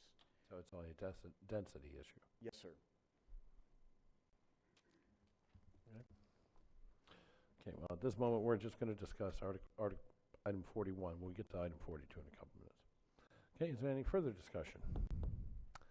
You are correct. We do have a lot of public participation on this one. Okay, here's how we do this, ladies and gentlemen. I will call your names. I'll have you come on up and just sit in the front row. You guys might want to scoot over a couple of chairs so we can fill. All right, who's got the phone? I'll answer it. I'll answer it. Oh, okay. All right, Mr. Woods, Michael Woods, come on up. You're first in the hot seat, so you stand up there. Carl Trahan, come on up front and have a seat in the front row, please, sir. This just moves us along quicker. Tony Tempesta. Okay. Lori Nelson, come on down. Brian Nelson. Karen Tempesta. Craig Smith. Craig? Is that you? Okay. Norman Pytel. Or Patel. And Alex Ford, you're here? Where's Alex? Oh, man, I didn't see you over there, Alex. I see that, and you did a good job. All right, Mr. Woods, you have the floor. Please state your name for the, oh, wait a minute. Hold on. I have to close the staff report and open up public participation. Just for the record, we're on public participation. See, I got so ready to go ahead. You have the floor, sir. For the record, please state your name and your position, and you have 3 minutes. Thank you, sir. And for the record, Michael Woods of the law firm Cobb Cole, 351 East New York Avenue, Suite 200, DeLand, on behalf of the applicant, Mr. John Wine. It's very interesting to be here today in a situation that is dealing with a minimum density rather than coming to ask for a maximum density. And a lot of this application, as staff correctly put forth, maybe the tail wagging the dog a bit, but we're trying to reverse engineer to have a functional design for the project. To emphasize, when they came forward, when the applicant first came forward, it was under a traditional residential standard single-family issue, and this density issue came up as a bit of a interesting kink in the issue. This rezoning, and again, I'm going to try to be very careful to not go with the two and try to keep them separate, but they kind of are intertwined here. We're not increasing density. I just want that to be very clear. We're not talking about the land use. We're not talking about, we're working within the land use and trying to utilize that minimum. That land use that we have that goes basically from the west of A1A all the way over to John Anderson is meant to be a transitional. We have a condo, a 5-story condo to the east. We have single-family residential to the west, to the north, and then we have the subdivision to the north, to the south as well. But the proposal with the special exception, with the restrictions that come in play on that, is in keeping with the underlying land use. And in keeping, I think, with the surrounding area as well. The important thing to kind of address here is through the rezoning and then also through the special exception, what is changing versus what is staying the same. And I'll talk to you a little bit about what we originally proposed and what has been revised since meeting with the neighbors. R4 to R6 and special exception. Density, no change, no change. Maximum height, 35 feet, whether you're R4, R6, or the special exception. Your setback, R4 and R6 are both 20 feet. With the special exception, that gets bumped back to 45 feet. So the building structure will be farther away from those properties that are adjacent to it. And that mainly impacts, or the layout of the townhouses are those that are adjacent along Starlight, to the north of our property. That's where the units are with the proposal that's in the packet. No change in environmental standards, no change to the site plan requirements, no change to stormwater requirements. The applicant still has to go through, once the structure gets approved and adopted, to then go through the review as you would with any other project to make sure that all conditions and concerns are satisfied. And I want to make a point that this came forward to Planning Board initially, I believe back in June, and there was a number of residents that were had concerns, and you can see those concerns that were expressed in the staff report. We continued and immediately set meetings with the adjacent property owners, with the neighbors, both of the condo, and we had a good turnout from folks on Starlight Drive to hear what their concerns were. Some of it was, we'd like this vacant lot to remain a vacant lot, and we can appreciate that kind of thought process, but that doesn't necessarily make a whole lot of sense. This is a pretty good infill project since we do have development in all spots around. But what was really a big concern, and what we did to resolve it, the subdivision to the north is an older subdivision, so a lot of their fear was stormwater. They have existing stormwater issues. They wanted to make sure that this wasn't going to exacerbate it. As you know, with modern stormwater requirements, we have to keep all of our stormwater on site, so that's not going to create a problem. But then the problem came about with the access. We have to provide that little dogtail that goes into that subdivision is our access point emergency, because we were on a fairly lengthy cul-de-sac. They were very concerned not only of vehicle access, but pedestrian access going through into their subdivision.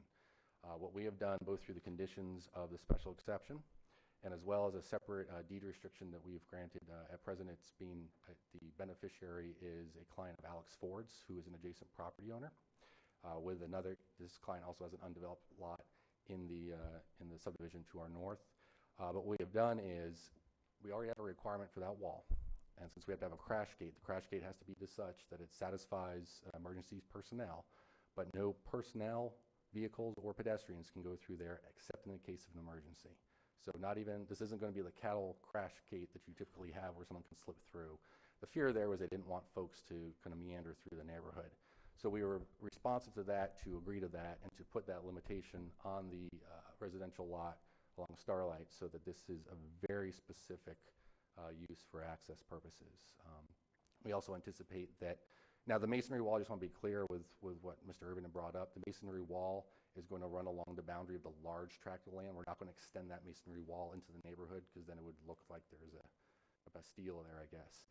So the gate itself would be set back along the property line, and the idea is to have a stabilized surface leading up to Starlight Drive, but not to make it look like an attractive parking area. You know, it will be attractive, but it will not be to attract people to park there. We discussed a little bit about the setbacks and the building heights, and as I kind of addressed to you, what's staying the same, what is being increased with the special exception. And tried to respond to making sure that what we were doing was not extending into or impacting those folks either to the north or to the east of us. As far as the subdivision to the south, we are connecting with that platted subdivision. Those rights of way are in there now. And again, we will be bringing in a maximum of 20 townhomes total. And you can refer to the comments in the staff report about what those traffic numbers do with the townhomes versus the single family.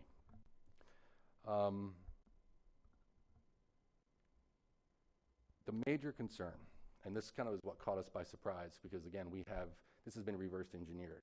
We've always intended to go through this townhome concept. The special exception is drafted a little bit broader than that, because there's those references to the modular homes.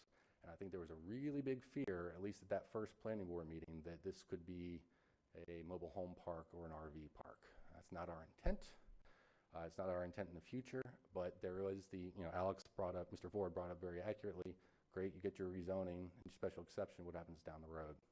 So in addition to the access restriction on the Starlight lot, there's also a use restriction on the main property in perpetuity, to no RVs, no mobile home parks, none of that nonsense. That was, again, to try to alleviate some of those concerns.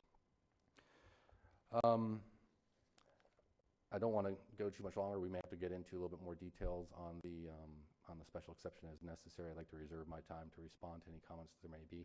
I would point out that we did have a lot of conversation and discussion with the condo and with the subdivision to the north. I did send out an email to the treasurer for the Spanish Waters subdivision back in June. Didn't hear a response from that. But again, because we had the intervening subdivision in between, we were really kind of focusing more on the direct impact of the building proximity than what 18 or 20 townhomes would do for traffic. If you have any questions for me, I'm happy to answer them, but this has been a fairly unique process thus far, and happy to answer. I don't know because I got this Word document in the middle of my screen. Okay, thank you. Okay, thank you, Mr. Woods. Okay, thank you. And Mr. Woods is the attorney for the applicant, just for the record. All right, Carl Trahan. Need your name and your address and 3 minutes, sir. My name is Carl Trahan, 8 Starlight Drive, Ormond Beach, Florida. And I'm here to speak against this proposal for the zoning change for a number of reasons. We in the neighborhood are a little nervous about what could happen, as opposed to, and I know the zoning is what's coming up first. This is what we're talking about at the moment. But as Mr. Woods alluded to, this is also in conjunction with the next special exemption for the multifamily, which we don't really think fits into our neighborhood. I got some notes here that I wrote. If you would, to approve this zoning change, then we would in effect have to go to the next stage with the application for the special exemptions for the townhouses. And as Mr. Woods did say already, that when the zoning met for this, they did not approve the special exemption for the townhouse because, in their words, it just doesn't fit in that neighborhood. And that's the way I'm sure most of us feel. At the zoning meeting, we had petitions signed by 80 people and emails all to that board, which affected a little bit of what they decided. We just feel that by changing this R6, we're also opening up that little subdivision, that subdivision to the south, the Verona Villas, which is right now plotted as 40 lots, but who's to say they don't come forward after this and say, well, we want to go to R6 too. Why don't we want to build multifamilies? And I can understand the owner and the developer, wanting to, make money on this land. That's what they purchased this land for, and we don't want to, say that they can't do that. We just don't think that what they're proposing is right for that piece of property. And if they needed a special exemption to do that, to do these townhouses, maybe we could just have a special exemption to change a little bit of the zoning for lot size, so for single family homes, which would be, I think a little more desirable for us as neighbors. And I appreciate your time, and thank you. Thank you, sir. Thank you, sir. All right, Tony Tempesta. You're next, sir. Tempesta. Okay. Yeah, okay. My name is Tony Tempesta. I'm an owner and board member. Yeah, that microphone. I'm sorry. There Testing. My name is Tony Tempesta. I'm a board member for Spanish Waters Homeowners Association. I wanted to talk to you because all the discussion here has been about the subdivision just south. Well, in and out of this whole project, all of the traffic will be coming through Spanish Waters Drive. We are located just south of the proposed Ocean Green Village and will directly affect our neighborhood. All traffic from this project will be entered and exiting directly onto our street. We feel that we need to address the council with our concerns. The president of our association, George St. Pierre, was unable to attend the meeting, so I'm going to read his letter. Dear County Council of Volusia, the property in question is zoned R4, and it should keep it that way. Please keep it in harmony with the rest of the area. To inject a high-density population and higher density structures in the middle of a low density neighborhood would seem out of place and not in keeping with the intent of the original planners. The traffic impact on our street, Spanish Waters Drive, would increase substantially. It could increase by over 300 cars when all of the projected projects are completed, i.e. Ocean Green Village and Verona. All access from these projects will be on our Spanish Waters Drive. High-density developments invariably tend to lower the property values of surrounding developments. Spanish Waters homeowners are very concerned about this prospect. Once a developer is done and gone, his responsibilities cease, and what is left becomes the concerns of the surrounding neighborhood. It is not the duty of the residents of Volusia or the council to ensure Mr. Pryor will realize the profit he wants to make on his investment. He purchased these 3+ acres knowing that the zoning was R4, single-family homes, in keeping with all the other homes in the area. It is not fair to expect our neighborhoods to change simply to meet the investor's profit expectations. Approximately 12 years ago, a very similar proposal was brought about by the council. It was their wisdom then, and should be our wisdom now, to reject this request for rezoning of our neighborhood. 50% of the votes from the PLDRC meeting did not vote for the rezoning. Apparently, there are deferential reservations about this project. On behalf of the Spanish Waters HOA, we urge the council members to turn down Mr. Pryor's request for R6 zoning and special exemption for prefab housing, which is inconsistent with the area. Since half of the PLDRC committee did not vote for it, please also include the desires and needs of the people who will actually have to live here year and year after for the decisions you make today. Thank you very much. Thank you, for sir. your consideration. All right, Lori Nelson. Good afternoon. Hello, my name is Lori Nelson. I'm here to speak and object against items 41 and 42. I live on Spanish Waters Drive, just south of the proposed Ocean Green Village. I have been a homeowner there for 16 years. Referring to County Guide H, I feel that the proposed R6 rezoning and special exemptions were materially altered in character of surrounding neighborhoods and adversely affect the value of the surroundings land and building. The rezoning will negatively affect the value of our homes on Spanish Waters Drive. All the traffic from Mr. Pryor's development will be coming directly onto our street, so we will have an immediate vested interest and concern about this rezoning. We will have additional traffic blocked up on our street entering and exiting Spanish Waters. Please take a look at some pictures of the homes on Spanish Waters, which are 3, 4, and 5 bedroom homes. These homes are single-family homes, nicely built, well-maintained. They are not multifamily or prefab homes like the ones that are proposed by Ocean Green Village. Pictures are worth 1,000 words, so Tony, please point to the entrance of Spanish Waters from A1A. Examples of these homes on Spanish Waters: the road residents of Ocean Green Villages need to take onto Spanish Waters to access A1A, and also the homes on Starlight Drive. On the north side of Ocean Green Village, by the way, endangered gophers, turtles are also call this area homes and are located right by Mr. Pryor's building site. The barrier island are predominantly single-family homes on the small side streets off the A1A and lower density condos right on A1A. We want to keep and protect our low density and more nature-oriented beaches, neighborhood, and streets. We feel that the proposed rezoning and adversely affected by the value of our surrounding land and building. The best thing for our county and neighborhood is to keep the present R4 zoning with no exceptions. Thank you.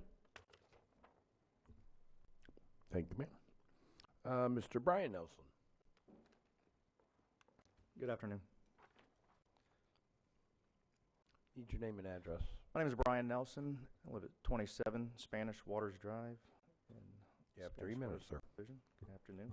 I'm here to also object to item 41 and 42. And echoing, our neighborhood is probably the one that is most affected by this proposed project. and the request of rezoning to R6. And this is because all of the traffic it generates will be coming to our street from A1A. Many times right now, as it is, when we empty out on A1A, trying to make a left-hand turn, we can be there a long time, with other residents backed up behind waiting to get onto the road. We're also concerned that if the proposed zoning change for Mr. Pryor goes through, the one happens to the owner of the Verona property directly adjacent to us, if he tries to obtain rezoning for a higher density as well. Character of our beach community will be negatively changed forever, and our street and neighborhood will be flooded with even more vehicles. It's a very unique property. It is not the responsibility, of course, of our residents or the Volusia County Council to ensure that Mr. Pryor, who doesn't even reside in Volusia or Florida, from what I understand, makes a return on his investment. I'm sure he's savvy enough to evaluate his investments, and he purchased his parcel with the R4 designation, and we think should abide by that. Again, we feel that the street is probably most affected by this rezoning to R6. Thank you for your consideration. All right, Karen Tempesta. Good afternoon. I'm Karen Tempesta. I live on 28 Spanish Waters Drive in Ormond by the Sea, Florida. We have lived on Spanish Waters for the past 12 years, and I'm here to speak against item 41 and also object to item 42. Referring to Section I of the county guidelines, we feel the rezoning to R6 with exceptions will adversely affect the natural environment and scenic beauty of this area. When we first came here, we were amazed that there were still open beaches, low-density oceanfront in Volusia County, unlike other parts of Florida with their concrete corridors. Ormond by the Sea is something unique, and we don't take it for granted. For those of you unfamiliar with the North Barrier Island in Volusia or Ormond by the Sea, you may not know that this area has received a scenic highway designation by the U.S. Department of Transportation. In fact, this scenic highway takes you right past the parcel of land we're discussing here today. And yeah, it's a big deal, since there are less than 150 highways in the whole country that have ever received this scenic designation. Now picture this, you're a visitor to Volusia, you're driving up A1A from busy Daytona, through lower density Ormond Beach, and all of a sudden you are in open spaces with views of the open ocean on your right and quiet little side streets and neighborhoods with a lot of vegetation, occasionally a low 4 to 5 story condo buildings. No traffic lights or stoplights impede your pleasant coastal drive. You imagine this is what Florida used to look like before it got all built up, and you're pleased that you found this gem. You want to come back here and live and visit again. If big outside investors win and are allowed to change zoning for their own benefit and profit, then picture A1A backing up as residents are trying to make a left turn into their streets. Suddenly it's no longer a pleasant scenic highway, but another traffic problem, another annoyance in overbuilt Florida. We should all be proud of what we have, seek to protect it for our future generations. Once it's gone forever. This small coastal piece of Volusia County should remain one of our treasures. Please allow it to remain our 4 single-family homes as it was originally intended. Thank you. All right, Mr. Craig Smith. Hi, my name's Craig Smith. I live at 20 Spanish Waters Drive. I'm also objecting to item 41 and 42. Spanish Waters Drive is a neighborhood of 25 well-built and well-landscaped homes, 3 to 5 bedrooms each. The proposed access of Ocean Green Villages to A1A is onto Spanish Waters Drive. The HOA feels that our homeowners have a very strong vested interest in any zoning changes the council is deciding. The residents of Spanish Waters Drive unanimously want to keep the current R4 zoning for this area.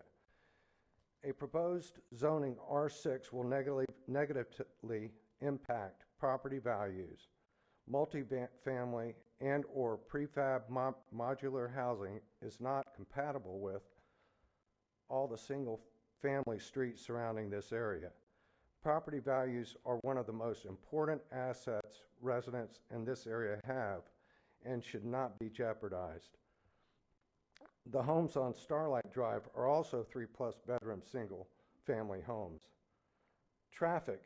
It is already difficult to make left turns when exiting or entering Spanish Waters Drive. Increased density will make it much worse. It stands to reason that more homes will generate more vehicles and traffic for the barrier island, which has very few stoplights, turn lanes on the narrow A1A.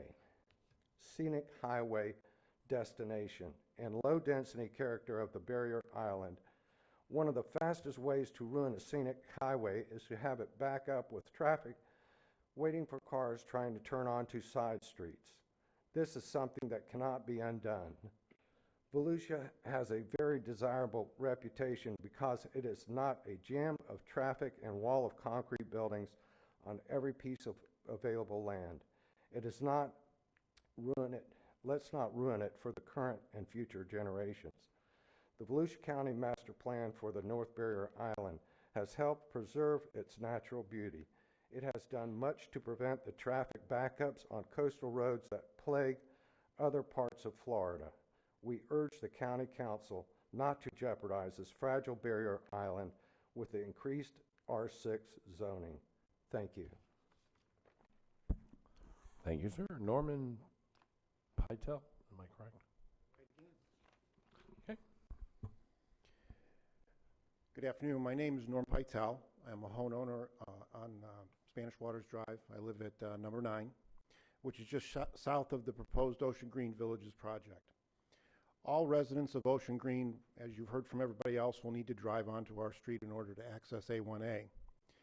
We would like to comment on the traffic impact study found in the minutes of the PLDRC. The criteria they base their conclusion on may not be realistic for our area, and certainly from a logistical perspective or logical perspective does not make sense to me and the others that live in the HOA area. We cannot understand why Volusia Traffic Engineering would say there would be less daily traffic generated by more R6 multifamily homes than if there were fewer R4 single-family homes. Common sense, again, tells me that the numbers don't seem to add up. In speaking with John Cheney, Director of Volusia Traffic Engineering, he advised us that the numbers they base their opinion on are from a U.S. national database, which has large urban areas as part of that study. So the traffic projections for our beach community were based on numbers from the entire U.S., which include major urban areas. Only when the zoning and site plans for our county project or for the county project are finalized will Volusia Traffic do a specific area evaluation of the local traffic to determine if it will require a left-hand turn lane, potentially a traffic light, or more stop signs. It seems like this process should be done first. Our section of A1A is very narrow, as others have mentioned. It would be difficult to put in a turn lane, putting in a light or stop sign, which would dramatically slow traffic on the scenic highway. If any of you here have been up to Ormond by the Sea, you know it is definitely not an urban area. There are only 2 ways to go, north or south on A1A. Going straight off of one of the side streets would put you right into the ocean. To apply national U.S. traffic numbers to a beach community is not a logical way to evaluate traffic patterns. The majority of homes here are single family, and most of them have 2 residents at a minimum who drive 2 cars. Folks here do not jump on a subway. They don't jump on a bus. Well, sometimes they do. But they don't jump into taxis to get where they are going. They drive their vehicles. If we assume that each of the proposed R6 townhomes have at least 2 residents and 2 cars per townhome, then it only stands to reason and logic that changing the zoning to R6 will cause increased traffic. Again, the numbers don't add up for me. Traffic regularly gets backed up on our narrow 2-lane A1A, with people trying to make left-hand turns onto their street. Both residents and visitors to our beaches will suffer from this increased traffic. No one wants congestion at the beach like they have in other areas of southern Florida. Let's make it pleasurable for people to live and visit this special part of Volusia County. Please keep the R4 zoning and the original master plan for Ormond by the Sea in place for the future of our area. Thank you. Thank you, sir. And Mr. Alex Ford. Now, before Mr. Ford begins, is there anybody else that wishes to make comment on this situation, this issue?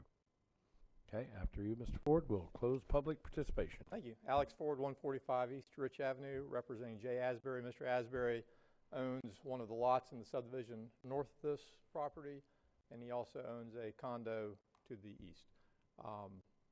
He originally contacted me wanting me to object, so I would have been with this group of folks talking with him, what is your objection to it? The main objection was the possibility of an RV park, mobile home park, which that could come about without the special exception, because the original thought was we could just get a condition on the special exception, but you know, they could always just say, oh, we're not going to use that, we're going to go with the straight zoning. So talked with Mr. Woods, we came up with a solution that satisfied my client, and I told him if we did that, I would support him. So I'm actually here today supporting the application. I have received and have actually an electronic copy of a signed deed restriction that's, you know, would prohibit the property from being used for an RV park, trailer park type of thing, and that's satisfactory to my client. As far as he's concerned, better the devil you know than what may happen in the future if this doesn't go through. So my client is actually in support of the project. If you have any questions, I'd be happy to answer them. Oh, one other point. I did hear several of those folks express the same concern. I know we're not on the special exception, but when you do look at the special exception, you could actually impose that as a condition, maybe give their homeowners association a similar deed restriction to what we got. That's just something to throw out there. If you have any questions, I'd be glad to answer. Thank you, Mr. Ford. Thank you. All right. Say what? That's the shortest I've ever spoken. Yeah. All right. Is there any other public participation on this matter? No, sir. Okay, very well. We will now close public participation and open up the council discussion and go to Mr. Daniels. Thank you, Mr. Chairman. I got a couple questions of staff, if you would. Yeah, I went up there and took a look at this piece of property, and 20 townhomes on this. It looks like a fairly narrow strip, even if you walk back there and walk it.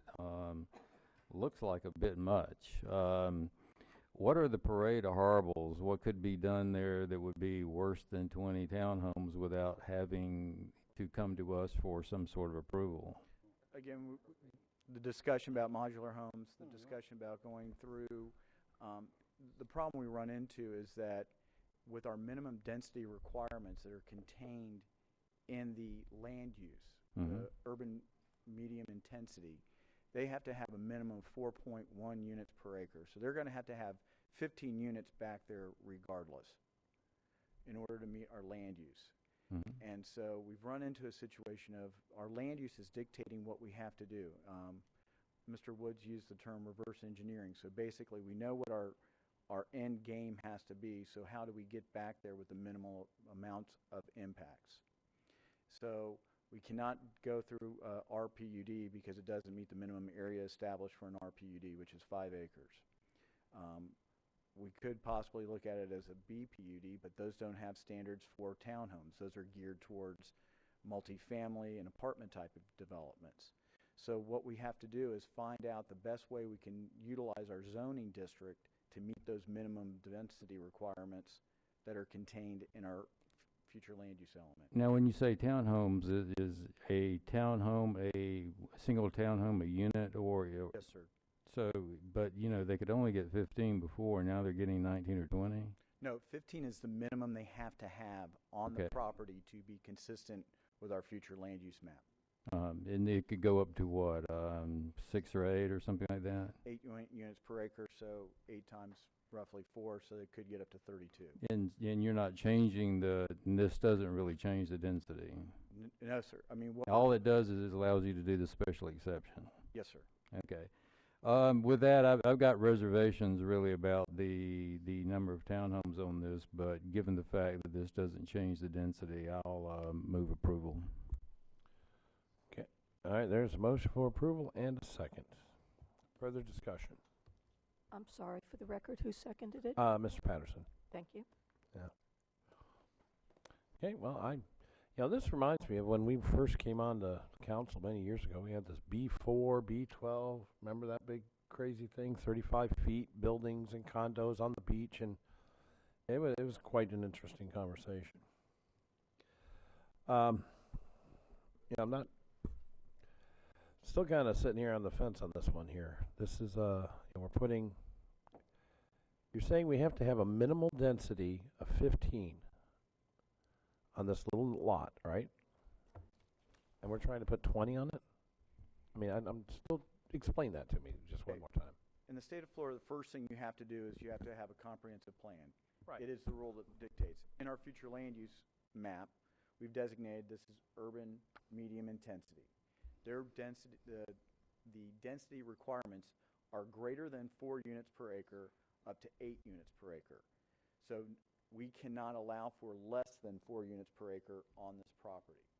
So when you take 4.1 units per acre times the 3.67 acres, you come up with roughly 15 dwelling units that have to be put on this property. You know, if this was a 5-acre tract, we would be talking about an RPUD because we'd be able to work within the guidelines of what it is.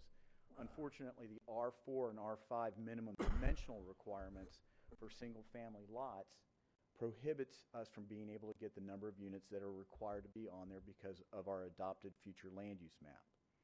So what we did is we looked at what is the way that we can minimize the amount of development that could go on there, put in provisions that increase setbacks, address the access issues, address the screening issues, and that's how we were able to, through the special exception, put very specific site requirements so that that way these impacts could be minimized. Okay, now how tall, now we're talking townhomes. 35 feet maximum height. 35 feet maximum height. And that carries over through the R4, R5, R6 zoning. Yes. So that's minimum, that's on it anyways. Yes, sir. Okay. So he could actually develop a building that's 35 feet tall in theory. Yes, sir. Okay. All right, as long as we, unlike Mr. Daniels here on this, I got my reservations on this one, but as long as we can put some serious, the restrictions through our special exception, try to keep the impact down to a minimal, I'm going to have to support. I will have to move on with it. Okay. Anybody else that wish to speak? Council. Okay, no further comments. Motion is for approval of the rezoning of the rezoning from urban single-family residential R4 to the urban two-family residential R6. Please, this is in reference to case Z-16-052. Please signify by aye. Aye. All those opposed.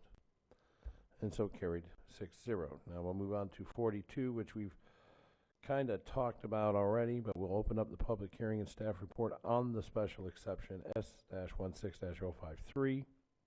Special exception for the multifamily standard or manufactured dwellings on proposed urban two-family residential R6 zoning classification. I've already provided the staff report. If there's any additional questions or comments that come out, I'll be glad to answer them while I have this time. Yes. What kind of restrictions are going to be on this again? As we discussed, what will first and foremost will be a requirement for a perimeter wall along the north side to where it abuts Starlight Drive. Access from Starlight Drive will be restricted only to emergency access purposes only, with sufficient landscaping to prevent parking and pedestrian access. Now that's after it's constructed. What about during construction? I'm seeing, are they going to be coming in Watchtower and Marden Drive here with the construction vehicles? Yes, sir, because the only access to this is through a series of public rights-of-ways: Spanish Water Drive, Watchtower, and Marden Drive. Okay, I see where Spanish Water. Starlight is not possible. Now, I'm looking here. Okay, I see how it works. I'm sorry, I drew on it. That's my finger. So yeah, the road comes in here, and we're going this way. Right, and that's the aerial that's contained on page 41-51. Right. Okay. So this whole area down here, where these folks here are living, these trucks are not going to come down there. No, sir. Okay, that's a concern, and they're concerned about this traffic light area or lack thereof of traffic. Okay. Sorry for slowing down. Continue. Okay. And again, also that there would be no modular homes. So in other words, the concern in regards to prefab, that will not be allowed. They would have to be site constructed, stick and brick mortar type of development on that. And I'm trying to think if there was anything else. The provision of the wall, the provision of that. Let me verify.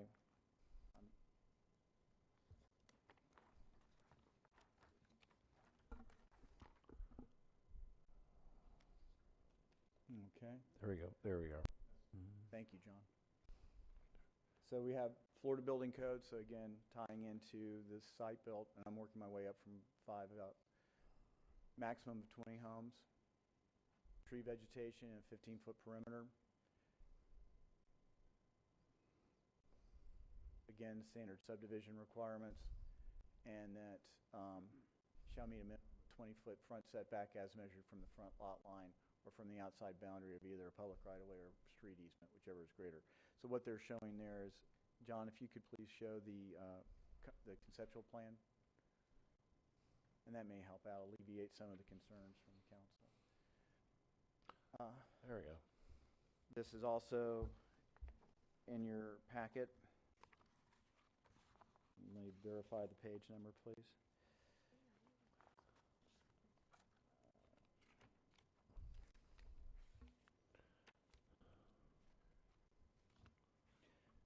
And as I'm trying to verify the page number on this, what you're seeing is that... There we are. It's on... It's page 4214. Page 4214. Thank you, John. 4214. What you're seeing there is the layout. They come in, and there's a public right-of-way or private road easement feeding into the project. It runs east-west. On the north side of the new road that you see within there is going to be where the townhomes are going to be located. As I said, the first building is all the way to the west, will consist of 6 units. Then you'll have 5 units contained within the second and third building. And the last building that's closest to the condominium to the east will have 4 units. There's a cul-de-sac at the east end to allow for emergency vehicles to turn around. As you can see, there's a stabilized access point up to Starlight. And this is just a graphic image, but they're going to be landscaping that lot that's south of Starlight to make sure that it's clearly not identified as an access point. That will be a grassed drive with access and as a reference to breakaway gate. The whole intent is that along that north property line, you have a solid masonry wall or a breakaway gate so that way pedestrian and vehicular access is limited. Towards the west, you will see that there's a stormwater pond also along the east side of the proposed road. So what you're seeing is that they're concentrating all of the development towards the center of the project. For reference, if these were individual lots, they could come in and place pools within 5 feet of the property line. They could also have screen enclosures and sheds also within 5 feet of the property line. So our goal was to try and squeeze them in towards the middle of the property and provide for greater setbacks, greater buffering, and screening. Okay. I mean, I'm just really trying to address the concerns here of the citizens. I mean, the back area, that wall sounds okay. I mean, there's not a lot of, but the big thing is going to be that traffic in. But there's not much we can do about traffic in to that little section because they're building this building or these buildings. So, okay. Just to provide some background on that, if you look at what's existing in Spanish Waters, what's approved for Verona Villas, and if this is approved at 20 units, you're looking at a total of 83 residential units that would be accessing Spanish Waters Drive. Again, using ITE, which is, regardless of how we personally feel about it, is the standard that is used for transportation planning. That's roughly 83 trips in the PM peak hour. Okay. All right. Okay. Thank you. All right. Clay. Sorry, I thought that was yeah, for later. I've got one thing I intended to ask you, but I forgot to ask you when you were up here before. And that is, given the configuration of the property, how many, setback lines and all that, how many single-family houses could they get on this piece of property? Again, because it can't meet our criteria. I mean, if we wanted to try and meet the minimum 15-foot or 15 units, we would have to look at total area, including stormwater. As you can see, these are roughly 20-foot wide townhome units. They can't meet the dimensional width requirements for the R4, R5, or R6 for a single family. So are you saying, well, how many, say you were going to put single family, you couldn't put any single family on there? Is that what we're saying? What we're saying is that because of the density requirements of our future land use map, You couldn't get 15. we couldn't get 15 on this property because of the R4, R6, R4, R5, and R6 minimum width requirements for single-family lots. How many could you get if you got any idea? Rough guess. We won't hold you to it, feet or not to the fire. Are they 50-foot wide lots, 30-foot wide lots? Whatever the code will allow. See, that's the problem. R4 is 75-foot lots. 75? Yes. Okay. There's no way we'd be able to get 15 in there. That's one of the problems that we've been looking at is like, given that we have to hit that magic number and given the dimensional requirements, we can't get that number in there. Clay, you make it hard. You make it hard. Okay. Mr. Ashley just informed me that it was approximately 9 to 10 homes maximum. That's why we couldn't approve the concept of the single-family development in that area. Well, what about 9 to 10? What about 15 condominiums then? I mean, 15 townhouses then? That's up to the applicant right now. They provided us this one, and staff has reviewed it. It meets the criteria that we've established for townhomes, so that's why you see its recommendation of approval. It's going to be up to the applicant to see if that's an acceptable density. I don't know. I was up there. I took a look. Probably shouldn't have gone to take a look because it always gives you information that you wish you didn't have when you have to make a decision. And for that reason, and looking at the other houses that are going to be going in that other subdivision up there, and the fact that it goes into Spanish Waters, and the lot in front, what's that going to be? A condominium or something? We don't know yet. It's zone B8. Yeah. Having density out there on A1A, I understand, but, throwing it back into a neighborhood that, particularly one that doesn't have an access road to John Anderson, it's not like these people can go to John Anderson and get out of this. I'm moved denial. Okay, well, we have a motion for denial. Do I hear a second? Do I hear a second? Okay, the motion fails for lack of a second. And we're going to continue on with the public hearing here. Is there any other staff report or any other questions? Mr. Patterson? Did you close? I don't have. We have not closed the public hearing. Let me ask one question. Yeah. Maybe Jamie or whoever. Mr. Ford mentioned something about a deed restriction. Is that something we can put on to this? Tied to the special exception, yes. So that would be part of the motion? Yes, sir, you could make that part of the motion. In fact, I would recommend that on the first condition of staff, I would remove the words "or manufactured dwellings" in there. I know that's part of the special exception, but I think it confuses things. So in the staff recommendation on the third line, where it talks about multifamily standard, I would delete the words "or manufactured dwellings." Okay. Yeah, that's. I guess that's the hanger for me too, because I keep seeing that and it rings in my head. I'm thinking of a trailer. So Yeah, if the applicant is to be taken at his word, we could restrike those 3 words and add a 6th condition that they record a restrictive covenant on the property that it shall be for townhomes only. Mr. Patterson, you still have the floor, sir. Well, I want to make a motion here, but I've heard so many words here. I want to make sure. Okay, I got should we? this. How about I have a suggestion. Why don't we finish the public hearing? I haven't even closed the public hearing yet. I'll get with Jamie. Okay. Gets rough here. Is there, Ms. Denny's, you have questions for staff or?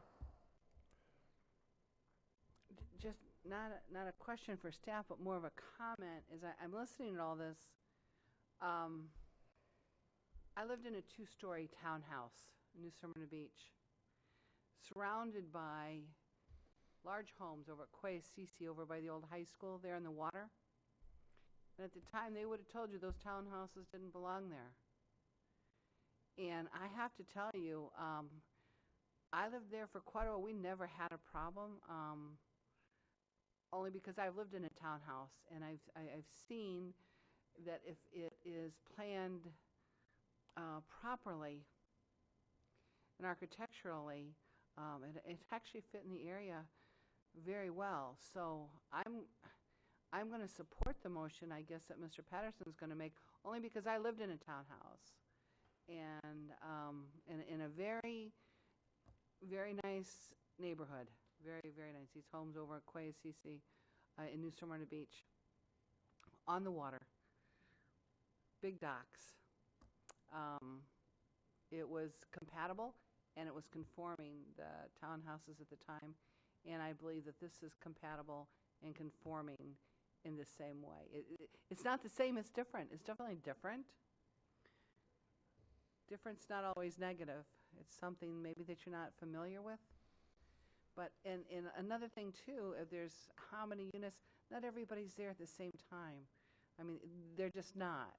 And if it's new construction, it might just add a different flavor to your neighborhood, but it won't destroy your neighborhood. It really won't. You might be surprised. It's not as bad as you think it is. It's just something you're not familiar with. So I'm going to support the motion based on that. I just want you to know that. Thank you.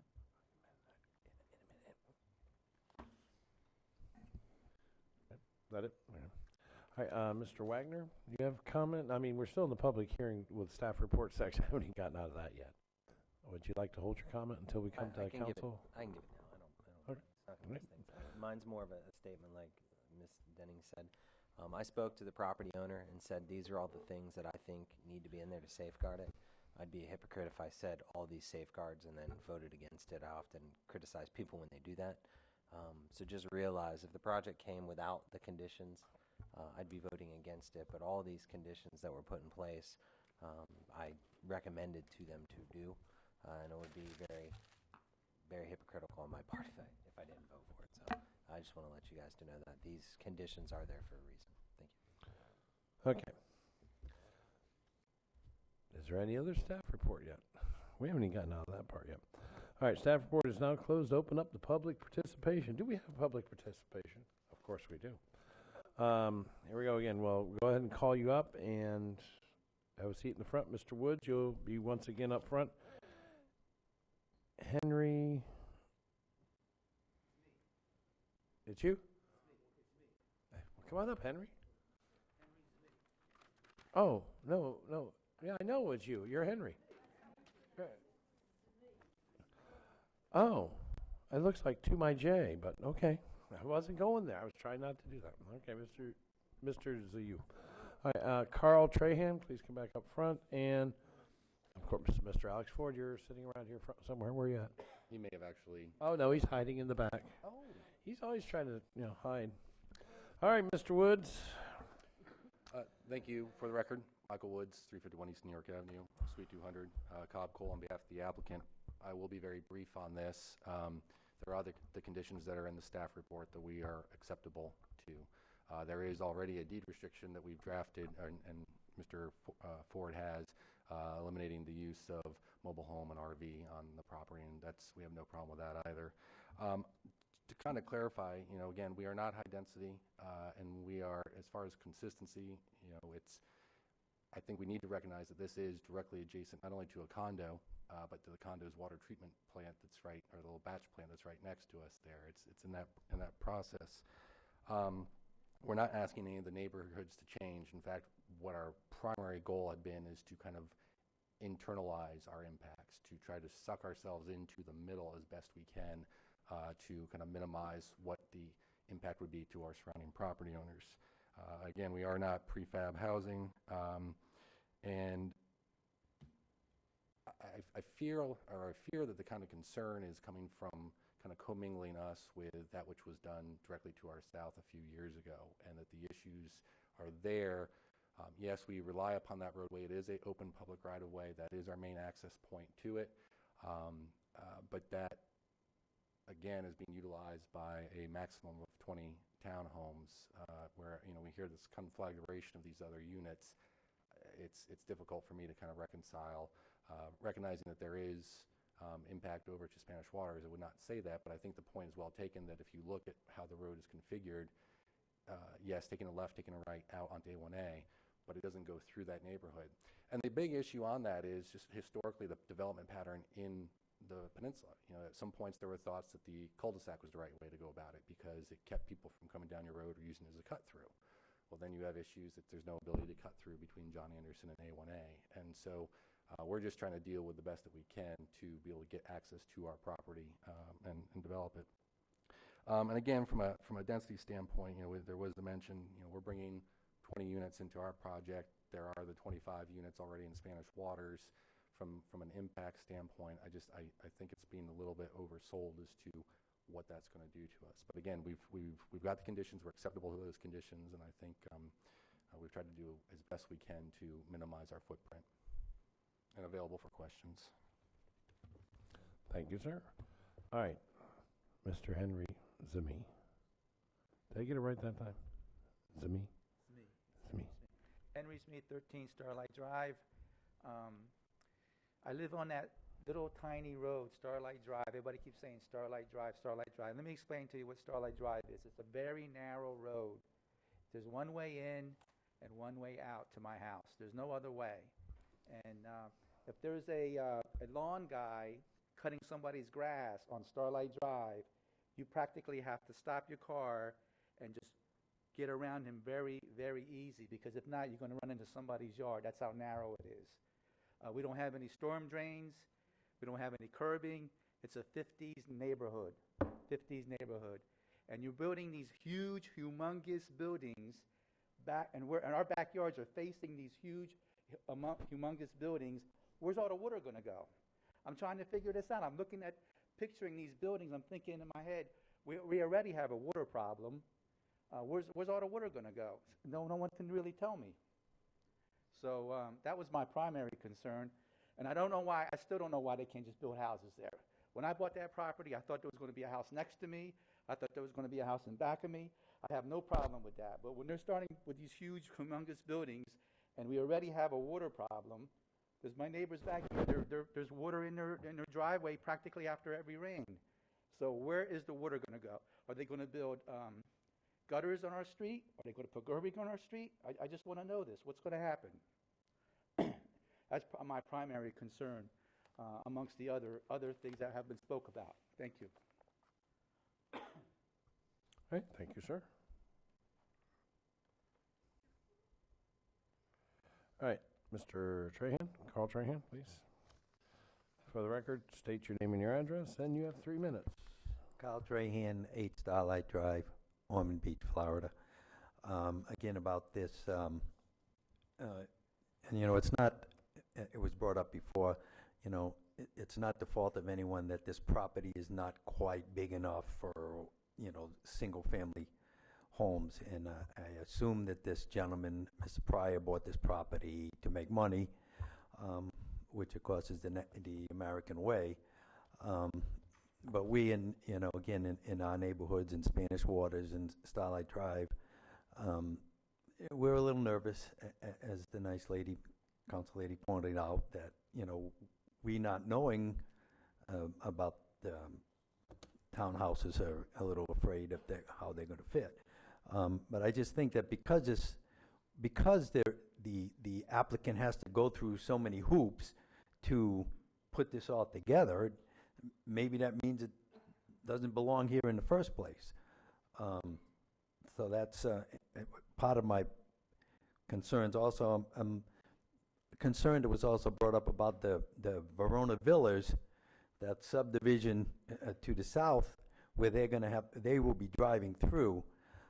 Those roads were put in 6 or 8 years ago because somebody was going to develop and the market fell, and so nothing happened there. But one of my concerns would be, I mean, that place is overgrown with weeds. It just doesn't look well. I don't know who owns that property, but I'm trying to think. So if you've got all this traffic going through there to go into this village green, how are they going to sell and try to build beautiful homes that would fit into our neighborhood if all this traffic is going through there? Again, it doesn't affect what's going on right now, but it's just something to look at in the future. And who's to say that those people at the Verona Villas don't come here 2 months from now and say, geez, we want to be R6 too, because we want to build some more, we want to build some townhouses and whatever. And again, I don't think it fits in the neighborhood, so thank you. Okay, thank you, sir. And Mr. Alex Ford? And is there anybody else that wishes to speak on this matter? Please fill out a yellow form and give it to Ms. Zimmerman so we can get you up here. Alex Ford, 145 East Rich Avenue, representing Jay Asbury still.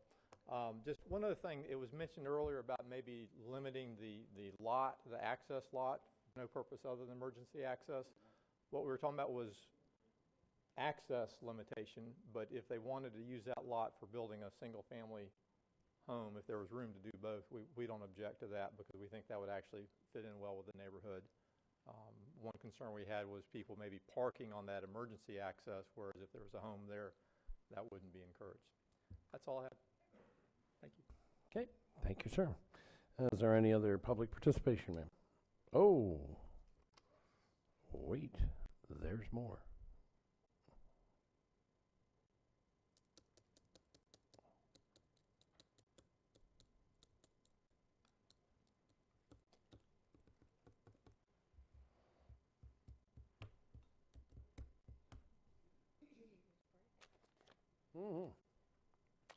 Okay. Okay, we have 3 more people. I will call your name if you'll please. Wait a minute.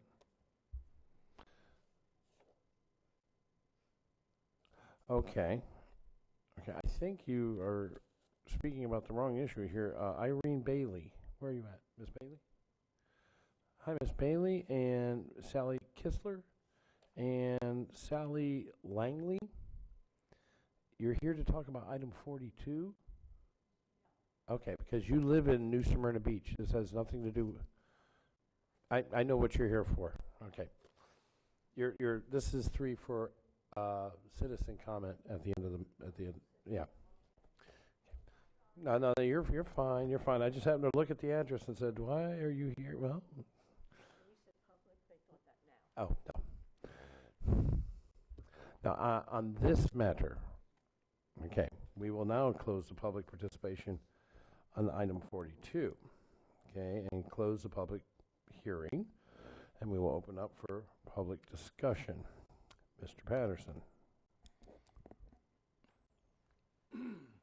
Mr. Chair, I'm going to make a motion to approve case S-16-053 special exception for multifamily standard on proposed urban 2-family residential R6 zoning classifications. If on the recommended conditions of approval for case S-16-053, I'm striking on the 3rd line there in the first condition, striking or manufactured dwellings from that, so that it read the special exception limited to a multifamily standard dwelling in compliance with the R6 zoning classification special exception requirements for multifamily standard specifically for townhomes, and that will there. Everything else will remain the same. And then item number 6, applicant shall record a restricted covenant requiring that the property shall be developed with townhomes only. That is my motion, Mr. Chair. Move approval. Okay, there is a motion for approval. Is there a second? Thank you, Ms. Denny's. Further discussion, Mr. Patterson? No. Okay. I just want to address a couple of things that the citizens have brought up here. Your water concerns. That's why we have this retention pond up there. And as you heard earlier, they're required to keep all this water on their property. Any stormwater has got to be kept on their property. If it comes off, we got issues. It's got to be fixed. So that is part of the concern, and I just wanted to address that. And these hoops, one of the citizens said, you got all these hoops they jump through. So something must be. No, these hoops, as you say, are put here for your protection. These are here for you so that when they do these things, it's not encroaching on your property. It's not interfering with your lives. That's why we have these hoops and these rules that they have to follow. Otherwise, people would start building, whatever, wherever, putting mobile home units wherever they wanted to do. That's why we've got all these rules to stop that kind of thing and to keep your neighborhood somewhat like your neighborhood. All right. Is there any other further discussion? You have something, Ms. Kuzak? Okay, because I thought you were reaching for the little light. Okay. Can I borrow your notes on that, please, sir? So I can read into the record the motion.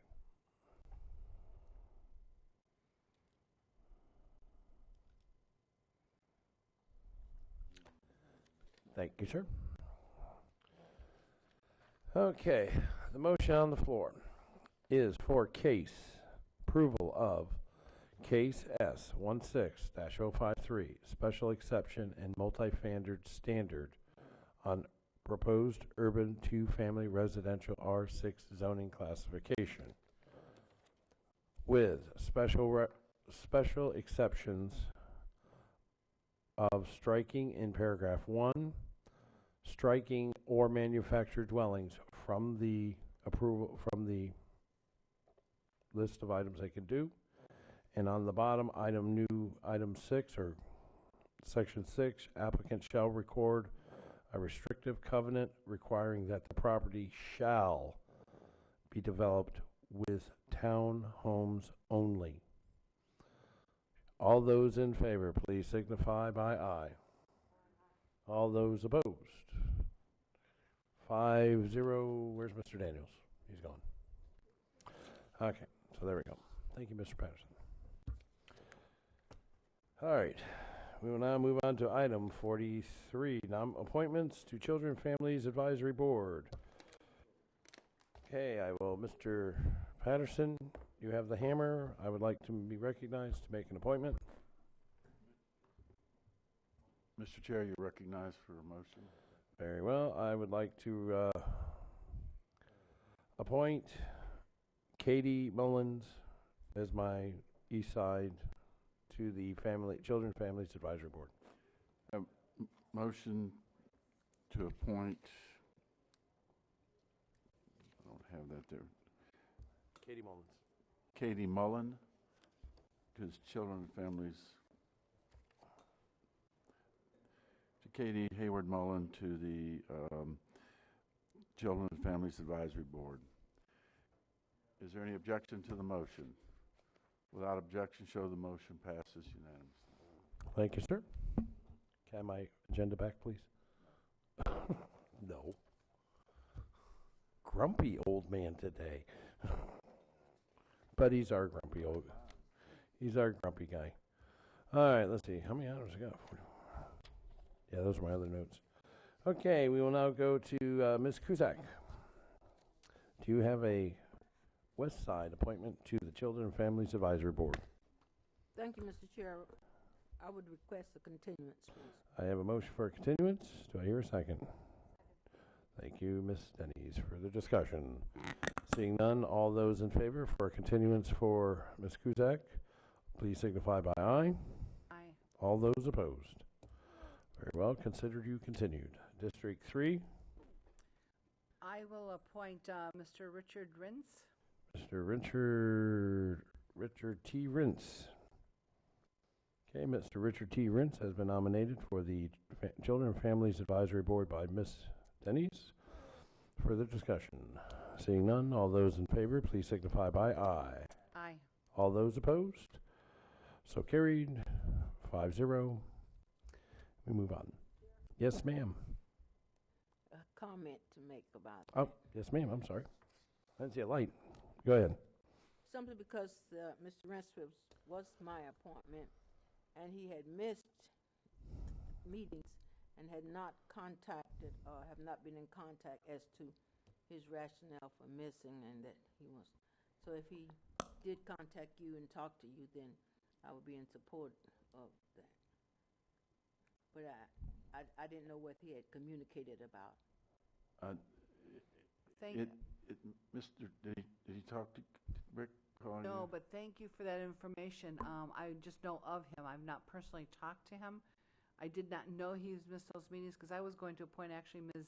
Mullins, that the chair appointed in the district, because the CFAB desperately needs some appointees. But knowing that, Ms. Cusack, I will withdraw that appointment. Okay. Okay, second to the withdrawal, because we were appointed through the record. I need a second for the withdrawal. Thank you. Further discussion? Yes. Please, Mr. Patterson. You know, this is kind of confusing in the sense that Mr. Rentz, who was in my district, and if you look at the way the maps are, the district maps, it comes all the way from New Smyrna Beach all the way over and runs right down. So he's on one side of the road, is in my district. On the other side of the road, he lives. I've known Mr. Rentz, Rick, for many, many years. He had called me about this because he thought I would be appointing him, or Ms. Cusack would be appointing him. Unfortunately, was on vacation. He missed the first one, and then he was out of town for a second one. But he truly wants to serve on that family board, and he had called me about it. And Ms. Cook, I thought he was going to call you also. He mentioned it to me that he was going to be calling you, so I don't know what happened there. But he truly is interested in this. It's just that by circumstances, he had a family vacation in Europe, and he left on that, and then he had to go out of town for another one. That's the only reason he missed him, and he's well aware of the problem. So. Well, I will seek an extension, and I look forward to him contacting me should he like to serve, and could appoint him at the next council meeting should I have a personal conversation with him and satisfied with his reasons for serving. I will have him contact. Okay, so. Since he is in the county and it's the at-large person who had appointed him before, I would be glad to reappoint him based on that information once we have that conversation. That would be the only thing. I'd like to talk to him, and then I would be glad to reappoint him if that's what he wanted. No, that's fair enough. Then I will look for another appointee. I'll try to you get would somebody put else in another one District from- 3. Okay. Certainly. Fair enough. One Thank moment. you. I have a motion and a second on the floor for rescinding of his appointment. And who made the second, please? Mr. Wagner? Thank you. Okay. All those in favor of rescinding said appointment of Richard T. Rentz, please signify by aye. Aye. All those opposed. So rescinded until he now needs to contact Ms. Cusack and everybody. He needs to make some phone calls. Let me question, is that you would? He was my appointment. Okay, no, I mean, you didn't make an appointment here today. did No, Not I did today. not. Okay, that's where I was confused. Okay. She asked for it, and so now you need a continuance, Ms. We Dennis? actually need, yes. Okay, I will need a motion, request for a continuance for Ms. Denny's. Do I hear a second? Thank you, Ms. Cusack. All those in favor, please signify by aye. Aye. All those opposed? We'll call it 5-0. Okay. All right, where, Mr. Daniels stay here, okay. Appointment to Historic Preservation Board. Oh, this is me. Oh. We have one. It doesn't say if it's east side, west side, north side, or south side. Application on file? Mr. Chair, it's a West Side application. He served, this is another absentee issue, and he's requesting to be reinstated. We have no other applications on file. Okay, so he's requesting a reinstatement. It's not really an appointment. Okay. Mr. Chair, you're recognized for an appointment to the Historic Preservation Board. Well, would this really be an appointment or a request for reinstatement? It's a reinstatement. So I would hereby request reinstatement of Mr. Roberts as a citizen for the Cultural, Geographic, or Historic Board. I don't know if a second is required on that. We have a motion for reinstatement of Mr. Roberts to the Historic Preservation Board. Is there any objection to the motion? Without objection, show the motion passes. Okay. Thank you, sir. Okay. It's a tough one, folks. Morning.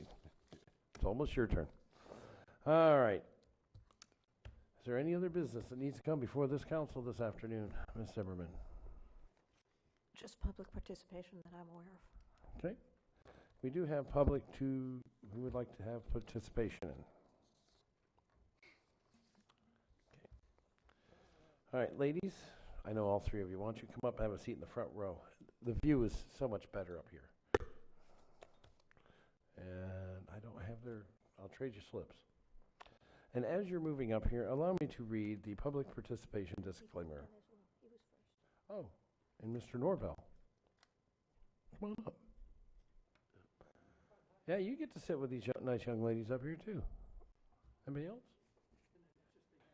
Oh, I have a feeling it's going to be more interesting. All right.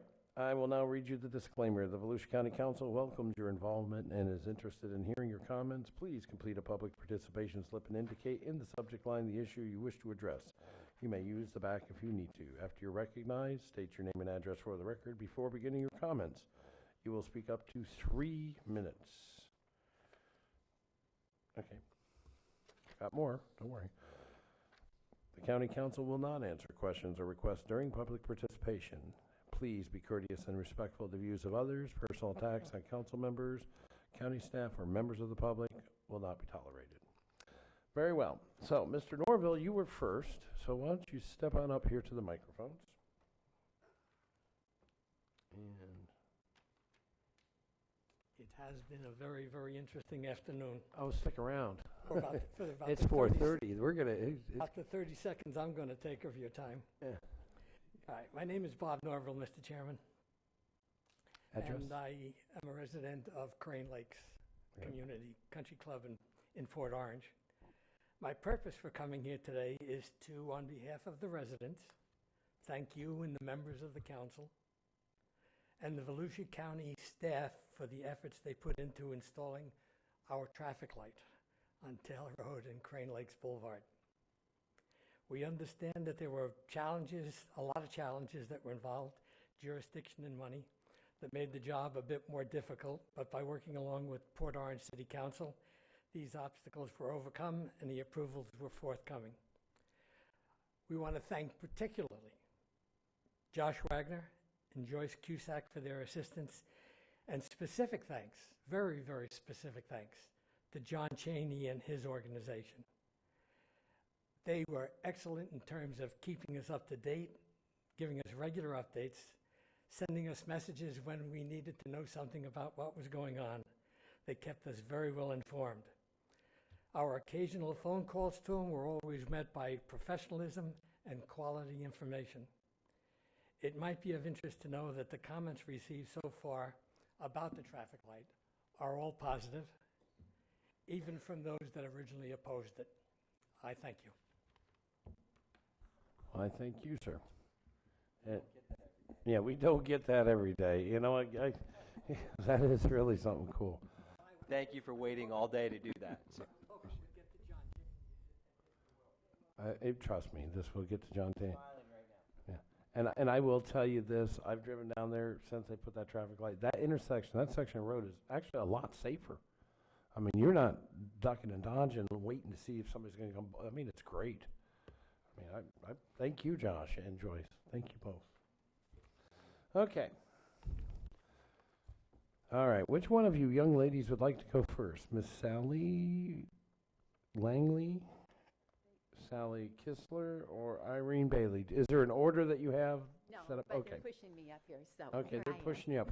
And which one are you? I'm Irene Bailey. Ms. and I Bailey? live in New Smyrna Beach. Uh-huh. In We need your Silver- street address. Oh, it's 34 Oak Tree Drive, Okay. New Smyrna Beach, and You have 3 minutes. in Silver Sands, and I'm just adjacent to Bethune Beach. Can you all hear me? And you have to speak into the microphones. Can you hear me now better? If I Yeah. could? Okay, great. So, let me just tell you, the pertinent people are Davy Johnson, who claims to own 350 acres of land just west of the development of Ocean Walk condominiums, and he wants to fill in the canals that have been dug in the 1950s to control the mosquitoes, which really work. I mean, our mosquito population is down. So now he's smushing, when they dug the canals, they had these humps of land, and he's pushing the land. And actually, I have a friend that was in her canoe and saw them bulldozing mangroves down into the water. And so they're filling in all the canals under the pretext that it's environmentally advantageous, but it isn't. It's putting silt and dirtying up the water that's already bad with the brown algae. It's just ruining the water. And on many levels, and now it's making, we had an environmental person prove that it's building up this grass that mosquitoes love. It's called saltwort and something else, a type of grass. So that on one level, that's bad. So there are 2 agencies that this man who owns the Webster Creek, there's 2 agencies that he has to have permission to do this filling in. And the 2 agencies are the St. John's Water Management District and the Army Corps of Engineers. Now, here's the real problem. The person that is the president of the person that is the president of the biotech firm from Orlando that he hired to pull the permits and to do this job, the president of this biotech firm is John Miklos, and he just happens to be the chairman of the St. John's Water Management District. Isn't that hilarious? Just think of it. Okay, so the entity that is approving this project, and he's already approved it, the St. John's Water Management District chairman of the board is John Miklos, and he is also the president of the biotech firm in Orlando that Davy Johnson has hired to pull the permits and fill in the ground.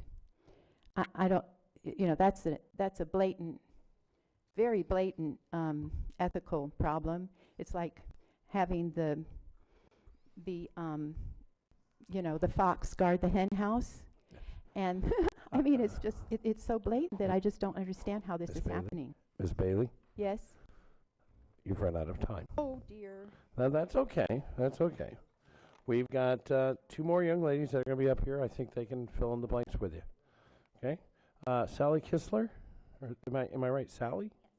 Come on up, Miss Sally Kistler. I need your name and your address. My name is Sally Keisler. Oh, you and can pull the microphones down to you, please, so we can get you on the record. and My you can name hear. is Sally Keisler, and I live at 42 Oak Tree Drive in New Smyrna Beach. You have the floor for 3 minutes. I probably won't take that long because I'm very nervous. Oh, that's all right. Relax. Just finding out about this project has me very concerned. We moved here 12 years ago, and we live on this canal, and we bought it as a property value for us to go out to the intercoastal, and now we hear someone is trying to make a little profit, and it just doesn't seem fair, and the time limit is not very long.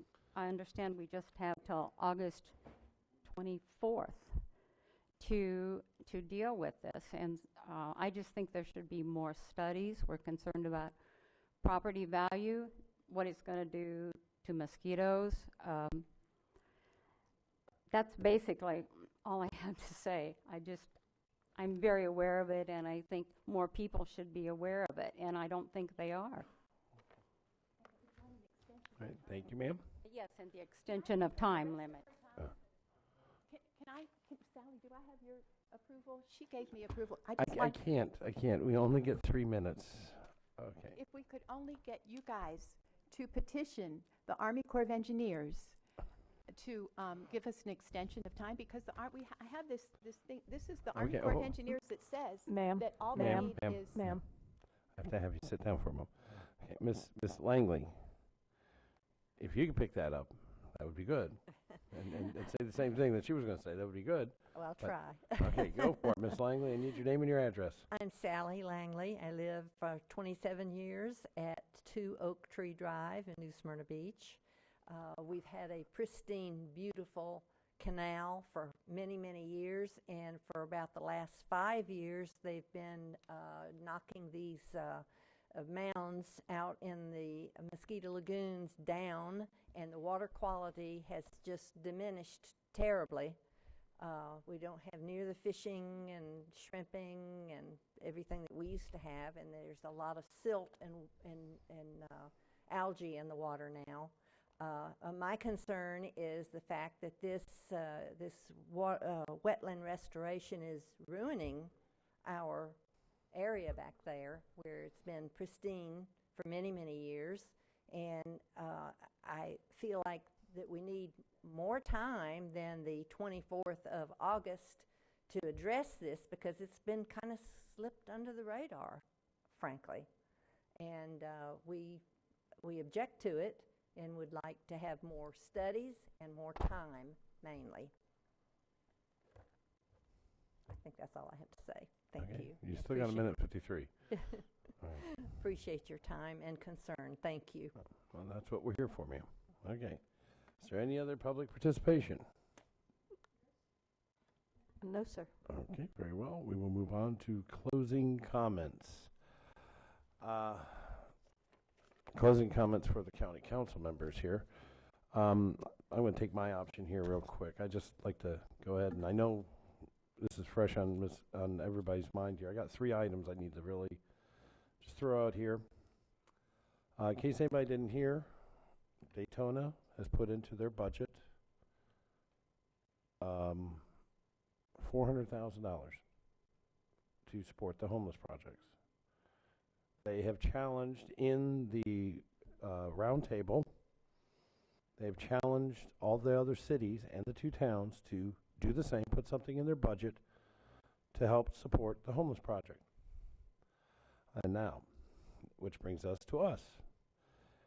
I would like us to maybe reconsider the acreage and some funding for the capital project. Don't need to just let it roll through the head. Let's think it through, but only if the other 12 cities join on board.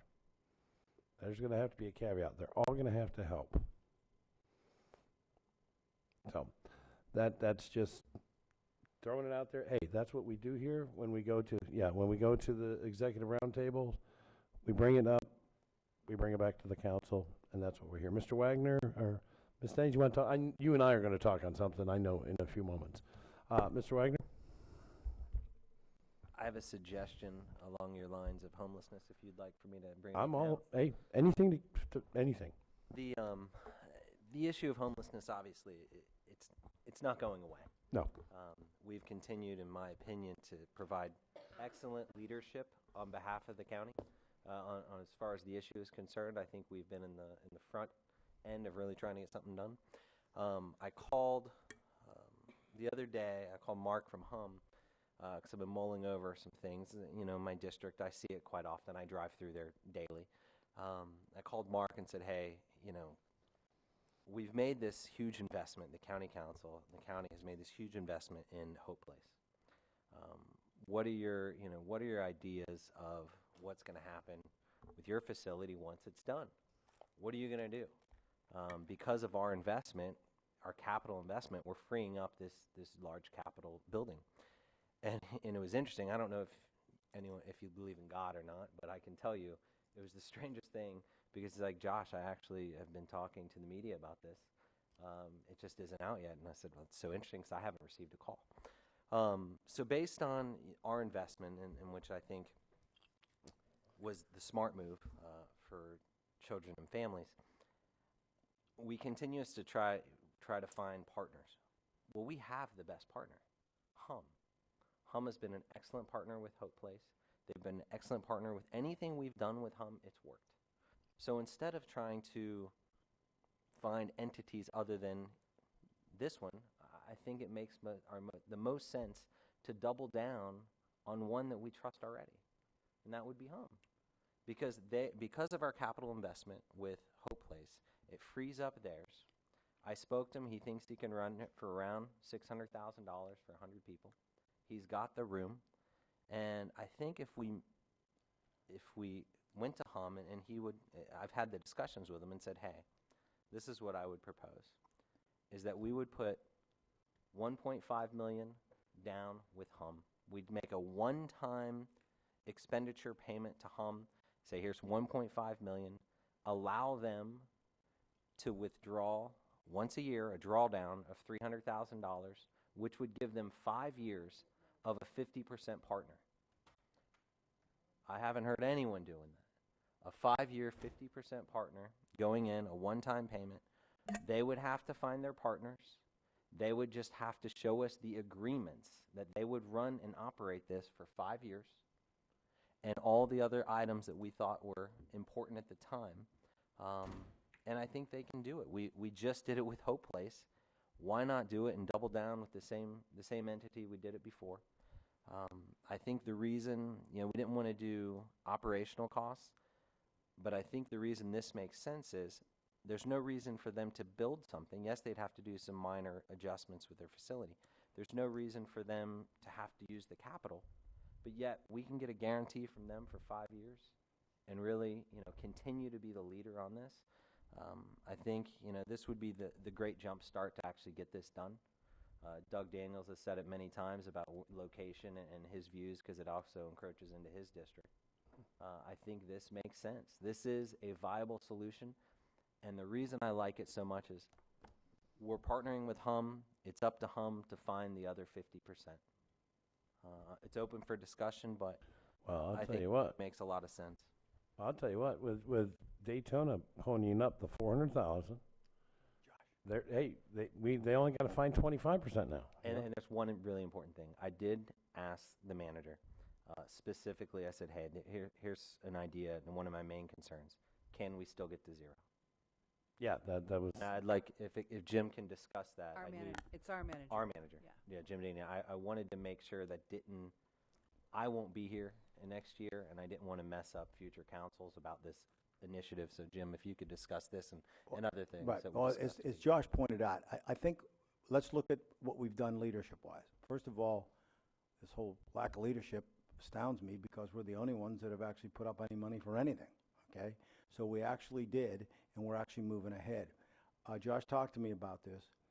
Some of the premise we always had was that only through local ownership of the issue will you ever get anywhere. We can help, but you have to have ownership by someone that's going to take the local ownership. So what you had was in Hope Place, you had Hum with the private sector taking local ownership. So we became as a sponsor to help make it happen. You're going to get a request, I believe, from DeLand. They clearly have talked to me about, Jim, we get it. We're going to give you a proposal. We're going to sign an agreement if we can. We'll understand. We'll take the ownership of it. Can we have your help? And I think they're going to come in there and ask for help. Okay, I think it's about $1 million, and they're going to put their own program together. So that was always the fundamental. Someone else has ownership, and that they'll sign an agreement with us for a reasonable period of time. We always felt is about 5 years. So when Mr. Wagner asked me about this, if you do what he's suggesting is that if you give them the 1.5, you don't do it in increments, you give them the 1.5, and you say, because they told us what it costs, that they should draw $300,000 a year. That guarantees them they can show people they have 5 years worth of money. That's the point. It ain't like it has to come back here every time. You gave them the whole 1.5. So there they go. They got their 5 years if they can match it with somebody else. And so the call, Mr. Chair, is I think is what Josh is getting. This call to other cities, we don't care how they do it. The point is that you'd have it. Here, they would have ownership. And here's the other thing. The reason you'll be able to do this is that Josh and I talked about doubling down is because we invested the money in Hope Place, which freed up the capital in the building they already own. So it's not a leap for us to say we got a good partner, we're going to capitalize on the equipment, the capital that we already put in. They can tout the 1.5 to say, look, I got 5 years, I need people to help me make the other 5 years. Whether it's Daytona Beach, all the cities talk about how they're going to rush to put money in. There goes your chance. There are proven quantity of being able to own being able to run a facility. They don't have to permit it. It's already there. They just utilize all the capacity that opened up after we moved. I think that is, while we would allow them some flexibility in how they use the $300,000, I think in that case, because we opened up the capital for them, that we could afford to give them some flexibility, because in essence, they don't have to build it. They'll have to probably modify it. But I think that way you get the ultimate jump start. It gives everybody an opportunity. And once again, I think it puts you in a position of leadership. Now, the $1.5 million, I will tell you, I can't find, I'll take it from something. But you have to remember, I have been thinking about where we would get up to $4 million if you ever wanted to use it. So I've been working on this. You will have to give, and I will show you where. I think I can take some logical risk in certain areas to give them the money, because I've been thinking about how we could do this, and still get to zero. So I'm saying you can get to zero, you can put this on the table, but I really think that what's key is, one, they have to sign an agreement with us, showing us that they have 5 years. And the way we help them is to say that the $1.5 million, which they have in their hand, they don't have to come back for, can be used over 5 years. And so they know they can use $300,000. That gives them the biggest head start you could ever have. We're not the ones running it, and we're involved with an entity we trust, and they are taking local ownership. I actually think that it's a little different than we've been going at it, but as you said, it keeps evolving. We keep getting said that no one's showing leadership. And I think that most everyone here would think that that space logically has already been used for this purpose and is within walking distance of people. So in that case, if everyone wants to do it, you've given them an opportunity, and I think you've given HUM the support to show that they can hold out the 1.5, saying we have 5 years worth of funding if we can get a partner. Okay. Just a thought. But I think Mr. Wagner's got an idea that's probably worth considering, and we can get to zero. It works for me. All right, Mr. Patterson, you got, well, first, Ms. Daines, you got a comment on this issue? I do. Go ahead. I think it's worthy of more discussion. I think, so let me get this. We're using existing infrastructure, expanding existing infrastructure. We're back to where we started this conversation at the very beginning, looking again at existing infrastructure. I like the fact that it's local ownership.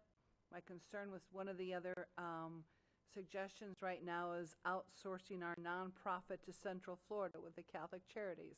We would move control of the project to a nonprofit in Central Florida, and I don't think that serves Volusia County at all. As far as Halifax Urban Ministries goes, I think it's a good partnership, but here's where we trust but verify, because HUM is just now getting started on Hope Place. And maybe if that's one-on-one with Mr. Gilius and his board, but I need a confidence factor in here that he has the staff and the board has the experience and commitment to understand what's coming at them. Hope Place alone is a huge weight for a volunteer nonprofit board to handle, and a staff. And then we're going to add an expanded project to that. I have to see the strength of HUM. I mean, there's some serious questions we have to ask, because if it fails, you know, then, and you know, And Josh. this, just so you know, I'm not pressuring anyone to say we need to vote to do I 1.5 understand. million. It would just be to give Jim direction to start talking. The to one them thing, and their Ms. board. Dennings, I agree with you. The one thing is, I am advocating that you would only do this if they gave a written agreement to us that they had to sign. Their board, in my opinion, will not do that unless they think they can do this, and that you would never move forward unless they get support that they have to quantify to satisfy us in writing before they get our money. So so in other words, we would get to analyze what they're telling us, but they'd have to really be sure they could do it. Well, and you know, as an organization here, council tries to keep 10% in reserves. That's our policy. This just triggered something back with me when I chaired the Early Learning Coalition, and we put an RFQ out for services, and actually pulled it back in and brought everything in-house, because we were the umbrella agency, but the nonprofits and the organizations underneath us, what we realized was,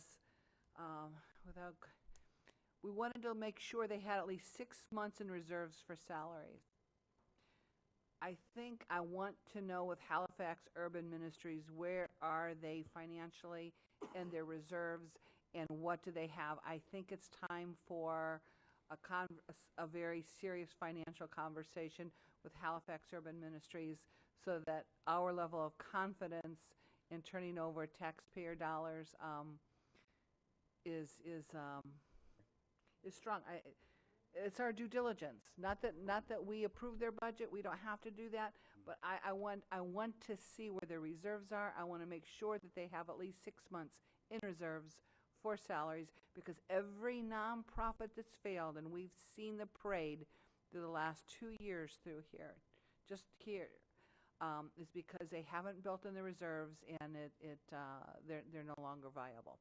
So I think it's a good idea. And Josh, you know, it's interesting. One of the reasons Hope Place is successful, and we got to yes with that, all the agencies, is because we had a champion. It would be really nice to know if we had a champion somewhere that wasn't on council at the time, after January.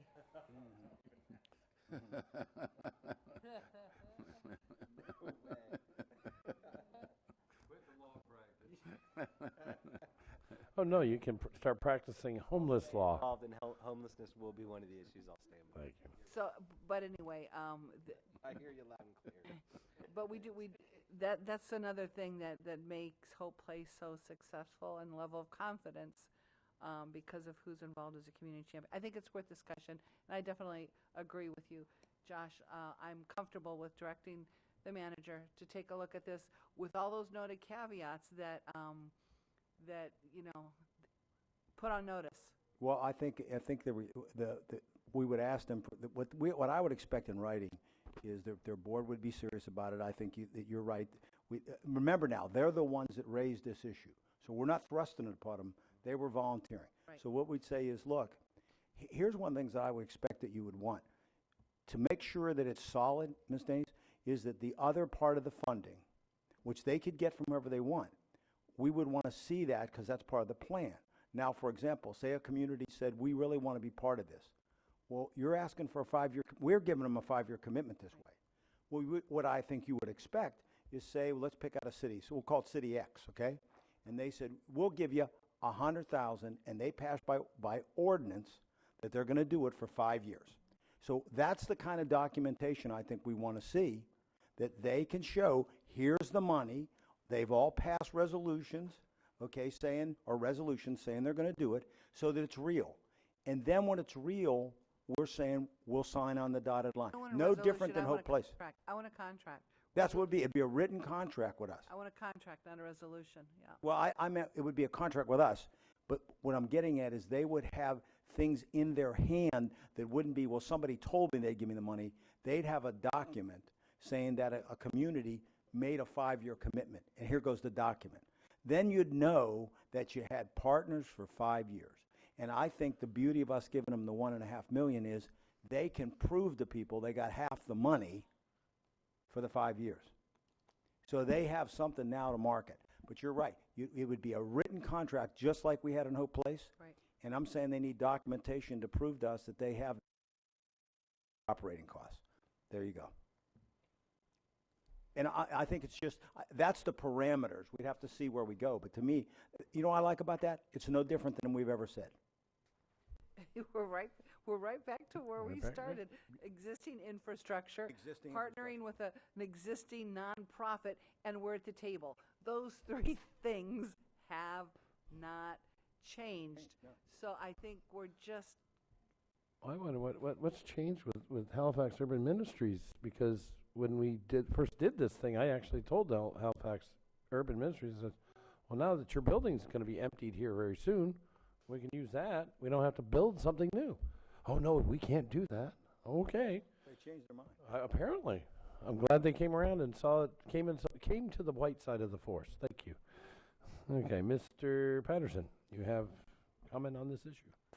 Yeah, I'll jump in here for a second or two.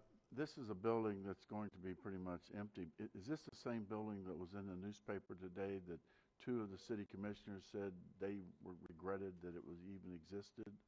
Okay. Just doing a little But check it's, here. but it's already, here's the interesting part. Is that a it's yes? already zoned. I know, that's a already homeless zoned, shelter. so. That's what makes it so interesting. Yeah, What could you say? Yeah. Just 2 points here. One, we need to keep reminding people how much we are already putting into the homeless issues, the 14-some million dollars, 7 of it, which is coming out of our general fund, because I keep hearing this, the county does nothing. We've never done anything in this, and so I get a little pissed at hearing that comment and reading it every now and then. So I want to see how this plays out, but I do want to see that everybody, the cities come together and realize. I have a sinking feeling they're going to say, well, if the county's going to put up 300, then my golly, that they can put up more and just pay for the whole thing. So, and I don't want to see that. This is something that I want to make sure. I'm like Deb. I want to make sure that everybody's on board that's going to be there. That's already said, oh, we're going to put up money. I want to see it on the table, and with no strings attached, as you know, other than paying for this facility. But I do kind of question with Halifax Urban Ministries being involved with Hope Place and then this project. I hope that the staffing and everything comes together, and that they will do some type of work with the people coming in there for those that need jobs to help them out. Those that my concern is it turns into a flop house. That it just becomes a place. I heard one of the city commissioners from Daytona say that when they were making these motel rooms available, they were getting out-of-town calls from people wanting to know if they could, get a room, that they wanted to come down here. Suddenly we became the place where everybody, or the adjoining counties start bringing their folks over to the county line, which is an old trick that used to happen quite a bit. So, but I like the idea. I really do. I like the thought of it. I think, it's just something else we can do here, and hopefully it'll come together. All right, Mr. Daniels.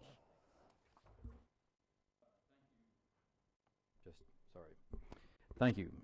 I think something like this is absolutely terrific. It's something that we really ought to go ahead and do and explore. I would like to perhaps expand it out with Josh's permission, and that is there are other buildings that might work other than that particular one, and that if another building emerged as being the choice, as long as it was not out in the swamp, I won't support a dime for the swamp, not a penny. not one penny for the swamp. But if it's a building that is a reasonable building, and there's other alternatives, then maybe use one of them. And the reason why I say that is that the Halifax Urban Ministries building would probably be used anyway, because there are a lot of these people who are handicapped or they're old and they're never going anywhere. North Street would be a good place for them, because they could live there, and they're not going to be going back and forth if there's no feeding there, there's no army of people going through the neighborhood, all the objections that to North Street all of a sudden go away. It's a residential facility for people who are not leaving. Well, they're only leaving one way, you know, and that's, you know, Pine Box kind of thing.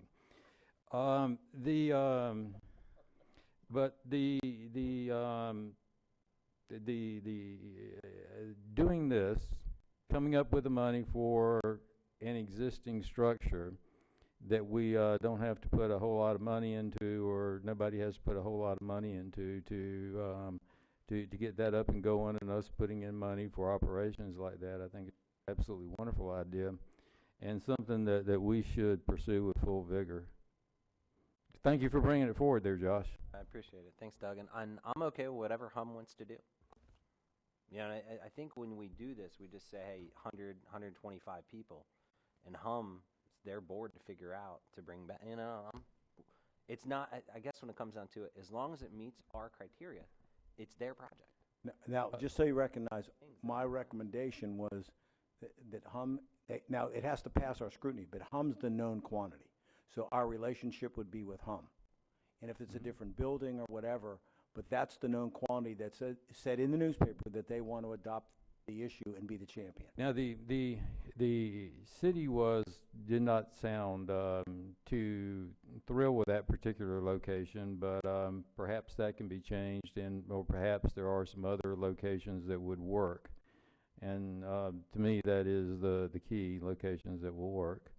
That might suit them better. I don't know. So that's one of the reasons why I don't want to limit it. But it needs to be something besides some place stuck out in the middle of nowhere where people cannot go to work in the morning, where people are stuck out there, you know, with nothing to do and no way to better their life at all, other than to sit around and get stung by mosquitoes.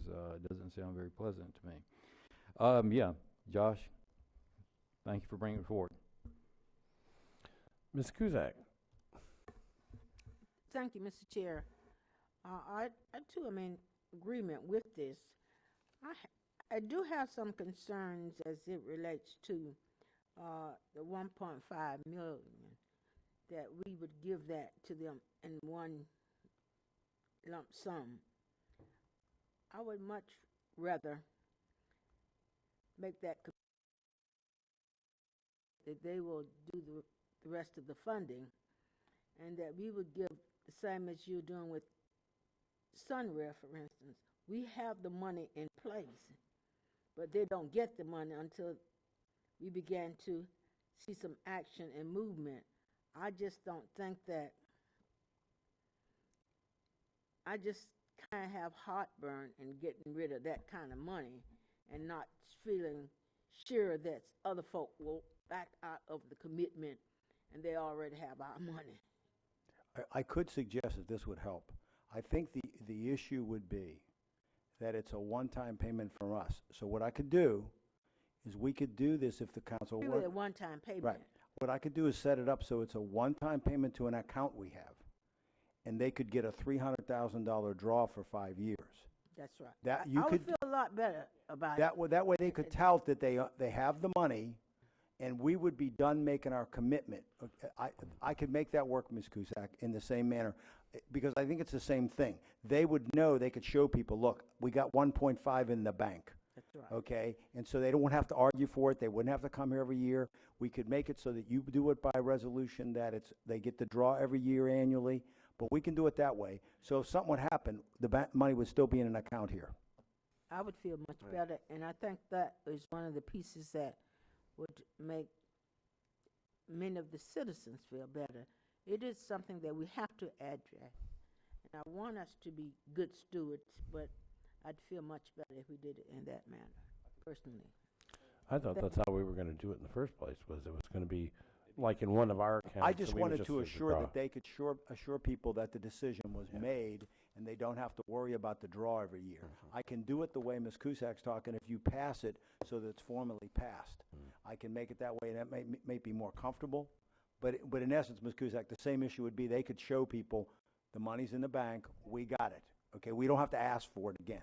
And what I can do, which is important to Go to Zero, is I would show it out of our account for Go to Zero, so it's gone. Okay. Mr. Deneen, my concern is doing it this way, I want to make sure that a future council doesn't rescind it. So I want to make sure that they know that it's going to be there, because I Can't bind future council. That's why the 1.5 million right there to them, we know it's done. But I just, if there's some way to guarantee that it's going to be to that facility for 5 years, I just don't want, something to happen and 4 boats come in. Give us some time, we've just talked, is that we may be able to, for example, give it to a third party that could protect the money. I'll make up an argument. I'll just say I gave it to a bank, okay? I think what Mr. Patterson's getting at is very important, and I think this is what you want to do, is that you don't want them spending it all at once, because then all of a sudden you don't have a 5-year commitment. But you don't want it to look like they're at the whim of every year or someone's going to take it back.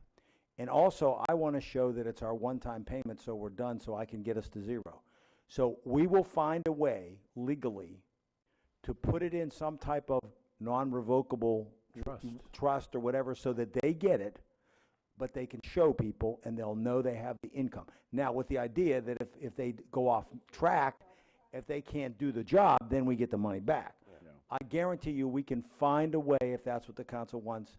Actually, we'd be glad to do it that way. Yeah, save our bacon on that one. But that way, I need them to show they have it, so they have the 5-year commitment, and it's non-revocable if they do the job.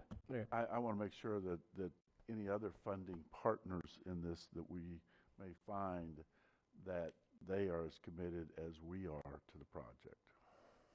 I would assume that would be the documentation on the plan they give us. Okay, in terms of the contract they sign, they would show us in the contract that they have a commitment for 5 years for the rest of the funding. Well, I have a lot of the church that I belong to, we've been involved with Halifax Urban Ministries for years, so I have a lot of confidence in the organization, as opposed to some other that I've had to deal with. But so that's why I can buy into this. And one other point, just so I'm clear, because if I get this task, and that is, I do want to touch on something that Mr. Daniel said, is that I don't think we should give people the impression that we're locked in on North Street. What we were going was based on what Mr. Wagner told me. He's based on what the comments they made. But if they believe that it ought to be another facility, we're not going to change our amount. Our amount was based on what they said basically for the infrastructure being there. So so I think what we're saying is, if they can come up with an alternative that everyone agrees to, whether it's North Street or someplace else, then we could back into it this way. But I think the point of it is, we're doing our part by saying, hey, we'll be a partner of 1.5 million. Our partner is HUM. It's HUM's job. Yes. I'm not talking about any cities at all. It's Right. HUM's job to figure out who can they partner with for the other half. That's it, This exactly. is the great startup. We're doubling down on our investment. It's up to them, because we don't need to fight. We continue to be Right. in a situation to, like I said before, I've never been the bad guy for offering $4 million. It's an anomaly. It doesn't make any sense. So the only way I can, and I've thought through this a lot, the only way to do it is say, we found our partner, we're willing to give you half. Josh, You come back up. if we had offered $8 million, they'd really hate us. I mean, so how much, when it comes down to it, I'm proud of this council. We have done some amazing things, just like with Embry-Riddle, and I went through that list. We have to be a cheerleader, and I think this is one of those times we have to be. We continue On board. Hum's with us. Let's go Hum. The agreement would be with Hum. See, that's the key. The agreement would be with Hum, and then, and that would be a signed agreement that we would have. And then I think that they have a responsibility to spend the money. They have to show us a commitment, a real commitment for the other part of the money. But the $4 million for us building out in the swamp is definitely off the table. Well, let me make this clear. The council talked to my office, the administrative side, about up to $4 million because we don't find money, we'd have to take it for something. Well, what I'm looking at is following that commitment. So if the land comes forward and wants $1 million, if you do $1.5 million for this, you've reduced your commitment, in my opinion, by $2.5 million. There is no every time we turn around. I can't get you to zero and do that. I'll try to find a way within the $4 million over a period of time. But that's stretching it. And that means I'll have to change some other things and to go to zero. But I'm assuming that that's what the commitment's based on, is not exceeding the $4 million. Okay. Okay, good. I only had 3 things that I wanted to throw out here today. That's no problem, no problem. Like I said earlier, though, I mean, when I went to Hum right after we did the whole place, they just looked at me like I was crazy. You can't do that. And I was like, okay. I thought we could. I'm glad you talked to them. They had to change their heart. That's a good thing. Mr. Chair, so we're clear with everybody. Yeah. So what we're telling, and I can tell Hum, is that we stand ready if they want to make us a proposal based on the philosophy you just told me. Exactly. Now, you still have to analyze it. You haven't committed to anything. No. But what you're saying is we're open to a proposal from you given these guidelines. Exactly. Same guidelines that have already always existed? Yes. Yep. Yes. Pretty much, yeah. Last evening, I was over in Silver Sands. I thought it was there for a stump speech kind of thing. And it ended up to be a Q&A about hydroblasting. These 3 young ladies were there. There are some major concerns of the citizens out there, and I am bringing forth to the council and to our county attorney some of their concerns. Like, let's go ahead and put that beautiful picture up there. I got this last night, and it only cost me $38. This is the area in question here, okay? And I get to draw on the picture. From what we understand, now this is what they're saying to the citizens here. Is this Mr. Jackson or Johnson? Jackson, right? Johnson. He now owns a large portion of this area out here, correct? He says he does. This is what they're saying. This is what he is saying to these citizens. And okay, Miss Seaman. Well, anyways, the big thing is all these little white dots in here are the spoils. Let me go through all this real quick, and I'll get you. That way, you'll know everything they want to know. He says he owns this. He says the word is they're going to start here and clear all that and make that one big huge section. There's even, from part of the conversations that we were having last night, they said he's actually thinking of, this is going to be this whole area here would be like the bank. And then another section of this property, wherever it is, he's going to develop on. And see, I mean, I'm getting the head nods. This is what is being told to these citizens here. They are not happy people. So then we have a further conversation where the actual question is, who owns all this land? Because these are spoil islands. They were actually created when we dug the trenches. So, I mean, there's a lot of questions, and I guess I'm not asking for an answer today. What I really would like to know is if we could get some information together so I can go back out there to these folks out there in Silver Sands and say, all right, with the staff member, make sure all the facts are straight, we know who we're talking about, where this land is going and what's happening, and give you the straight stuff. And let you know exactly what's happening out there, because, I mean, they were nice folks out there, but it almost got hostile. I mean, it almost did. And I was like, okay, breathe. So, and I know, Ms. Days, you have some comments on this thing that, I mean, probably above and beyond. I couldn't, like I said, I wanted to get to that thing Tuesday, and I couldn't because a tree was in the road on my yard. So, yeah, Ms. Denny's. Thank you, Mr. Chair. First of all, There was a meeting in New Smyrna Beach at the Brannan Center Tuesday night where staff was there, and we had a standing room only crowd. I think we had probably well over 200 people there to discuss. This was kind of a sidebar issue, if you will, but all the capital improvement projects going on in the district. But certainly this issue and the term that probably draws the most ire is hydroblasting. I assume you're referring to Webster Creek and this 315-acre parcel. So the council has all had received emails from concerned citizens. At the last county council meeting, I had forwarded the emails to staff and to legal, asked them to take a look at this, and they did. At the last county council meeting, and this is all in the record, the last county council meeting, we directed staff, and 3 letters were sent, one to the state, one to the governor, one to the EPA, and one to the St. John River Water Management District. We challenged the ownership of sovereign lands. That's really the question here, is who owns the sovereign submerged lands. We have challenged that. We've asked them to slow the process down. We've asked for public outreach and public meetings. The county has already been proactive in that. We have taken exception to the process of hydroblasting versus a mechanical method, but that we really have no say in that. It's actually not our jurisdiction.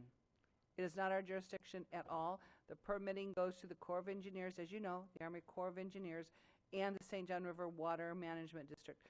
What this county council has done with direction from legal staff and the manager is inserted our voice and our concern into this issue. So we also had several people show up at the meeting Tuesday night on this issue, and one citizen said she actually has pictures. They used a drone, I guess, to go up and take some shots of the activity going out there. So staff asked for a copy of that because then that's something we can challenge. If that's going on and it's not permitted for that particular reason, then that gives us a little more impetus. So we're aware of it. We don't have the authority to stop it. We just don't. But what we do in our official position, we have done and will continue to do. And I did get a request from the audience that night. They wanted to see, if I could get copies of the letters we sent out to the governor and to the EPA and the St. John River Water Management District. Well, I don't know all those individuals. There's everybody there. So what we agreed to do, and I actually went to the site, to the Coastal Division. If you go to volusia.org and under Services, the drop-down, Government Services, there's a connection to the Coastal Division. And I've asked for a link for hydroblasting, or whatever we want to call it, Webster Creek, whatever is the appropriate title to put on this for the letters that have been sent, and then any correspondence that we receive back. I know that they've extended the line of input, date of input, to August 24th. They have done that. What that's going to achieve, I'm not sure, but they have extended the date to August 24th, and they are taking, they're taking testimony from their environmental resource permit. They are taking testimony on that. So what I would suggest you do, if you haven't done already, is get your testimony in to the appropriate authorities, because we can't do that. We cannot do that. So I just want you to know that this particular project is getting a lot of attention. Because I'm in District 3, and I can tell you it's of genuine concern. I can also tell you there's a lot of misinformation out there. There's an awful lot of misinformation out there. So what we can do, we're doing. How the governor or the EPA or St. John River Water Management District decides to or decides not to respond is out of our hands. But I will tell you that our staff, management, council, and legal staff, is on top of this. And Ms. Seaman, would you like to comment on this? Can we please turn the map, please, so north is north? It disorients me. Yeah, thank you. I was going to ask that too. No. No, that is not No, north. that's north. There we go. The Thank water, you. the water's on the east side. Yes.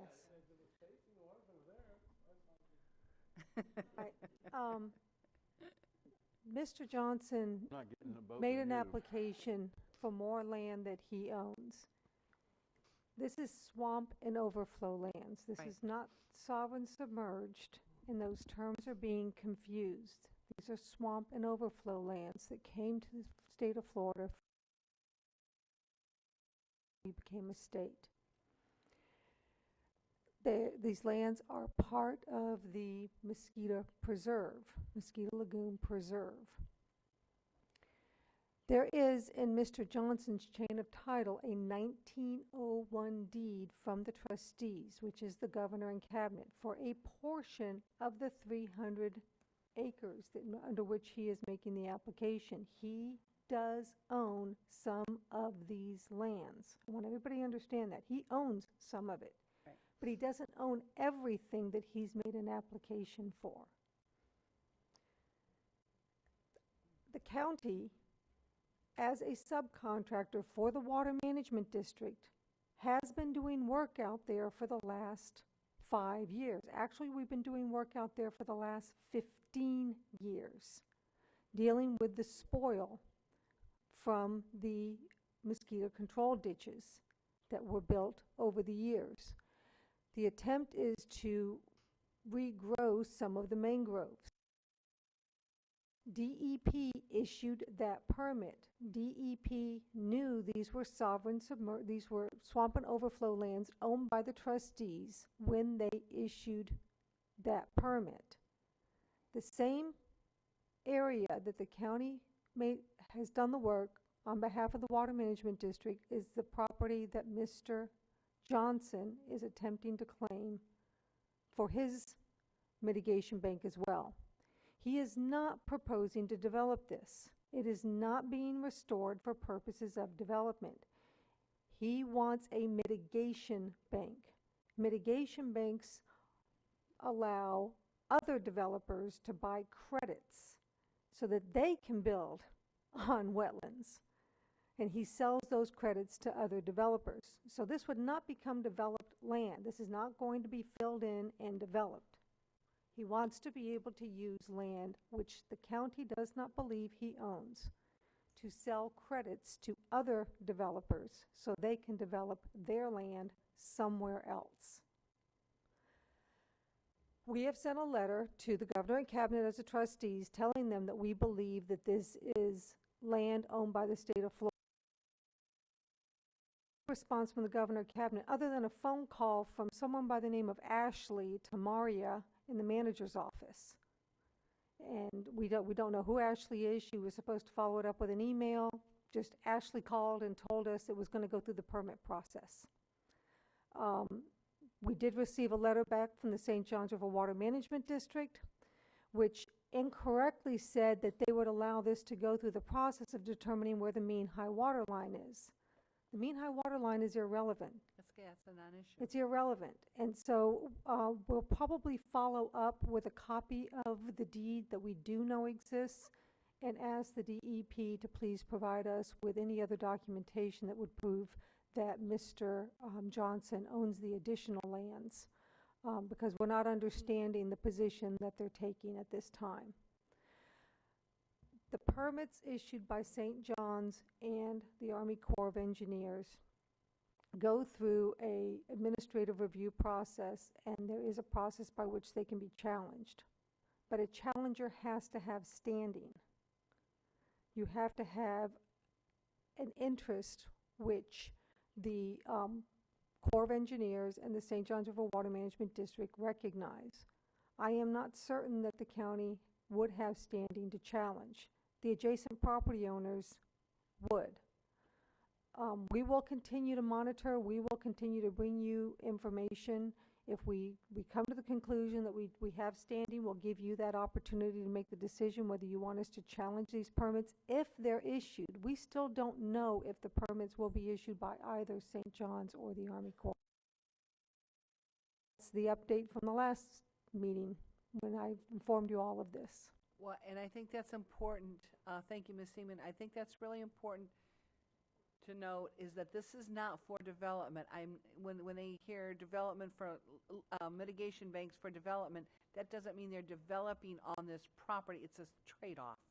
It's a swap. It's, you know, I want to build over here on this land, but there's wetlands, so I'll trade you good land, you know, help reinforce this wetland so I can build over here. It's a trade-off.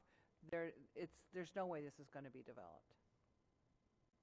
But I think that's an important. That's an accurate statement. This property is not being proposed for development. In fact, if by chance it is approved as a mitigation bank, there will be a conservation easement placed on it, so it would never be developed. Now, as to the hydroblasting, Don't say fracking. the hydroblasting,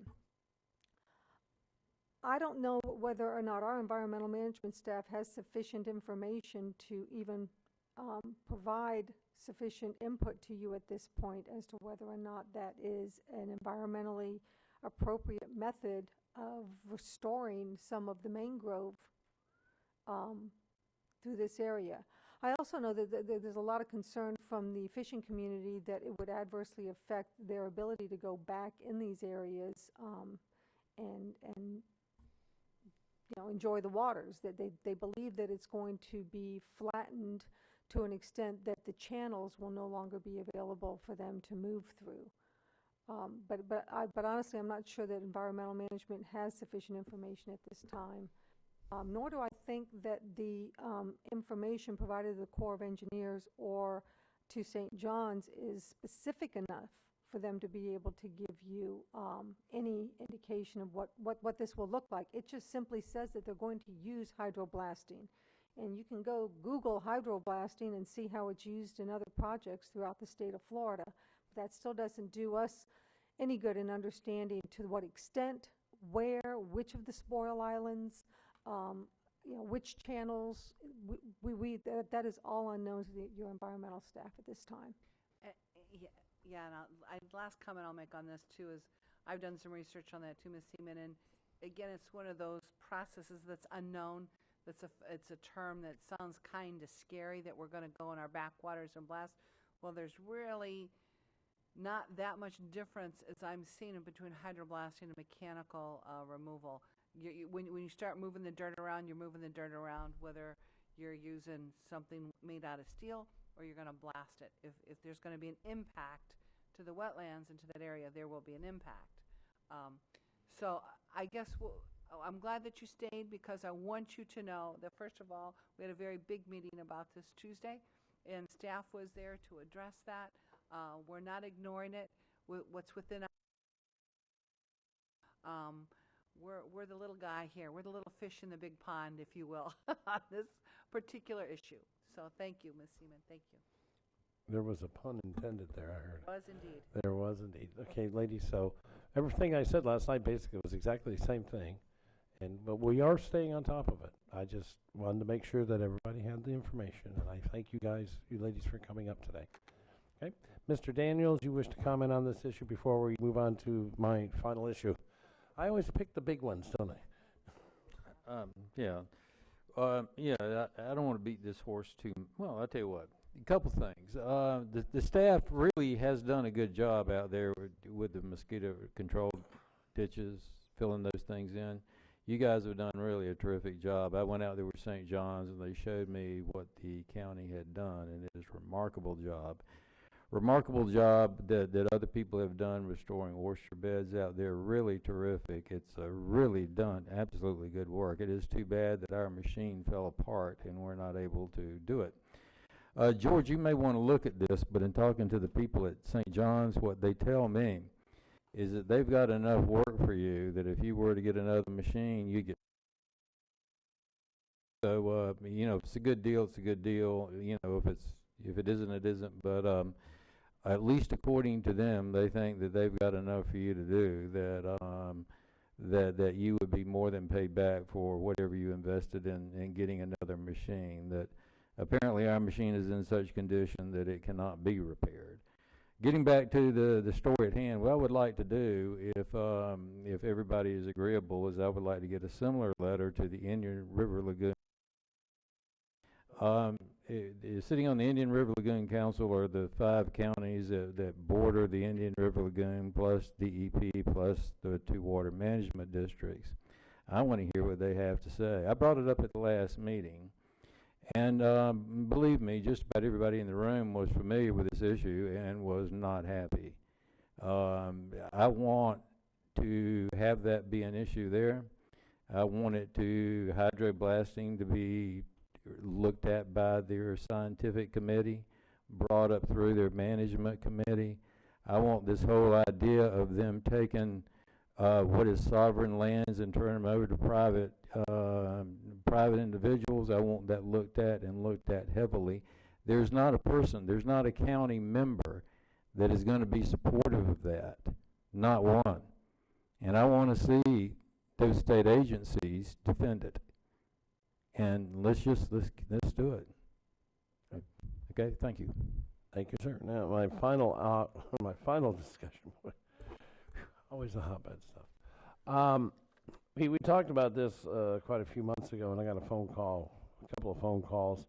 You know, these, and it's really prevalent lately, people are going out and buying these big, huge motorhomes and trailers. I mean, they're spending hundreds of thousands of dollars. And when my brother has one of these little trailers, he's a truck driver. He has a travel trailer, and he parks it, and when he's home for 4 or 5 days, he goes in there and sleeps and gets caught up, and then he takes off again. His air conditioner broke, poor guy, and when he came home, after being on the road for a month, there were mushrooms growing in his cushions because of the humidity and the heat, and his air conditioner broke. So a couple of months ago, we had a call from some people that were saying, hey, we want to be able to plug our units into an electrical outlet just so we can have the air conditioner running, not live in it, just plug into it. I don't know, did we go anywhere with that?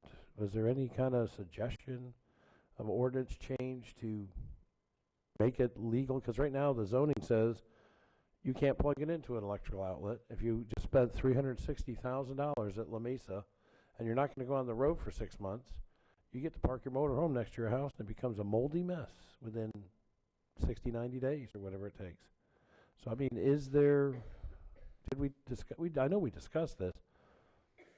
There was no direction from council to amend the zoning ordinance. Okay, so we didn't go to that far. Well, if it would be the pleasure of this council, I think that would, if we could make a change to that, discuss it later on. I mean, don't do it now. Let's have a discussion in the future about that, but make the caveat only power.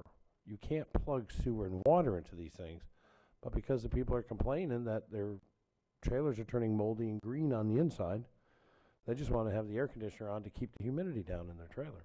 I think that's a fair request. So I'm just bringing the request to the council and asking if they would like to give direction to staff to try to craft some sort of change or amendment to our ordinances. Ms. Cusack. I think that's a reasonable request that we should explore and look at that, just to maintain be able to have the electricity to the trailer. Yeah. Just I would electricity. recommend that we would explore that. Okay. Ms. Denny, start on this end too. I was out of chambers. What's the request? Oh yeah, the request is that I've gotten a couple of phone calls from people that are like coming down here, like the snowbirds, and they park the trailers down here, and their mobile homes are $350,000 mobile homes. You've seen these things. And they can't plug them into power to keep the air conditioner running, to keep the humidity down. And they're growing mushrooms in the cushions. So it's like they would like to be able to do this. We have an ordinance in our zoning, and ordinance says you can't plug in a trailer or It anything doesn't into say you electric. can't plug in the trailer. It says you cannot have someone living in the trailer. Right. And it says you can't have anybody living in it, and when somebody plugs in, like we have a case right now in zoning, somebody plugs power in to keep the air conditioning on, somebody's going, wait a minute, you can't do that, they can't do that, and there's a case going on right now about that. I was just, plug into, is this a county property? No. Or why are we Ms. involved in Dennis, private this property? is, well, because we don't allow 2 dwelling units on one property. There And you people go. move the mobile homes onto the property, and they have their other family There's your members live answer. in them. yeah, you would have to have No. water and You're sewer for it to be You're living. right, Josh, it's Christmas.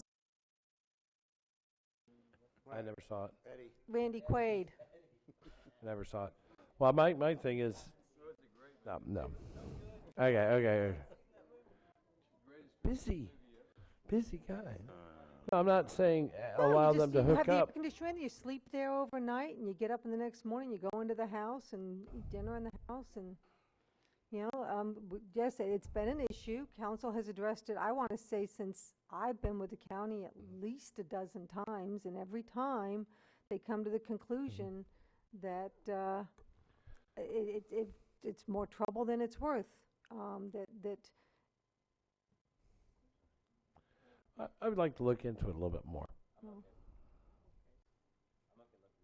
Yeah, just looking into it. I don't want to make a decision. I'm not asking for a decision. Let's just look into it. I mean, I want to give people the benefit of the doubt. It's like I was telling everybody. My brother's a truck driver. He left, thinking he lives in Lake County, and he had his trailer plugged into the pole just to keep the air conditioner on. Well, the air conditioner died. He had to throw out everything on the inside because there were mushrooms, big mushrooms growing in there. But that's where he lives when he comes home, and he doesn't live here. He lives in Lake. Plugged in and. No, that's because his air conditioner failed. No, wrong kind of mushrooms. I know what those mushrooms are. No, his air conditioning unit broke while he was on the road as a truck driver. And when he came home about 60 days later, it was an ugly mess. Couldn't he just take it to one of the RV parks and just? Oh, no, my brother doesn't even live here in Volusia County. He lives in Lake County. All right, but And he does live in his trailer when he's here in town. And- I'm not talking about that. We're talking about people who are Well, honest, and earnest that's- people who just, I have a motor home. I'm not living in it. I travel around the country. I come here. I park it for 6 months when I'm here. I just don't want it to be a moldy mess when I get ready to go. So I just need to put power to it just to keep the air conditioner on and keep the humidity out of it. There are going to be people that are going to push the issue, the grandkids can stay here for 2 nights or whatever. I understand that. But, the honest people out there that are just trying to keep their $300,000 investment safe and clean and not ruined, that's my concern. So just for something to look into in the future. Mr. Wagner, Ms. Kuzak are willing to look into it. I'm willing to look into it. I want more information, but I'm More not information. sold. I mean, just, Take a lot to sell me on that. okay. one. An awful lot. Then we're looking into it. Let's look into it. Yeah, right, No, we'll no. look into it. Let's look into it. Thank you. Appreciate it. Okay. Whew. Now that wow, look at that. I actually talked for an hour and a half. All right, we're going to move on. Mr. Patterson, you don't have anything to say, do you? Because we already talked everything Yeah, else. I got That's your floor, Mayor. wonderful. I brought this up with the manager the other day.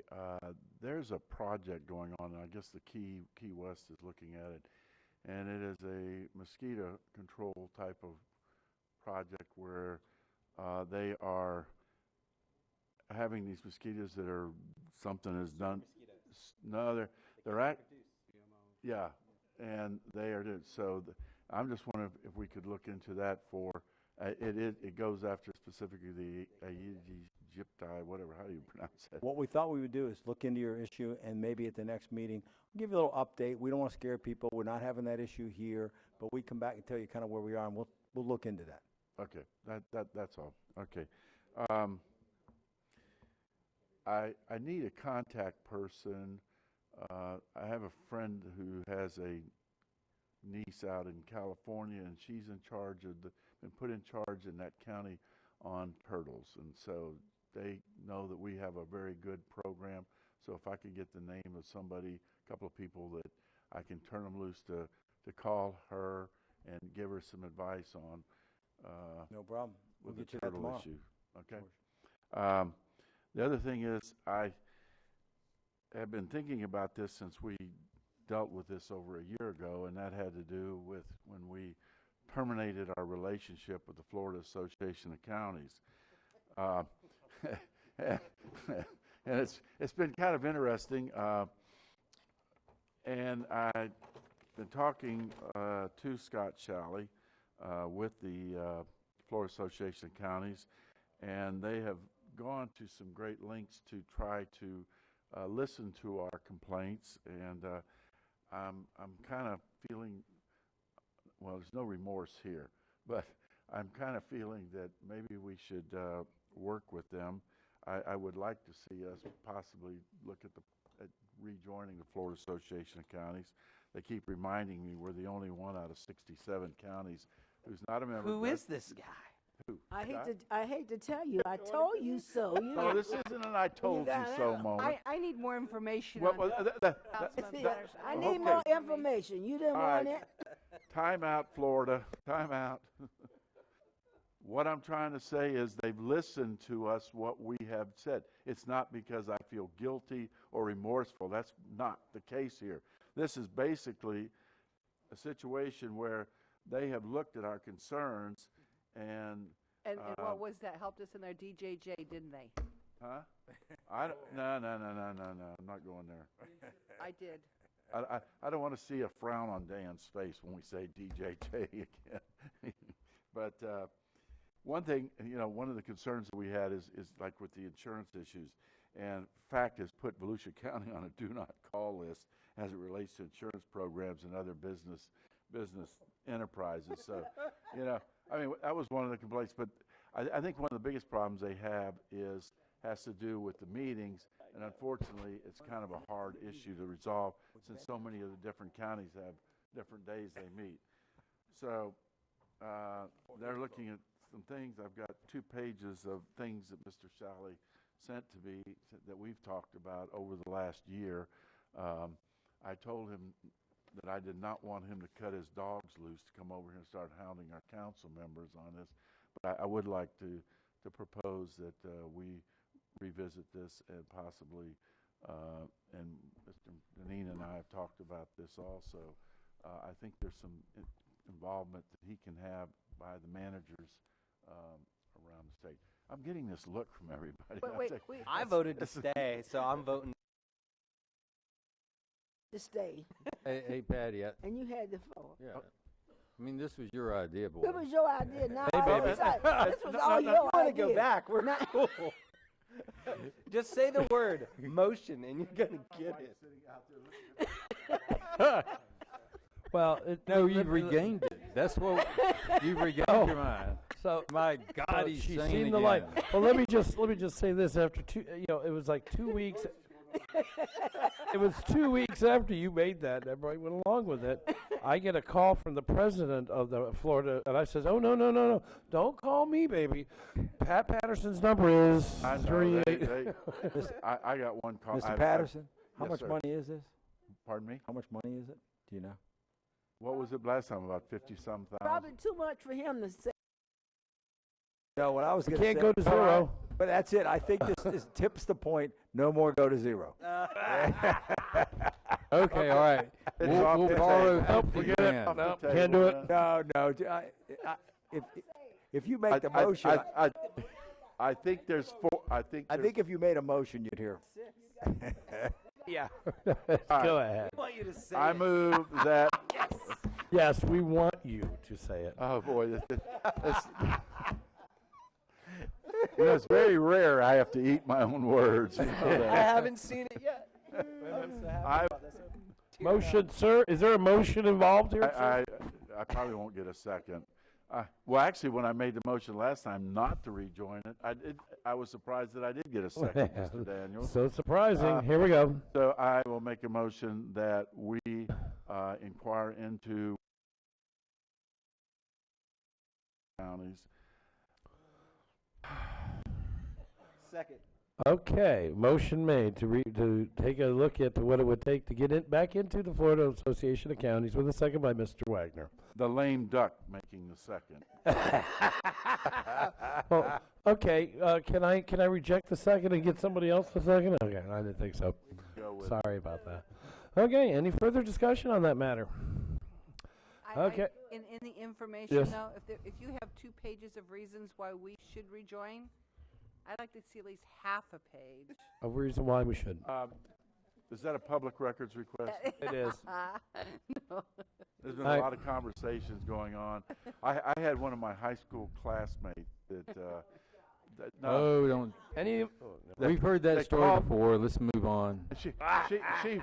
It was about 11 o'clock at night. This was how important it was to her. She's a county commissioner in Palm Beach County. And Joyce, you and I are talking about Priscilla today. And she was like, "You mean you?" She was banging on the table. And I said, "I don't care. I don't want to talk to you about it." So I think, I think that some things, I think we got their attention, honestly. And I think there's other people that have called me that I got their attention too. Because, when I came back on the council, I haven't been to any of their meetings because I was so We frustrated. with voted them. for it. You gotta take a vote. You didn't vote yet. And it was pretty much a unanimous vote, if I recall. You didn't vote yet. We haven't voted yet. I'm waiting for him to finish before I Here's can call the question. Well, I do know there's an old slogan in the world of old Irish salesmen is if you talk too much, you're going to buy something. You're going to buy back something you're trying to sell. So I will shut up at this point. And see where Thank it you, goes. sir. Mr. Daniels, did you have a comment or you already made it? Mr. Patterson, shut up, so I'm happy. Okay. All those in favor of looking into rejoining the Florida Association of Counties? No, that was a motion As to rejoin. That's what I said. A motion to. You said look into. Rejoin. Rejoin. Oh, so to rejoin. Yes. We're going Motion. from looking into to. Oh, well, that's what I understood was looking. I He was talking too much over there. My Restate the motion. was to rejoin the Florida Association of Counties. Okay, that's what I thought, but then I heard the second, so the motion is to rejoin the Florida Association of Counties, seconded by Mr. Wagner. All those, further discussion? Joyce, you're pushing it again. She's Would going. you- Go ahead. Would you read his first motion? What was it? I was correct. But Inquiring minds want to that know. motion was not even seconded. The motion Actually, it was to by Mr. Wagner. Yes, it was. By Mr. Wagner. I'll rescind my first, second, and go. All right, 'cause I like first it. second is rescinded. The first motion stands without a second. Do I hear a second for the first motion? Okay, seeing none, that motion is now died. The second motion with the second is Association of Counties. How's that work? Good. Thank Go you. ahead and vote. All those against this, all those in favor, please signify by aye. Aye. All those opposed? Damn, sounds like it was unanimous again. Now, Mr. Patterson, will you please make up our mind? No. Okay. Ann is sitting out there. She's been at a Daytona State College Board of Trustees meeting all afternoon, so she's probably as worn out as I am at this point. in the Wait, they evening. got done in an afternoon. We're still here. Yeah. Yeah, we're still here. We've been here since 9. Yeah. Oh. And she drove 40 minutes over here. No, she. Oh, well, Daytona State College has got soccer, folks. They're bringing soccer in. It's really, Probably. and so there's some exciting things going on. They're doing some cool stuff. I like. should we get Miss Ann up here to let us know? No. Huh? I will probably hear about this when I get home. Oh, I guarantee you. All right. Anything else, Mr. Patterson? Well, I can show you my pictures of my 9 No, that's quite all right. Okay, moving on. Mr. Wagner, do you have closing comments? Briefly. Very brief. I just want Okay, to moving on. commend Oh. item 41 and 42. I did not thank staff for their work on all the conditions for that project. I thought it was well done. I thought the neighbors were safeguarded. Oftentimes, it's hard for the neighbors because no one wants to see a big lot developed. And I think, Deb, you captured it well. No one likes that. You're used to looking out your backyard and seeing a bunch of trees, but it's not a park. You don't have a right to those trees. So I think staff did an excellent job once again in making me feel comfortable, and I thought it ended up being a better project. So Yeah, I thank you, think- staff. Is that it, sir? and that, I'm glad we're over that one. All right, Ms. Kuzak, any closing comments briefly? Yeah, thank you, Mr. Chair. I just wanted to say that the canvassing board is in full swing and meeting. Mr. Councilmember Patterson has said that I must go tomorrow or Saturday, if they say Saturday. But we will be done after tomorrow until Wednesday of next week. All right. It's truly like watching paint dry. Leave early vote. No, I loved it. I mean, Oh, yeah, I know. You just show up to the meetings No, before. this is one of the most sacred parts of democracy is our absolutely voting. true. And and I appreciate Well, Dan I'll be being glad there. I'll be glad for you to go tomorrow. So you can have Pat. more religious? I won't deny you if you.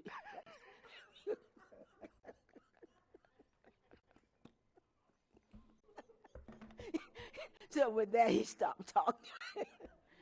So we're 'Cause he's in trying full not to buy- swing and things are going well over there. Very well. Thank you. Early vote. Dan, I want to appreciate all your advice as we. It's not like watching paint dry because all it takes is one mistake that can really And you get fall people into paint. agitated. And making sure that the ballots are secure at all times. We have a great elections department over there, and they're working hard. And the temps that are coming in, working, because I'm wandering around from back and forth between two rooms, just making sure that everything is working. And they're working, they're quiet, and going for it. So it's a great feeling. So does that mean you're going to be there tomorrow? Just checking. I'm just going with that old Irish salesman saying. Mr. Daniels, closing comments brief? He's got nothing because he's not even here. Ms. Denny's, closing comments, madam. No, I really don't, other than to thank staff for Tuesday. Council members, we did a meeting in the Brandon Center, New Smyrna Beach, Tuesday. We had well over 200 people show up, standing room only. I mean, it surprised us. The cities were there, the Chamber of Commerce, the business was there, citizens were there. The issue of hydroblasting did come up, and it was addressed very professionally, and it was just a very, very good meeting. So thank you, Mr. Deneen. In fact, it was so good, I can't even now, I'm still getting thank yous from citizens that the county came in to do a meeting like this. I'd like to see it expanded. We talk about telling the story, you told the story, and you know what, it wasn't even work. It's doing day in and day out. So thank you for that. It just meant a lot. I think we're really getting there on these projects. So thank you. And staff, you did a tremendous job. And we talked about that hydroblasting link on the coastal. I think that will serve us all well to get that up and going. Thank you. That's it. Okay. You look like you have something to say, Mr. Deneen. Okay, set the clock for 3 minutes. I won't need 3 minutes. Okay, go. I appreciate the person that spoke about Crane Lake and the light. Hmm. You know, I think I'm going deaf, but I thought he said that, Yeah. but No. misheard that. Well, senile, right?